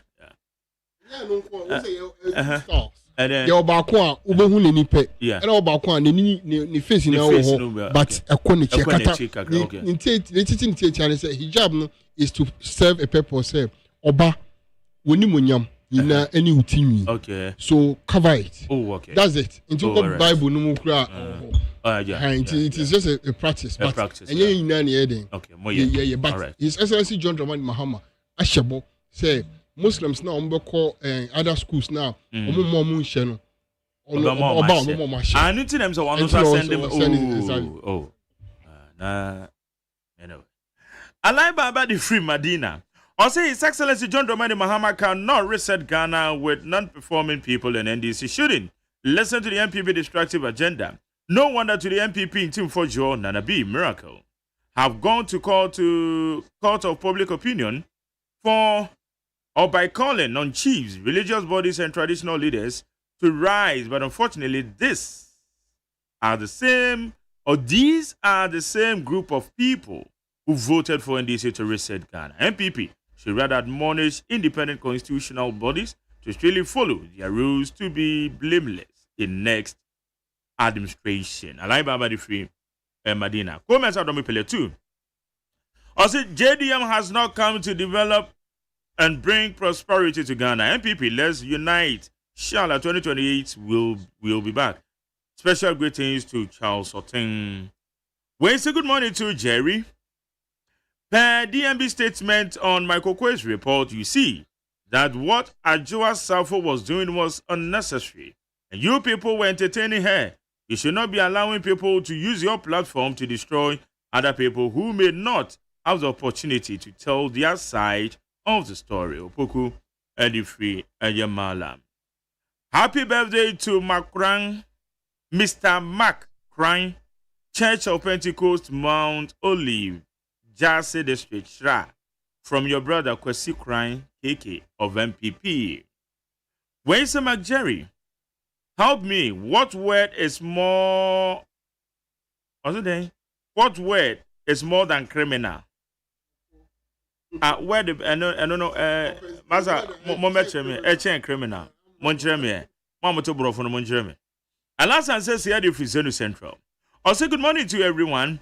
If what we are seeing about the recent visit of the health ministers to our various hospitals is anything to go by, then I can say that Ghana wasn't only a crime scene, but a death trap as well. The strong-worded statement from both parties does not solve the taxpayers' problems. Who pays both the health minister and the staff at the hospital monthly? Last as I say, or the Frizenu Central. Mesha Kasante said, I'm the most happiest person on the planet since I heard the news that Chief Justice Gertrude Tokunu has been suspended. She was too political and biases in her rulings to favor MPP. That is why they are crying more than the bereaved. And they can cry till thy kingdom come. Nobody cares, or have they forgotten what they did to Charlotte Osei? Or do they think they are human beings than others? What goes round comes round. Said the Sarah. So I'm asking you 3 questions. Dr. Kessel Ato Forsen, ne case and so on. Domelevo, on the crowd, na president and I'm put on in a young. But ura Domelevo case and so a call saying, and na a year ura Jetty Quases, and also Sabrin Chief Justice Yano also. And also a call saying, Mesha Kasante, and na Bibisa way. Positive change said, note to all good people of Medina, let's all respect the decision of the president and pray for his government to succeed. I'm very hopeful that the appointment of our new MC, Honorable Faila, to oversee the development of Medina will succeed with the help of the people within Medina. Into your Honorable Faila, the new appointed MCE. Nana can be choice here, Razak. When you say good morning, Mike Jerry, please wish my special friend Odia Sempa, Nana Jamanduya II. In Galway, Galway, Ireland. In Namdim said Galway, Kofodio. Galway, Ireland, a wonderful birthday for me. He always listens to your program. Much love. Oba Pakoni, Edifri Hachu. And now they are being to their Sempa over Ireland. You're my happy birthday from Oba Pakoni. Wait, so my name is Nana. Please, Justin Kodua is really a lawyer or what? Or bailiff? How's that? Because I don't understand him at all. MPP don't vote for him because he's not fit for the position. Because we the men, what's he saying? We have the men, but this general secretary, dear, no. Why can say one for the army? Okay, but I say no message. When some Jerry tell GFK that just shouting everything will go smoothly. Tony Edifi Ashama. When is Ghana needs effective solution as a country? The one who can do that is Honorable Dr. Brian Champon. Energy Minister should stop the talking and fix the doomsday problems because our business are going down. It's good that the president has sacked the CEO of the TT hospital. It will be a deterrent for the remaining medical doctors or the CEOs. Okay. When you say Don Jerry, JFK Okumkom has said it all. And we the MPP fully supporting Papa. Greetings to Dr. Mahmoud Baumia Bele and Odiabe. Enoch Asamaika said, why is the MPP so worried about a petition against the Chief Justice? Or do they know something that we don't know? The MPP always think they are more human than others. Also, it's the Honorable Rita Kusuya Wate. Enoch Edifia Asamaika say. Set of her to say. Jerry Namiado. I'm go yo. Oh. Gra. Abrabom de boko. Na omani munsam de wankasa wanitia de ekoko so. Nti mamincha na mincha tiefo ina. Atiefo jo so. Abribia menya kwan se no ya na me de aseda menya me se obie kwan ma ye ne atiefo edi nkomo. Enyo manka ye kasa gu mfra mamukwa. Yeah. Nti ye de aseda mo ne aso ada bia omunya edemaye. Mamincha ye mpanyifo nyina. From polling station to national level. Yeah. And my boss, Yaya Kasim. Yaya Kasim Mata. CEO for Nyamiadom. CEO, Kasa State. He said, my boy is kind of a better die. Menstro. There are a lot of facilities for what. Yeah. Won't crowd bar, Obenya discount. Ramadan HM crowd. Now, it was special package. Be say 120. You could have taken advantage of that. Definitely. We have so many packages for people like your type. Oba, Akwenya Ohodema. Now, there be Hame Kakra. Say a better discussion. And you sent me more new crab, but dear how then can this be an before for Oba when I see you quiet here. And your bad discussions. Near me, how many say? Say a 2 about 4 and such right. Mark Jerry, you've been here for some time. In such a way, nipa bia pe won abrabom ye positive one. Now maybe so say so share from January to this time. Abanfu for abesusi. Positives. General discussion. Positives are what do saying and abetimi dey associate abanwe as compared to the negatives are within this short space. Omonya ediamom. Okay. Meba ho. Ati for enwene ho. All right. Meba ho na baby. Na Abdullah Sakra. Jerry. Masa what to say? Oh, they are me as you. Wo ma pick information be. Na some information no.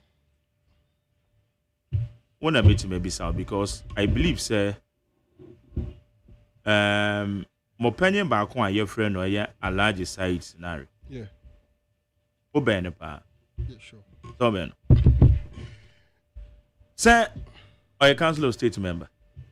Debbie on your council of state. On your council of state. Yeah. No, or a former no there. ambassador. Former ambassador to Saudi Arabia and Egypt. Yeah. Former ambassador to Saudi Arabia. Yeah. Okay. It seems that there is a problem at the Council of State level involving a Alhaji size scenario. Is it a challenge? Problem, Ben, sir. Because we are hearing, sir, Oman Penny replace a Kasum scenario. Yeah. Instead of Alhaji size scenario. Sure. Is it correct? Oh, make sure with you for now. I think say a rumor, a coso. Yeah, because yate. Yeah, a rumor. There be a say me news here maybe sir. Yes, a rumor a coso.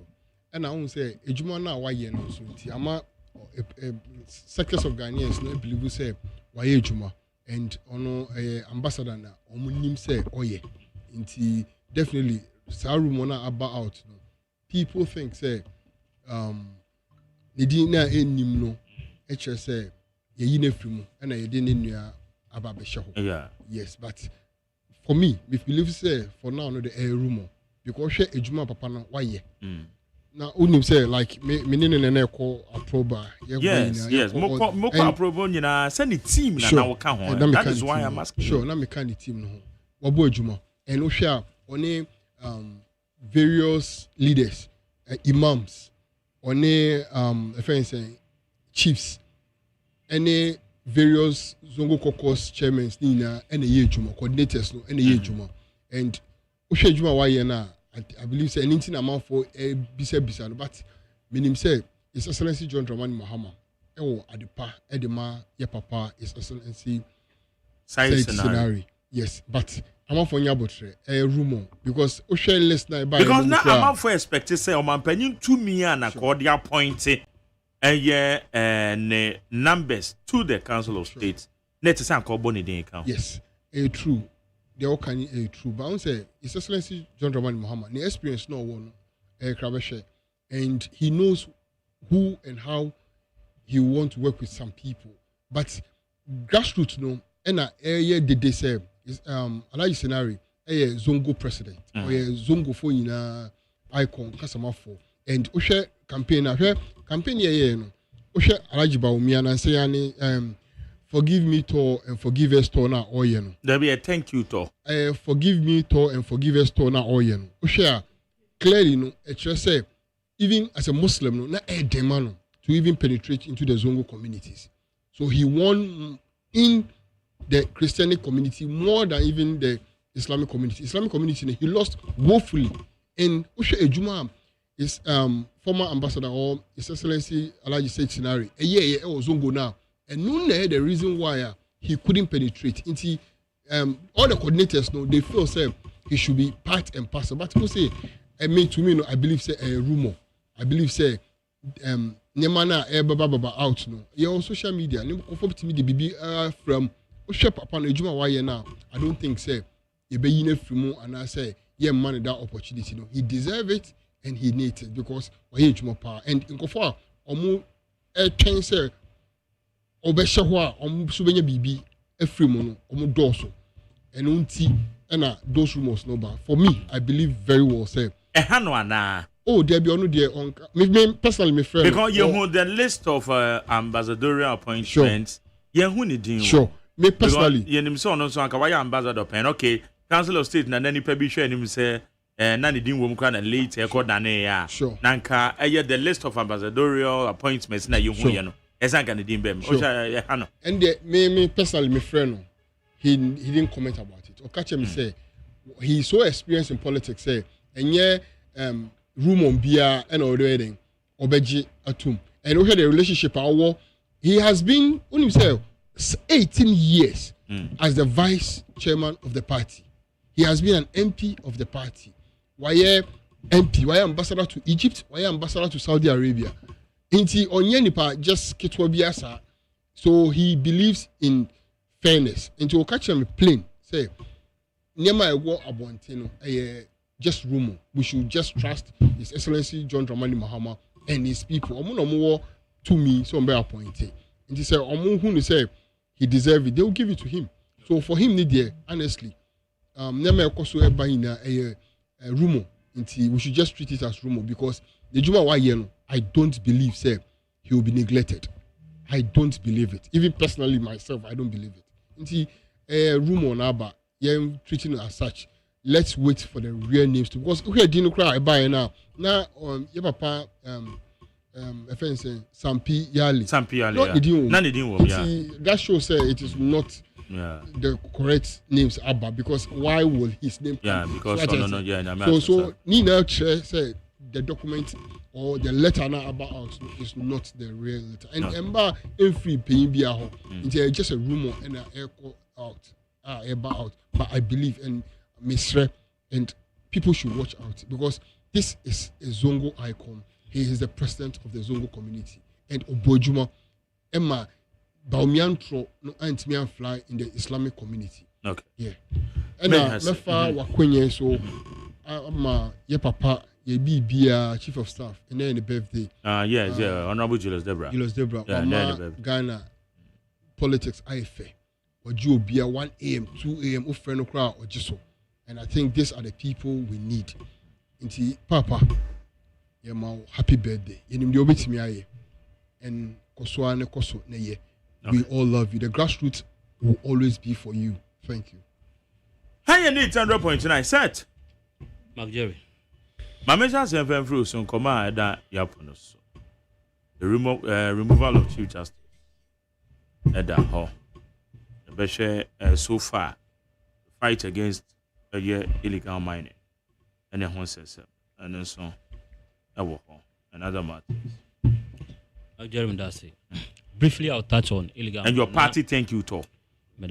I'll briefly touch on illegal mining, and then I'll spend much of my time on the removal of the Chief Justice. Mekase, prior to election 2024. Utie civil society, media houses, opinion leaders, any pennyful, any even the foreign counterparts, I know, Eddie in Sawaswa, all their efforts and their narratives were directed at the then government. Say a yoma said to make sure say Galamsey ibi tuase. And the Kodan channel, labor unions, and even some media personalities, as we say, given the state of the effect of Galamsey on human lives, your lands, and even a cocoa production tea. And declare a state of emergency. My point of interest, and he said, Yankase NDC ni MPP enjoy Galamsey. The kind and say MPP 4 and another Galamsey, because na oma buying and na a war a so sad time. Media house via and country say yenjeno national issue. Ni na yenkamum ni yenku. Intia Galamsey. The kind say Abano has been voted to make sure say obe solve the problems of Ghanaians. Now Jerry, a day now ene. What has changed? Abaye dibo techino. Embubuye. Mumi emfasa aba na ni emfa moban. If you say, yentimi and have a different set of laws and has a different set of stance during the regime of Akufo-Addo. Na John Mahama die, na penso die. Ono ye super president. Enunti eni se ye kan animu asem. Na mom ye be share responsibility na say blame no e dey ama NPP and NDC. Na ye try to neutralize the effect and the responsibility da homa ono se obe make sure say yensuo ye bobremu niama eni ebibia a efa Galamsey hu ebekoyiye no na ya che blame no de ama MPP ni NDC enu nti omo ne so, even those who didn't have integrity, like some university professors are now their integrities were at stake, were in the mud, had the effrontery to chastise Akufo-Addo government to the extent that the current communications minister a catch a coup for the set or a beneficiary of Galamsey activities. Now, say a complicit. Me can say na coup for the a beneficiary there. Sana John Mahama and also a beneficiary of what's happening. Sena Akufo-Addo a complicit in the activities of Galamsey there. Akufo-Addo no on top board there or Makola Jom, no a president. John Mahama and Tom Bidie or Makola Jom, or a president. 2 minutes they share Akufo-Addo and Sa and Nunti ni blame ni say on a responsible for all that was happening. Sa 2 minutes they ma John Mahama and he should stand as the president of Ghana and fight the menace of Galamsey. Minister na there be our contract TV so no lamente. West of it ne so ba kwetna camera ni no sun dia kire. He said the ebe fa ne so nkosun wo eye bi ase ne de. Ye hia sa sun no. Eye sun kwa nke ba ko han eye asefo mo be sun ade kire Ghana for. We voted them into power to come and solve our challenges and our problems, not to come and lament and complain. Leadership is to solve. Fast forward to the issue of Chief Justice. Magderi wabako semo omeyim. President Mahama eba bedi aba o kachire se oba reset the country. Amananso wa o touch various areas oba reset. Ade na yemi yane se so pe change o wa brabo man na say wo community man. The first person that should change eyewo. So I thought say he would have considered himself as the first person to undergo change. But the same John Mahama na ni no a free 2009 ABC 2016 na ni nyuma nso ni nti e tu na aban so no the same attitude and the crowd are worse of what he was doing previously. John Mahama has begun to reset everything in this country except on one person na adwene dan etrim no onye na adwene so be reset no. I say this in all humility. So share ye arms of government I o man makoma komiensa executive, judiciary and a legislature. And that's all for executive now NDC and the control. So for a legislature and so NDC and the control. Not just controlling. In fact, overwhelming controlling of our legislature. Now, the only independent institution here or Mayma in say a 2 day junior at the in down a judiciary. Nanso and President Mahama I decided say even though say one reset on one kasankasani behavior no or reset the judiciary. And he is not even decided. The course on your only decision. And I say a process, legal process. The mechanic say, and found one is our control executive, legislature.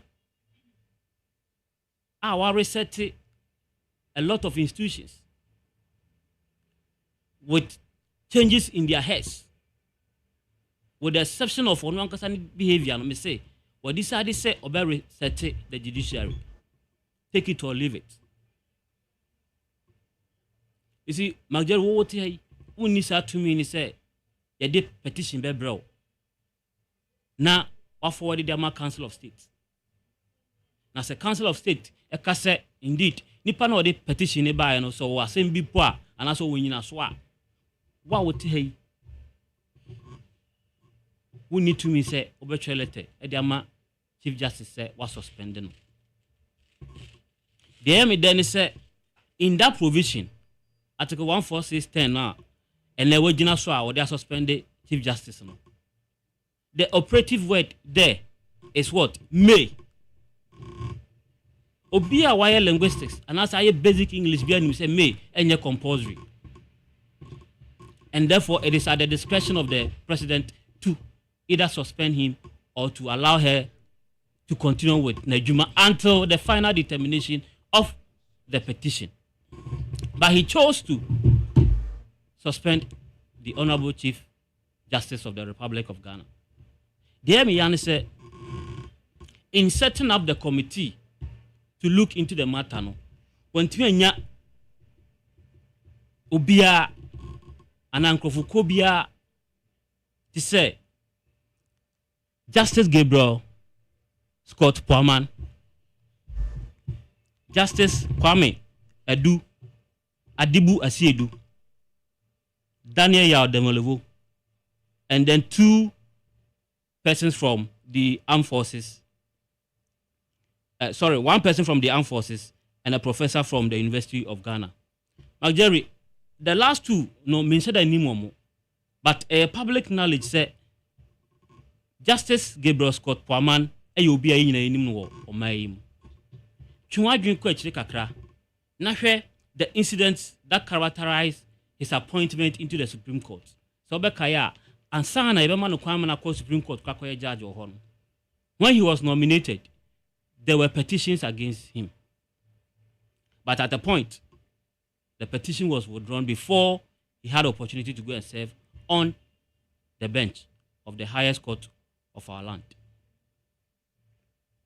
Assassin Ponyo. And now we are President Mahama Bedi. There is 1 petition pending against him. I forwarded some petition Edema, the current Chief Justice. Now, if there is a petition against him. Maybe I will say. There is a pending petition against Justice Gabriel Poorman. President Mahama say, Onkoye, the chairman for the investigative body, on Chief Justice, petition him. Jerry, and now call your Supreme Court. You Justice Makuma could do me. I want me to do na do me. Nako check this here. Do me news here. No, I think there were 4. They are 12 at the moment. I didn't think President Mahama. Antimia ni 12 no back bia apart from Justice Gabriel Poorman. Now the intention na what person ko you apart from. Me you abetem say. President Mahama say up independent judiciary. Anamboa. Omo hu ni asem bia. Unim Justice Gabriel Poorman background kakra. He was a former secretary general or general secretary to the PNC. Onye politically biased. And a PNC no political PNC asoriku. Jerry, PNC asoriku. Enti sanke ko obi o neutral dia. Na nke ni sanke ko appoint obi o former general secretary to a political party because what demonstrates say we are politically biased. I am talking about the neutrality behind his intention. Say he's come to reset the judiciary. It is a committee in here. You may be no one can say. With your friends saying, Chief Justice talk or no. Oh, my manusi and Kabatimasi. Bibisa so mo ya adwuma ni wie. No mo kaso ne ho son. Mo be hedien. Dia mo kan make I am speaking to the point say. I am speaking to the point say President Mahama amiati ase so obi a onyina benkum anase nifa. Why go and appoint somebody you want a track record say or belonging to a political party? You say or you just affiliated though. On your ordinary party member, Jerry, and stand about rising to become the general secretary of a political party. No, Nenye Paira Abrowan Ejo. So where lies the neutrality of the chairman for the committee now? On my behalf, assembly no. Yanko Enukakra. Justice Kwame Adibu Asiedu. Jerry, so Nimukakra. Papaina President Mahama. He decided say or the justice talk on the process He was one of the 5 members Chief Justice and Pano Musa Muntra contempt injunction case no so. First day Omokoya as someone answered that uncle the second day they were slated to be there and hear the case.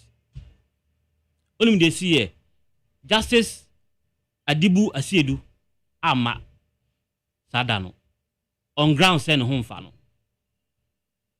no be a day injunction case akoto nanim so one hwe no determine the outcome of that hearing no Sani pana was appointed is on conquer the boss issue so no determine the outcome of a petition brought against her. Where lies in the fair hearing here? Marjorie, yenyi enonfantin chene yenko Daniel Yao Demolevo. Integrity is very important in any public discourse. Especially say, oh yeah, political communication. Your background even speaks volume of what you are likely to do in the subsequent actions you may take. Daniel Yao Demolevo ya ena audit service edibe tu just say wasisani date of birth. Provide particulars to that effect. Instead of he saying say the date of birth was in 1961 or 1960 or catch say yeah 1961.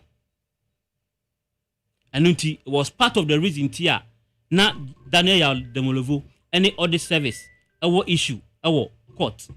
And the outcome was that indeed from all the documents to support the claim say Ono was not due for retirement no it proved otherwise say indeed na waso ne retirement age into obi a 1 million or minor need to at a point in his life as a public officer and now na kwatena obi case say uncle determine the veracity or the otherwise of a case a very high profile in this country. These are the people who are going to sit on such a very important issue.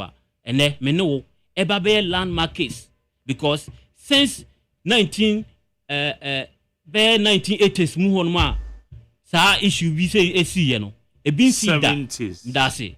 Be 1970s mu ye Chief Justice efri na konwa mu no e bin see that until ene President Mahama person making another history. This tells you the gravamen of the issue. These are the people who are going to adjudicate or find out whether the Chief Justice is culpable of the offense brought against her or not. Bidinka catch yourself on your history. So kaya emrebi etwam be 1961. Na papa bi the Minister for Parliamentary Affairs. Or the aban legislation echo yemra semejebu say yenko enact law nemwa ma yentimi fast track high court. They said ye will be no. Or there are some no call parliament no. Now some of the call to parliamentarians and nimni say he was there to facilitate the enactment of that law so that justice will be brought and not the rule of law. Anche ena abantugo ebaye in 1966. Sasa mnisi ye no, Jerry, the baye ne se sabapa na ye no kojina mranim ema after the trial no or go through the rigorous questioning and whatever with some other people no he was exonerated. Owie you know those justices that sat on the case are don't be a PA yambua no kumfo no and I say after the overthrow of Kwame Nkrumah na wonya kwan APA you know o court justice ba ku fie o ka che ne say minu amedase say indeed the rule of law has been upheld. Obi a call parliament I say he was there because he wanted justice to be brought to the fore instead of the rule of law to be upheld no. And then 360 degrees echo back to one of the justices. Our catcher and say indeed or than as I say omode no kre any periphery edi adwuma. I'm talking to you in the person of Tewia Adamafiu, the then Minister for Parliamentary Affairs. Minia, asam be catch on say ene any idea justice tokonua. Ya na bia na amanfo bia adwen ye omo say ene de say yi justice tokonu free ho no ma ebe ye omo chance nti eye ne de. Me message so be tie me a on country the acting chief justice ABN were the darling boy for the president in T and by the virtue of the fact say where the senior most at the bar no this position nation and sa ABA and unti a dano the catcher say one kind of chi every be a trim say near what papa be near feno justice a Japan Sicilia Cranton Ado and no more can home. Petitioners, no. I get one man see a no. Is that meaning baby? I will call. That is why I'm coming in. You're born with you. What have we got to do with this? But I say you're born with you in the name of rule of law because they upheld the laws of the country. Only my dear Yami Yan say, and then Omotia Benwa, Omoya Chief Justice, young crucifano, Sanko Fana Netia Bemus Breno. The only any sang Kamukata Asamnechi into Yadomko good baby, eja editu by the timely intervention of nature and tea in Sotoye in a Kohun or Monankasa and yes, it means investigation who say indeed some people were behind those killings. Sanko Foya Netia Bemunenu Kakra me catch justice of our Supreme Court and he said. Ye de ye wunu no wan kan chese nya ne fire a efiri no so a ye de ba so obi na kwese petitioners ne so mo ntro bibi nkoma president Jerry asem kese ba frankansi so hwe enche bia na President Mahama ka kire say it will take a new chief justice to repair the broken image of the judiciary. And then do you say not refer to wine me say President Mahama said it will take a new chief justice to repair the broken image of the judiciary. Eduji does not sit in the brains of John Mahama. He's subject to his own interpretations, and I'm equally subject to my own interpretations. San onoti ase ameti ase different. Check the chronology of events. Ebesine. So wakachire say it will take a new chief justice. Now nam sa kwa we so kakran and ne provision in the constitution tells you say you may suspend the person, not you shall suspend. So then you chose the other. Are you sitting instead on the of mind making sure of John Mahama? The investigation never ba na wiye no who say asam no ekotie nipa na say odibem no. You are in the hurry to suspend him and appoint somebody to act in her capacity as the chief justice. Okay. And I because 2 minutes president you presuppositions deductions and inferences. Okay. Obi anya bofra okrom ha me catch John Mahama say said the nantwie du a anka no to no enka konfo nsem 4 years kine ya and na me atia say said the change president and I say you call abato enya new president every 4 years. Now every 4 years we answer say new speaker of parliament no either repeated or change no sa na odi ba say the third arm of government and so every 4 years we are no president ought to be determined na emmanuel remfi say power it say wo ho abesraw okay 4 years from now all right say obomodin ana oyiba me free ho a MPP enter position forever. Committee, and our president in the person of whoever becomes our flag bearer in the next year, who is most likely to win in 2024, no? 2028. 2028, no? Cannot make the mistake of maintaining any chief justice be Mahama appointed. Definitely said yeah, and so yeah, no. In 2028, whoever becomes the new chief justice. If the untoward happens in the current dispensation, and we say President Mahama, if you so that is what you guys are saying. The Mitchell say, President Mahama, I'm making sure say, what's your profuachi? I'm a chef. Do you have the evidence? So I know what's your profuachi. Mr. Sadia Mahama, I shall profuachi. I trap frivolous petitions. Makuma come yensa. Even the reasoning behind the petitions, no. Sabe. Oka check class 1 you crowd into no. So allow the committee to determine. whoever becomes the new chief justice. Mo be try track on so. Me catch you say. That is what you guys are saying. Why are fast so the no. Sa kwa no yensi no. Na A4 sheet there. Eye 30 pesos. Medan and a pen. Eye 1 CD. Thank you. High and neat 100.9 set of fair member of the MPP National Communication Team now any cano. Sagra. Yeah, Mageri. Yes. Yes, me too. We are working. Me sure. Ghana near where you. In the date. 2025, me boy. And then 24th April 2025. May I say on the 16th December 2028. For immediate release.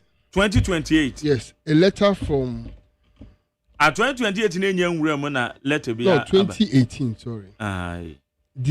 16th December 2018. Communication Directorate, Jubilee House, Accra. For immediate release. President Akufo-Addo removes 3 justices of High Court from office. The President of the Republic, Nana Addo Dankwa Akufo-Addo, has by letter dated Thursday, 6th December 2018, removed Mr. Justice Ayisi Addo, Mr. Justice Uta Paul Derry, and Mr. Justice Mustafa Abib Logo from office as Justice of the High Court. This was after the committee established by the Chief Justice, Justice Sophia Akufu, pursuant to Article 146, Pacho Uti 146, subsection 4 of the Constitution, to investigate a complaint lodged against the 3 judges by Mr. Anas Arimiao Anas, recommended their removal from office. The President, in accordance with the provisions of Article 1469 of the Constitution, has acted on the recommendations of the committee as the Constitution enjoins him to do, and has accordingly removed the 3 justices of the High Court from office on the grounds of bribery and corruption. The committee concluded that the conduct of the justices amounted to a criminal offences under the Criminal Offences Act 1960, Act 29 as amended.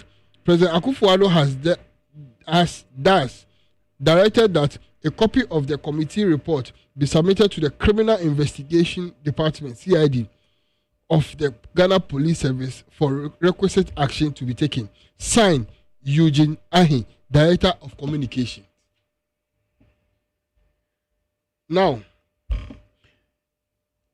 ever see, na MPP for no omunim say omo onyansa eche nipa omo ku school achenye e na omo bobra ache nipa na omo dwen say omo dware petrol ana omo dware kerosene e wo mo dan mu omo bi omo shower kerosene efiri mu ba nyese o wiase nyina no omo tim e na ewo omo ya obi nya bi je say omo te omo betimi aye ba obi de omo ntimi nye wo a ujira hai u papa a obo mo form a mama mo free aban mu a mo ko 32 years no e did the same 146 no e obi edi e okrom ha enye honkun osayi easy che edi o se den mo ba bia mbe yi obi edi ade obi fa obi hu he nyema obeye honkun ta na obebu amagana for in the next 4 years amoma sa to so aba nti nyema ye yina se ebone a Ghana for hwe omutie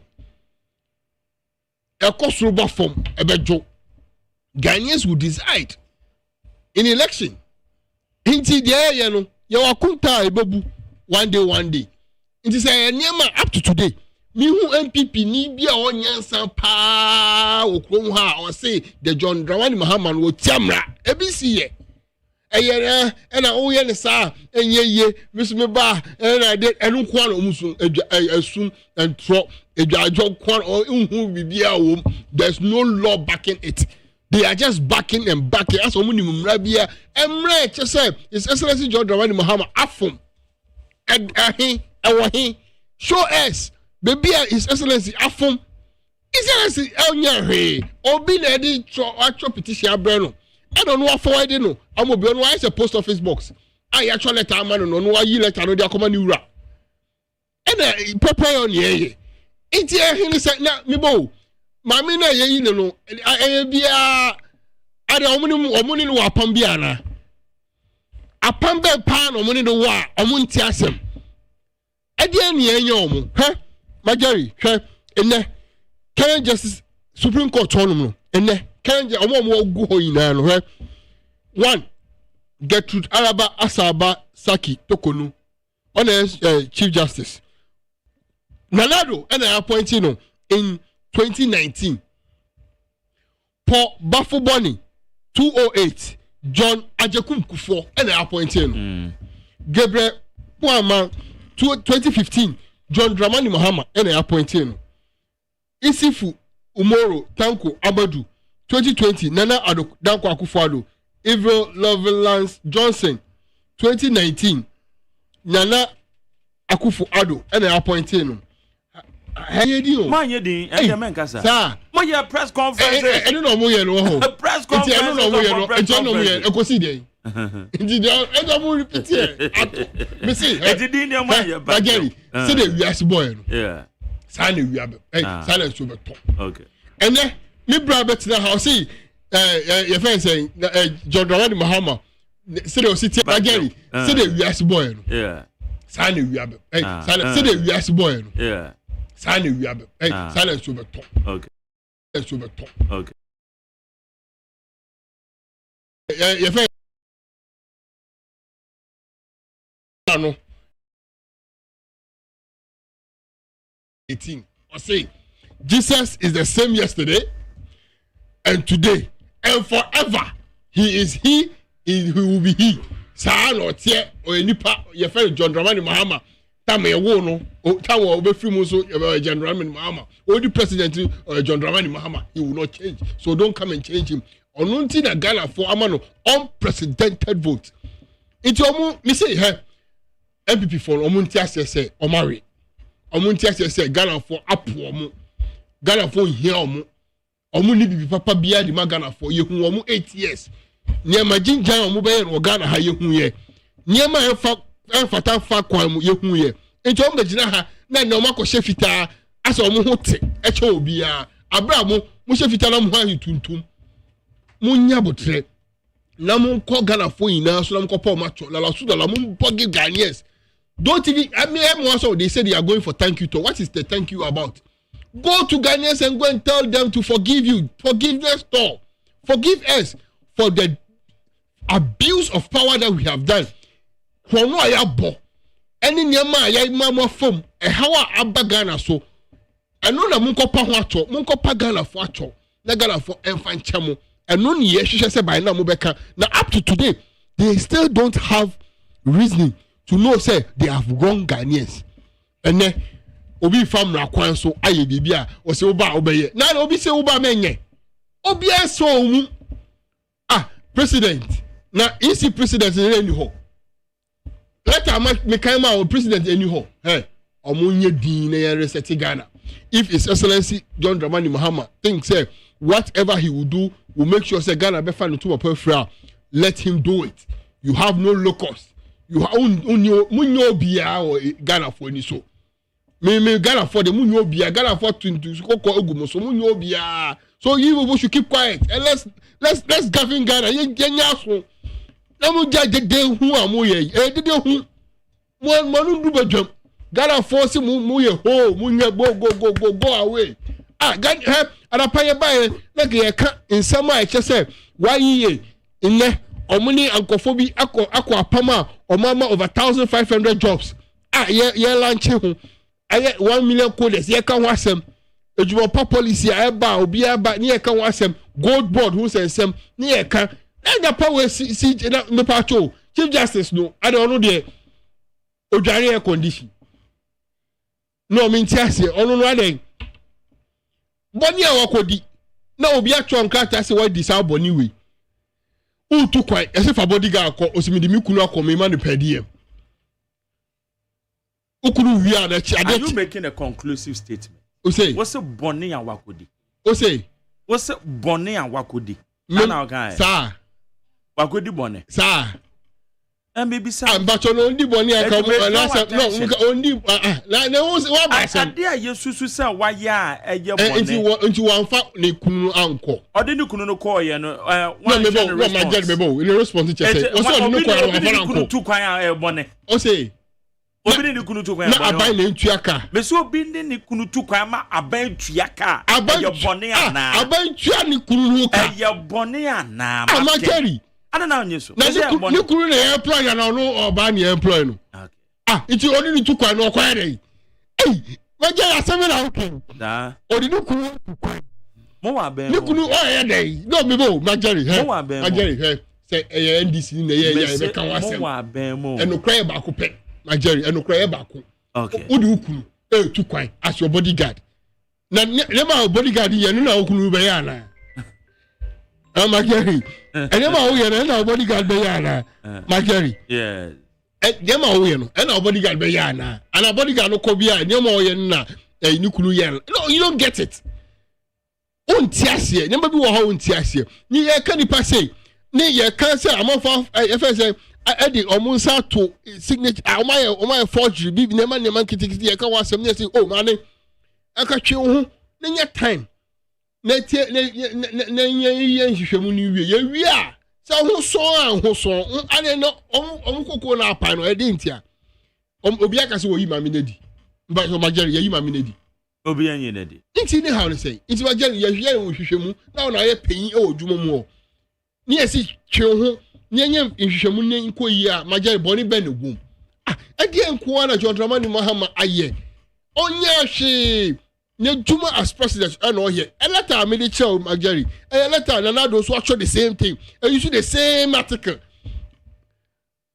and I don't know muni Ghana ha another sata no matter he omunye dede omunye din ni entie mo ye bu ye ban you are busy making sure say Ghana be fa no tuma pa afra enye le mu dede ni omun nsem na omu ka kankano na ye betie ye ntie obia ye ejuma Ghana for ni eti omu ye ntie man boye fo bia Ghana for ni eti omu nyema Ghana for pe eni ye pese ye na Ghana fa no tuma pa afra nti omu nyansa na omu wo na omu di ko opposition omu fa sa nyansa no nka opposition ho omu sesi omu fie yie eno na ehia enye anapa bia na omu sori na ise ni se gbegbegbegbe enye omu no mu bu man omu bu man na omu ko bu omu fie ho na nsem ejadam to omu nya omu fie yie ejada dam na omu ye ni yie ni ehu na obi o say anapa ofro obi o na general secretary odi omu ko opposition o say o di o ko wa nya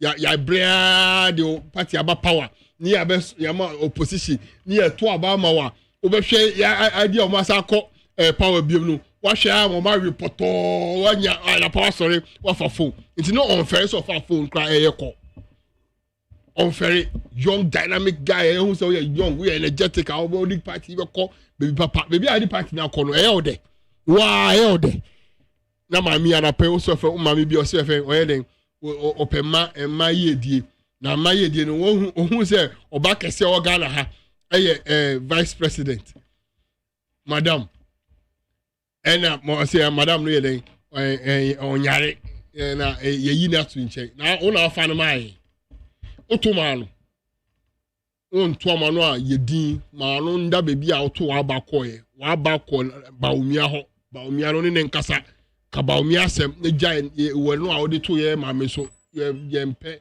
bia just relax and live. We are ready to govern Ghana nyama papa ene ye no Ghana ha Ghana for eni age Ghana for epeyasem Ghana for esresre they are all happy. Ghanaians are happy and that is what we need. They should stop all these things that they are doing. We are ready and all what we are doing is to make sure say Ghana find to mapa efra. Yen tie di omo kaka o hanum kra. Yen omo kaka. Yen tie omo. We have no time for them. So far as His Excellency entum rabia. So far as His Excellency the juma pepe see the constitution tie menim say na pay His Excellency aye bibia eti amra na nka Majeri. You are onima dia wa bin a wo correct your high kabana wo di punch hole atojo no mama so o bin see e dey biom ni enkasa na ja na pay o bright here wa she fita o ba kokko page ma ye no o ba be defend party a wa say Ghana gatia wa bogara form party a ma e ka aba Ghana wo e ka o de o ti ha naturally kra nko je bosia he na do do see di akoje bosia over 20,000 na wo de ka a obetua akwake toa 20,000 over here chance akalo over ma Narado I shame and amani who the onion ujana awa keke tobe masa ye ni obi eni asem Ghana ha omunye din no mun composition no mun ko omu forgiveness talk after the forgiveness talk na Ghana for hwe say omu forgive omu a na forgive omu ye forgive omu so a na le to aso sa no mun composition sa okay so say omu ko the forgiveness talk okay so say omu be tiatie I will say omu dibone so say omu say enye omu ko na nyansa gu omu tim no omu nye din omu man gavin ye Ghana Medan say okay, high need 100 point. Yeah, high need. Okay, where is it since NDC assume office, nothing is working under this government. Sacking of top public officials without justifications. Today, easy balls, tomorrow, Chief Justice. Just 4 months, many Ghanaians are complaining, especially their own NDC people. They didn't see anything yet. This is just the beginning. Erika Kubuadi and now Odiabai. Where's the good money to Mark Jerry? Nana B is a woman in men's suit. See what you did in Asin North by elections and the general election, shouting here and there. After all what happened, they performed very poor. MPP can hold thousands of press conferences or run to the Pope. Still, CJ will be sad. Pope, no from Ayo. It's my from Ras. Amisco Spelele de Frikanswa. Also, Mark Jerry, our judiciary shouldn't be under attack, so JDM should reinstate the Chief Justice Otung, Gans Honorable Mavis Sawa Kumsen, where Amisco Spelele. When it says sacking of the Chief Justice doesn't matter, Ghanaians. What we are asking, President Mahama, is this the promise that he gave to Ghanaians? And there is certain he's talking about, then he should be bold enough to sack all the Supreme Court judges. Where Jagos or different home. Well, it's a good morning to Mark Jerry, the Chief Justice. That's supposed to be the independent, rather playing number 9 for the MPP. Francis Akpalu or the Free East Lagos. Said now, say Jerry, I'm sir, if you said, and you're so 50 years near the work. I know about it. But I say, Mammy to info briefly now. About Justice J from Pony. Meanwhile, you if you say, and son of Boko Supreme Court, no. Now President Mills or MPP ni. President Mills or MPP ni. No, I promote no at Nako High Court in 2010. I'll just so team pa. It's you, Kasa. Sana Justice Akayensu, President Mahama, and son of Boko Justice Akayensu Boko Supreme Court no. Now President Mahama a promote no in October 2012 at Nako Appeals Court. Now we if say Justice Easy for Boni Dino and son of Boko Supreme Court say or say President Nana Nako Hono. Now President Mahama promoting the Nako Appeals Court in 2012.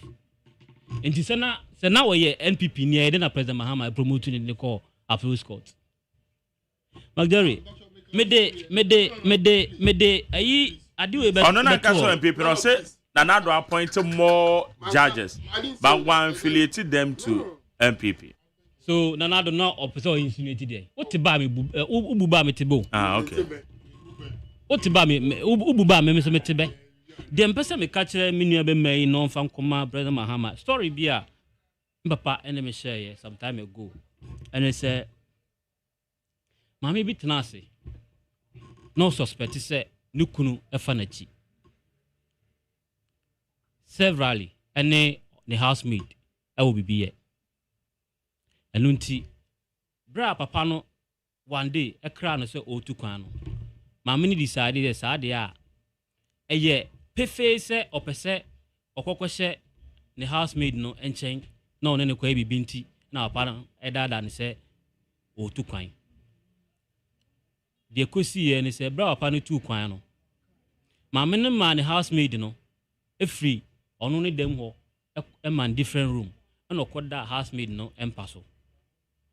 Magdari, guess what happened?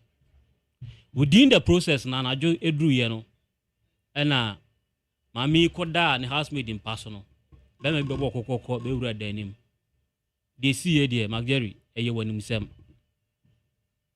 mami ne wie sa pepe ana oso light bra no waso abrante no atadi maka chense se ne de macho thinking say nipa na obewura ne maid ni dem ho no eye ne kunu na owie no ho ama on ne housemaid abenya bibi aye ewo ne dem all in the name of suspicion. Na arawo say o mu say oso light ni wiye no ohun say eye ni gate man ena na benya saa nkutahudi ewo ne housemaid edem. Agere me kan kosi say suspicions around Chief Justice say oye against a particular political lineage and for a particular political belonging has some similarities with this narration with the amount. President Mahama Nka who is a story am there to Jay obe finding who in this circle. Oh baby say the suspicion no wanye careful a emre ni akire no na ni beba na ho so no no ayekot akwakwa e say maami ya no suspect ni kunu say on the housemaid LBB ya be wi akire no na on ne security and akwakonya nkutahudie at the end of the day no mum and offer ni kunu achi ene the house na say the gate man akwakonya nkutahudie asensebe and na dey atudwa no meda say bibia enfa nka ho biem Magderi. Yeah, that's it. So, Babakan. Abdullah. Yes. Me there. To be. Be ombe kan kusi she 2 minutes. They one no hold day. 2 minutes so ye ndi no gidi. Enye say abron ye di. Ghana ye yo entina ye. Bibia be ye bia Ghana ye yo entina ye. His Excellency John Dramani Mahama. Nyema wa promising nya so obeye no. Ondu 120 days mpo. And I'm for Coco Apai and the Omunya Botre, Omunumusu and Cheope. Near Baby Sissino, a chain we could say, just Nisu and ye, the real deal no Afena Eba. And I believe, say, His Excellency would do everything possible to make sure, say, Ghana be fan into my pa Ifra. It will be entrusted His Excellency John Dramani Mahama. And yet, the Utina Bonti, they now, you know, now. It's Ethiopia. So okay, Ajari. Ethiopia. So okay. Allow okay so president me nim nipa o kan sa. Sa on kai ho. Ethiopia. Inti ye de to ho. We remember whatever a course 8 years ago. Ye kai pa, we don't have short memories. And I almost say oh ye yina, ye be yino no. Omuba ombe yino o de ana won hu a china so e Magderi na china so won hu a china so e over the day nena e den ye ka wase nena power no nena etumi na china de wan ho ni machina obi ani machina nena ye nim nena ye wom na nena ye di tumi no na tumi no so ye ndi a ye nya bro na ye di ye amagana ye yo enti ne ye enti Magderi me de mi wo e kan ni say Ghana for nya gidie 4 years no mo de amaye no ye be boom mine na my aye krobehwe be boom mine na hu say sa ne na nkofo bi ye na ye fon sa ya anye ne papa Ghana for hu say na ne omo ye no na ye fon nti we will do it and do it na ye krabehwe nti omo ba be fa eyi na omo hu say we the standard na kosuro we the standard no osuro so if you don't live up to the standard Ghana for be bu ye ho nti we the Ghanaians thank you so much for giving us the opportunity. And we'll do everything possible. I'm Nigeria na power. Yeah. O questions no do. Oh serious, o questions no there. You say friends o pam what time kodua? O time kodua. No you know ka. Na o interview ko for be 3 enne. Na 2 no na questions no dey. Baba ko na wo hamano batanya hwe ye be fa ni sa. Why are there? Magderi. Me ba sha ha dey do me dey ni. Magderi. Magderi o si anya ayo ni. Me gan say. Na matimi anya ayo ni ntemu. Aza. Nti afena mu so ofuto no e fa. Dum so no. Kan na dey dundum. Baby am betena say dundum sa. Yes. Man, sorry go. Dum soni dum CC no. I dey. Dum CC na na ye da so CC no. Dum CC na eni da so CC no. Nti se maybe bibi ato shima wo area na o de maya sunti na ye mbe CC no emma. Dum CC na eno na ekoso. Eno na ekoso. Okay. Better myself no pay. Okay, as if for higher need 100.9, aha, and the Yedi Jumedino, Yedi same. Media Sana, ever production team, and I'm a panel member, ever I was at them and I'm in for course, me time ago. Media some my former time. Media Sana, a year set of fair member of the MPP National Communication Team. Now Abdullah Sakra, a member of the NDC Communication Bureau.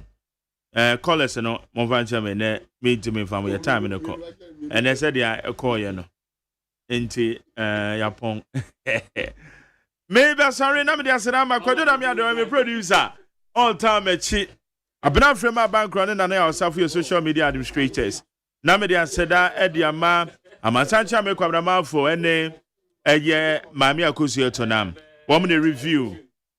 Papers in the mind. Question about the immediate boss, Dr. Alexander, executive producer, fully supported by my general manager, Kennedy Asantio say. Woman about me children, my Jumedi, Yadebra will need 100 points. I'm more sharing on Facebook and YouTube. Yadama Sepa and Yamishramo. So more kind of one program no air course room. Yame and Kobe behind. DJ Bosco, take you over. That'll be behind. Hey, catch it. Listen in here. And no more about to tell me Baba no one dear no. Come so to me. Hey, I shall. Hey, now Becca. Ya John to mommy and Sa Duku Portomanto. This way chocolate drink. Nakan watch shit. Amphibians.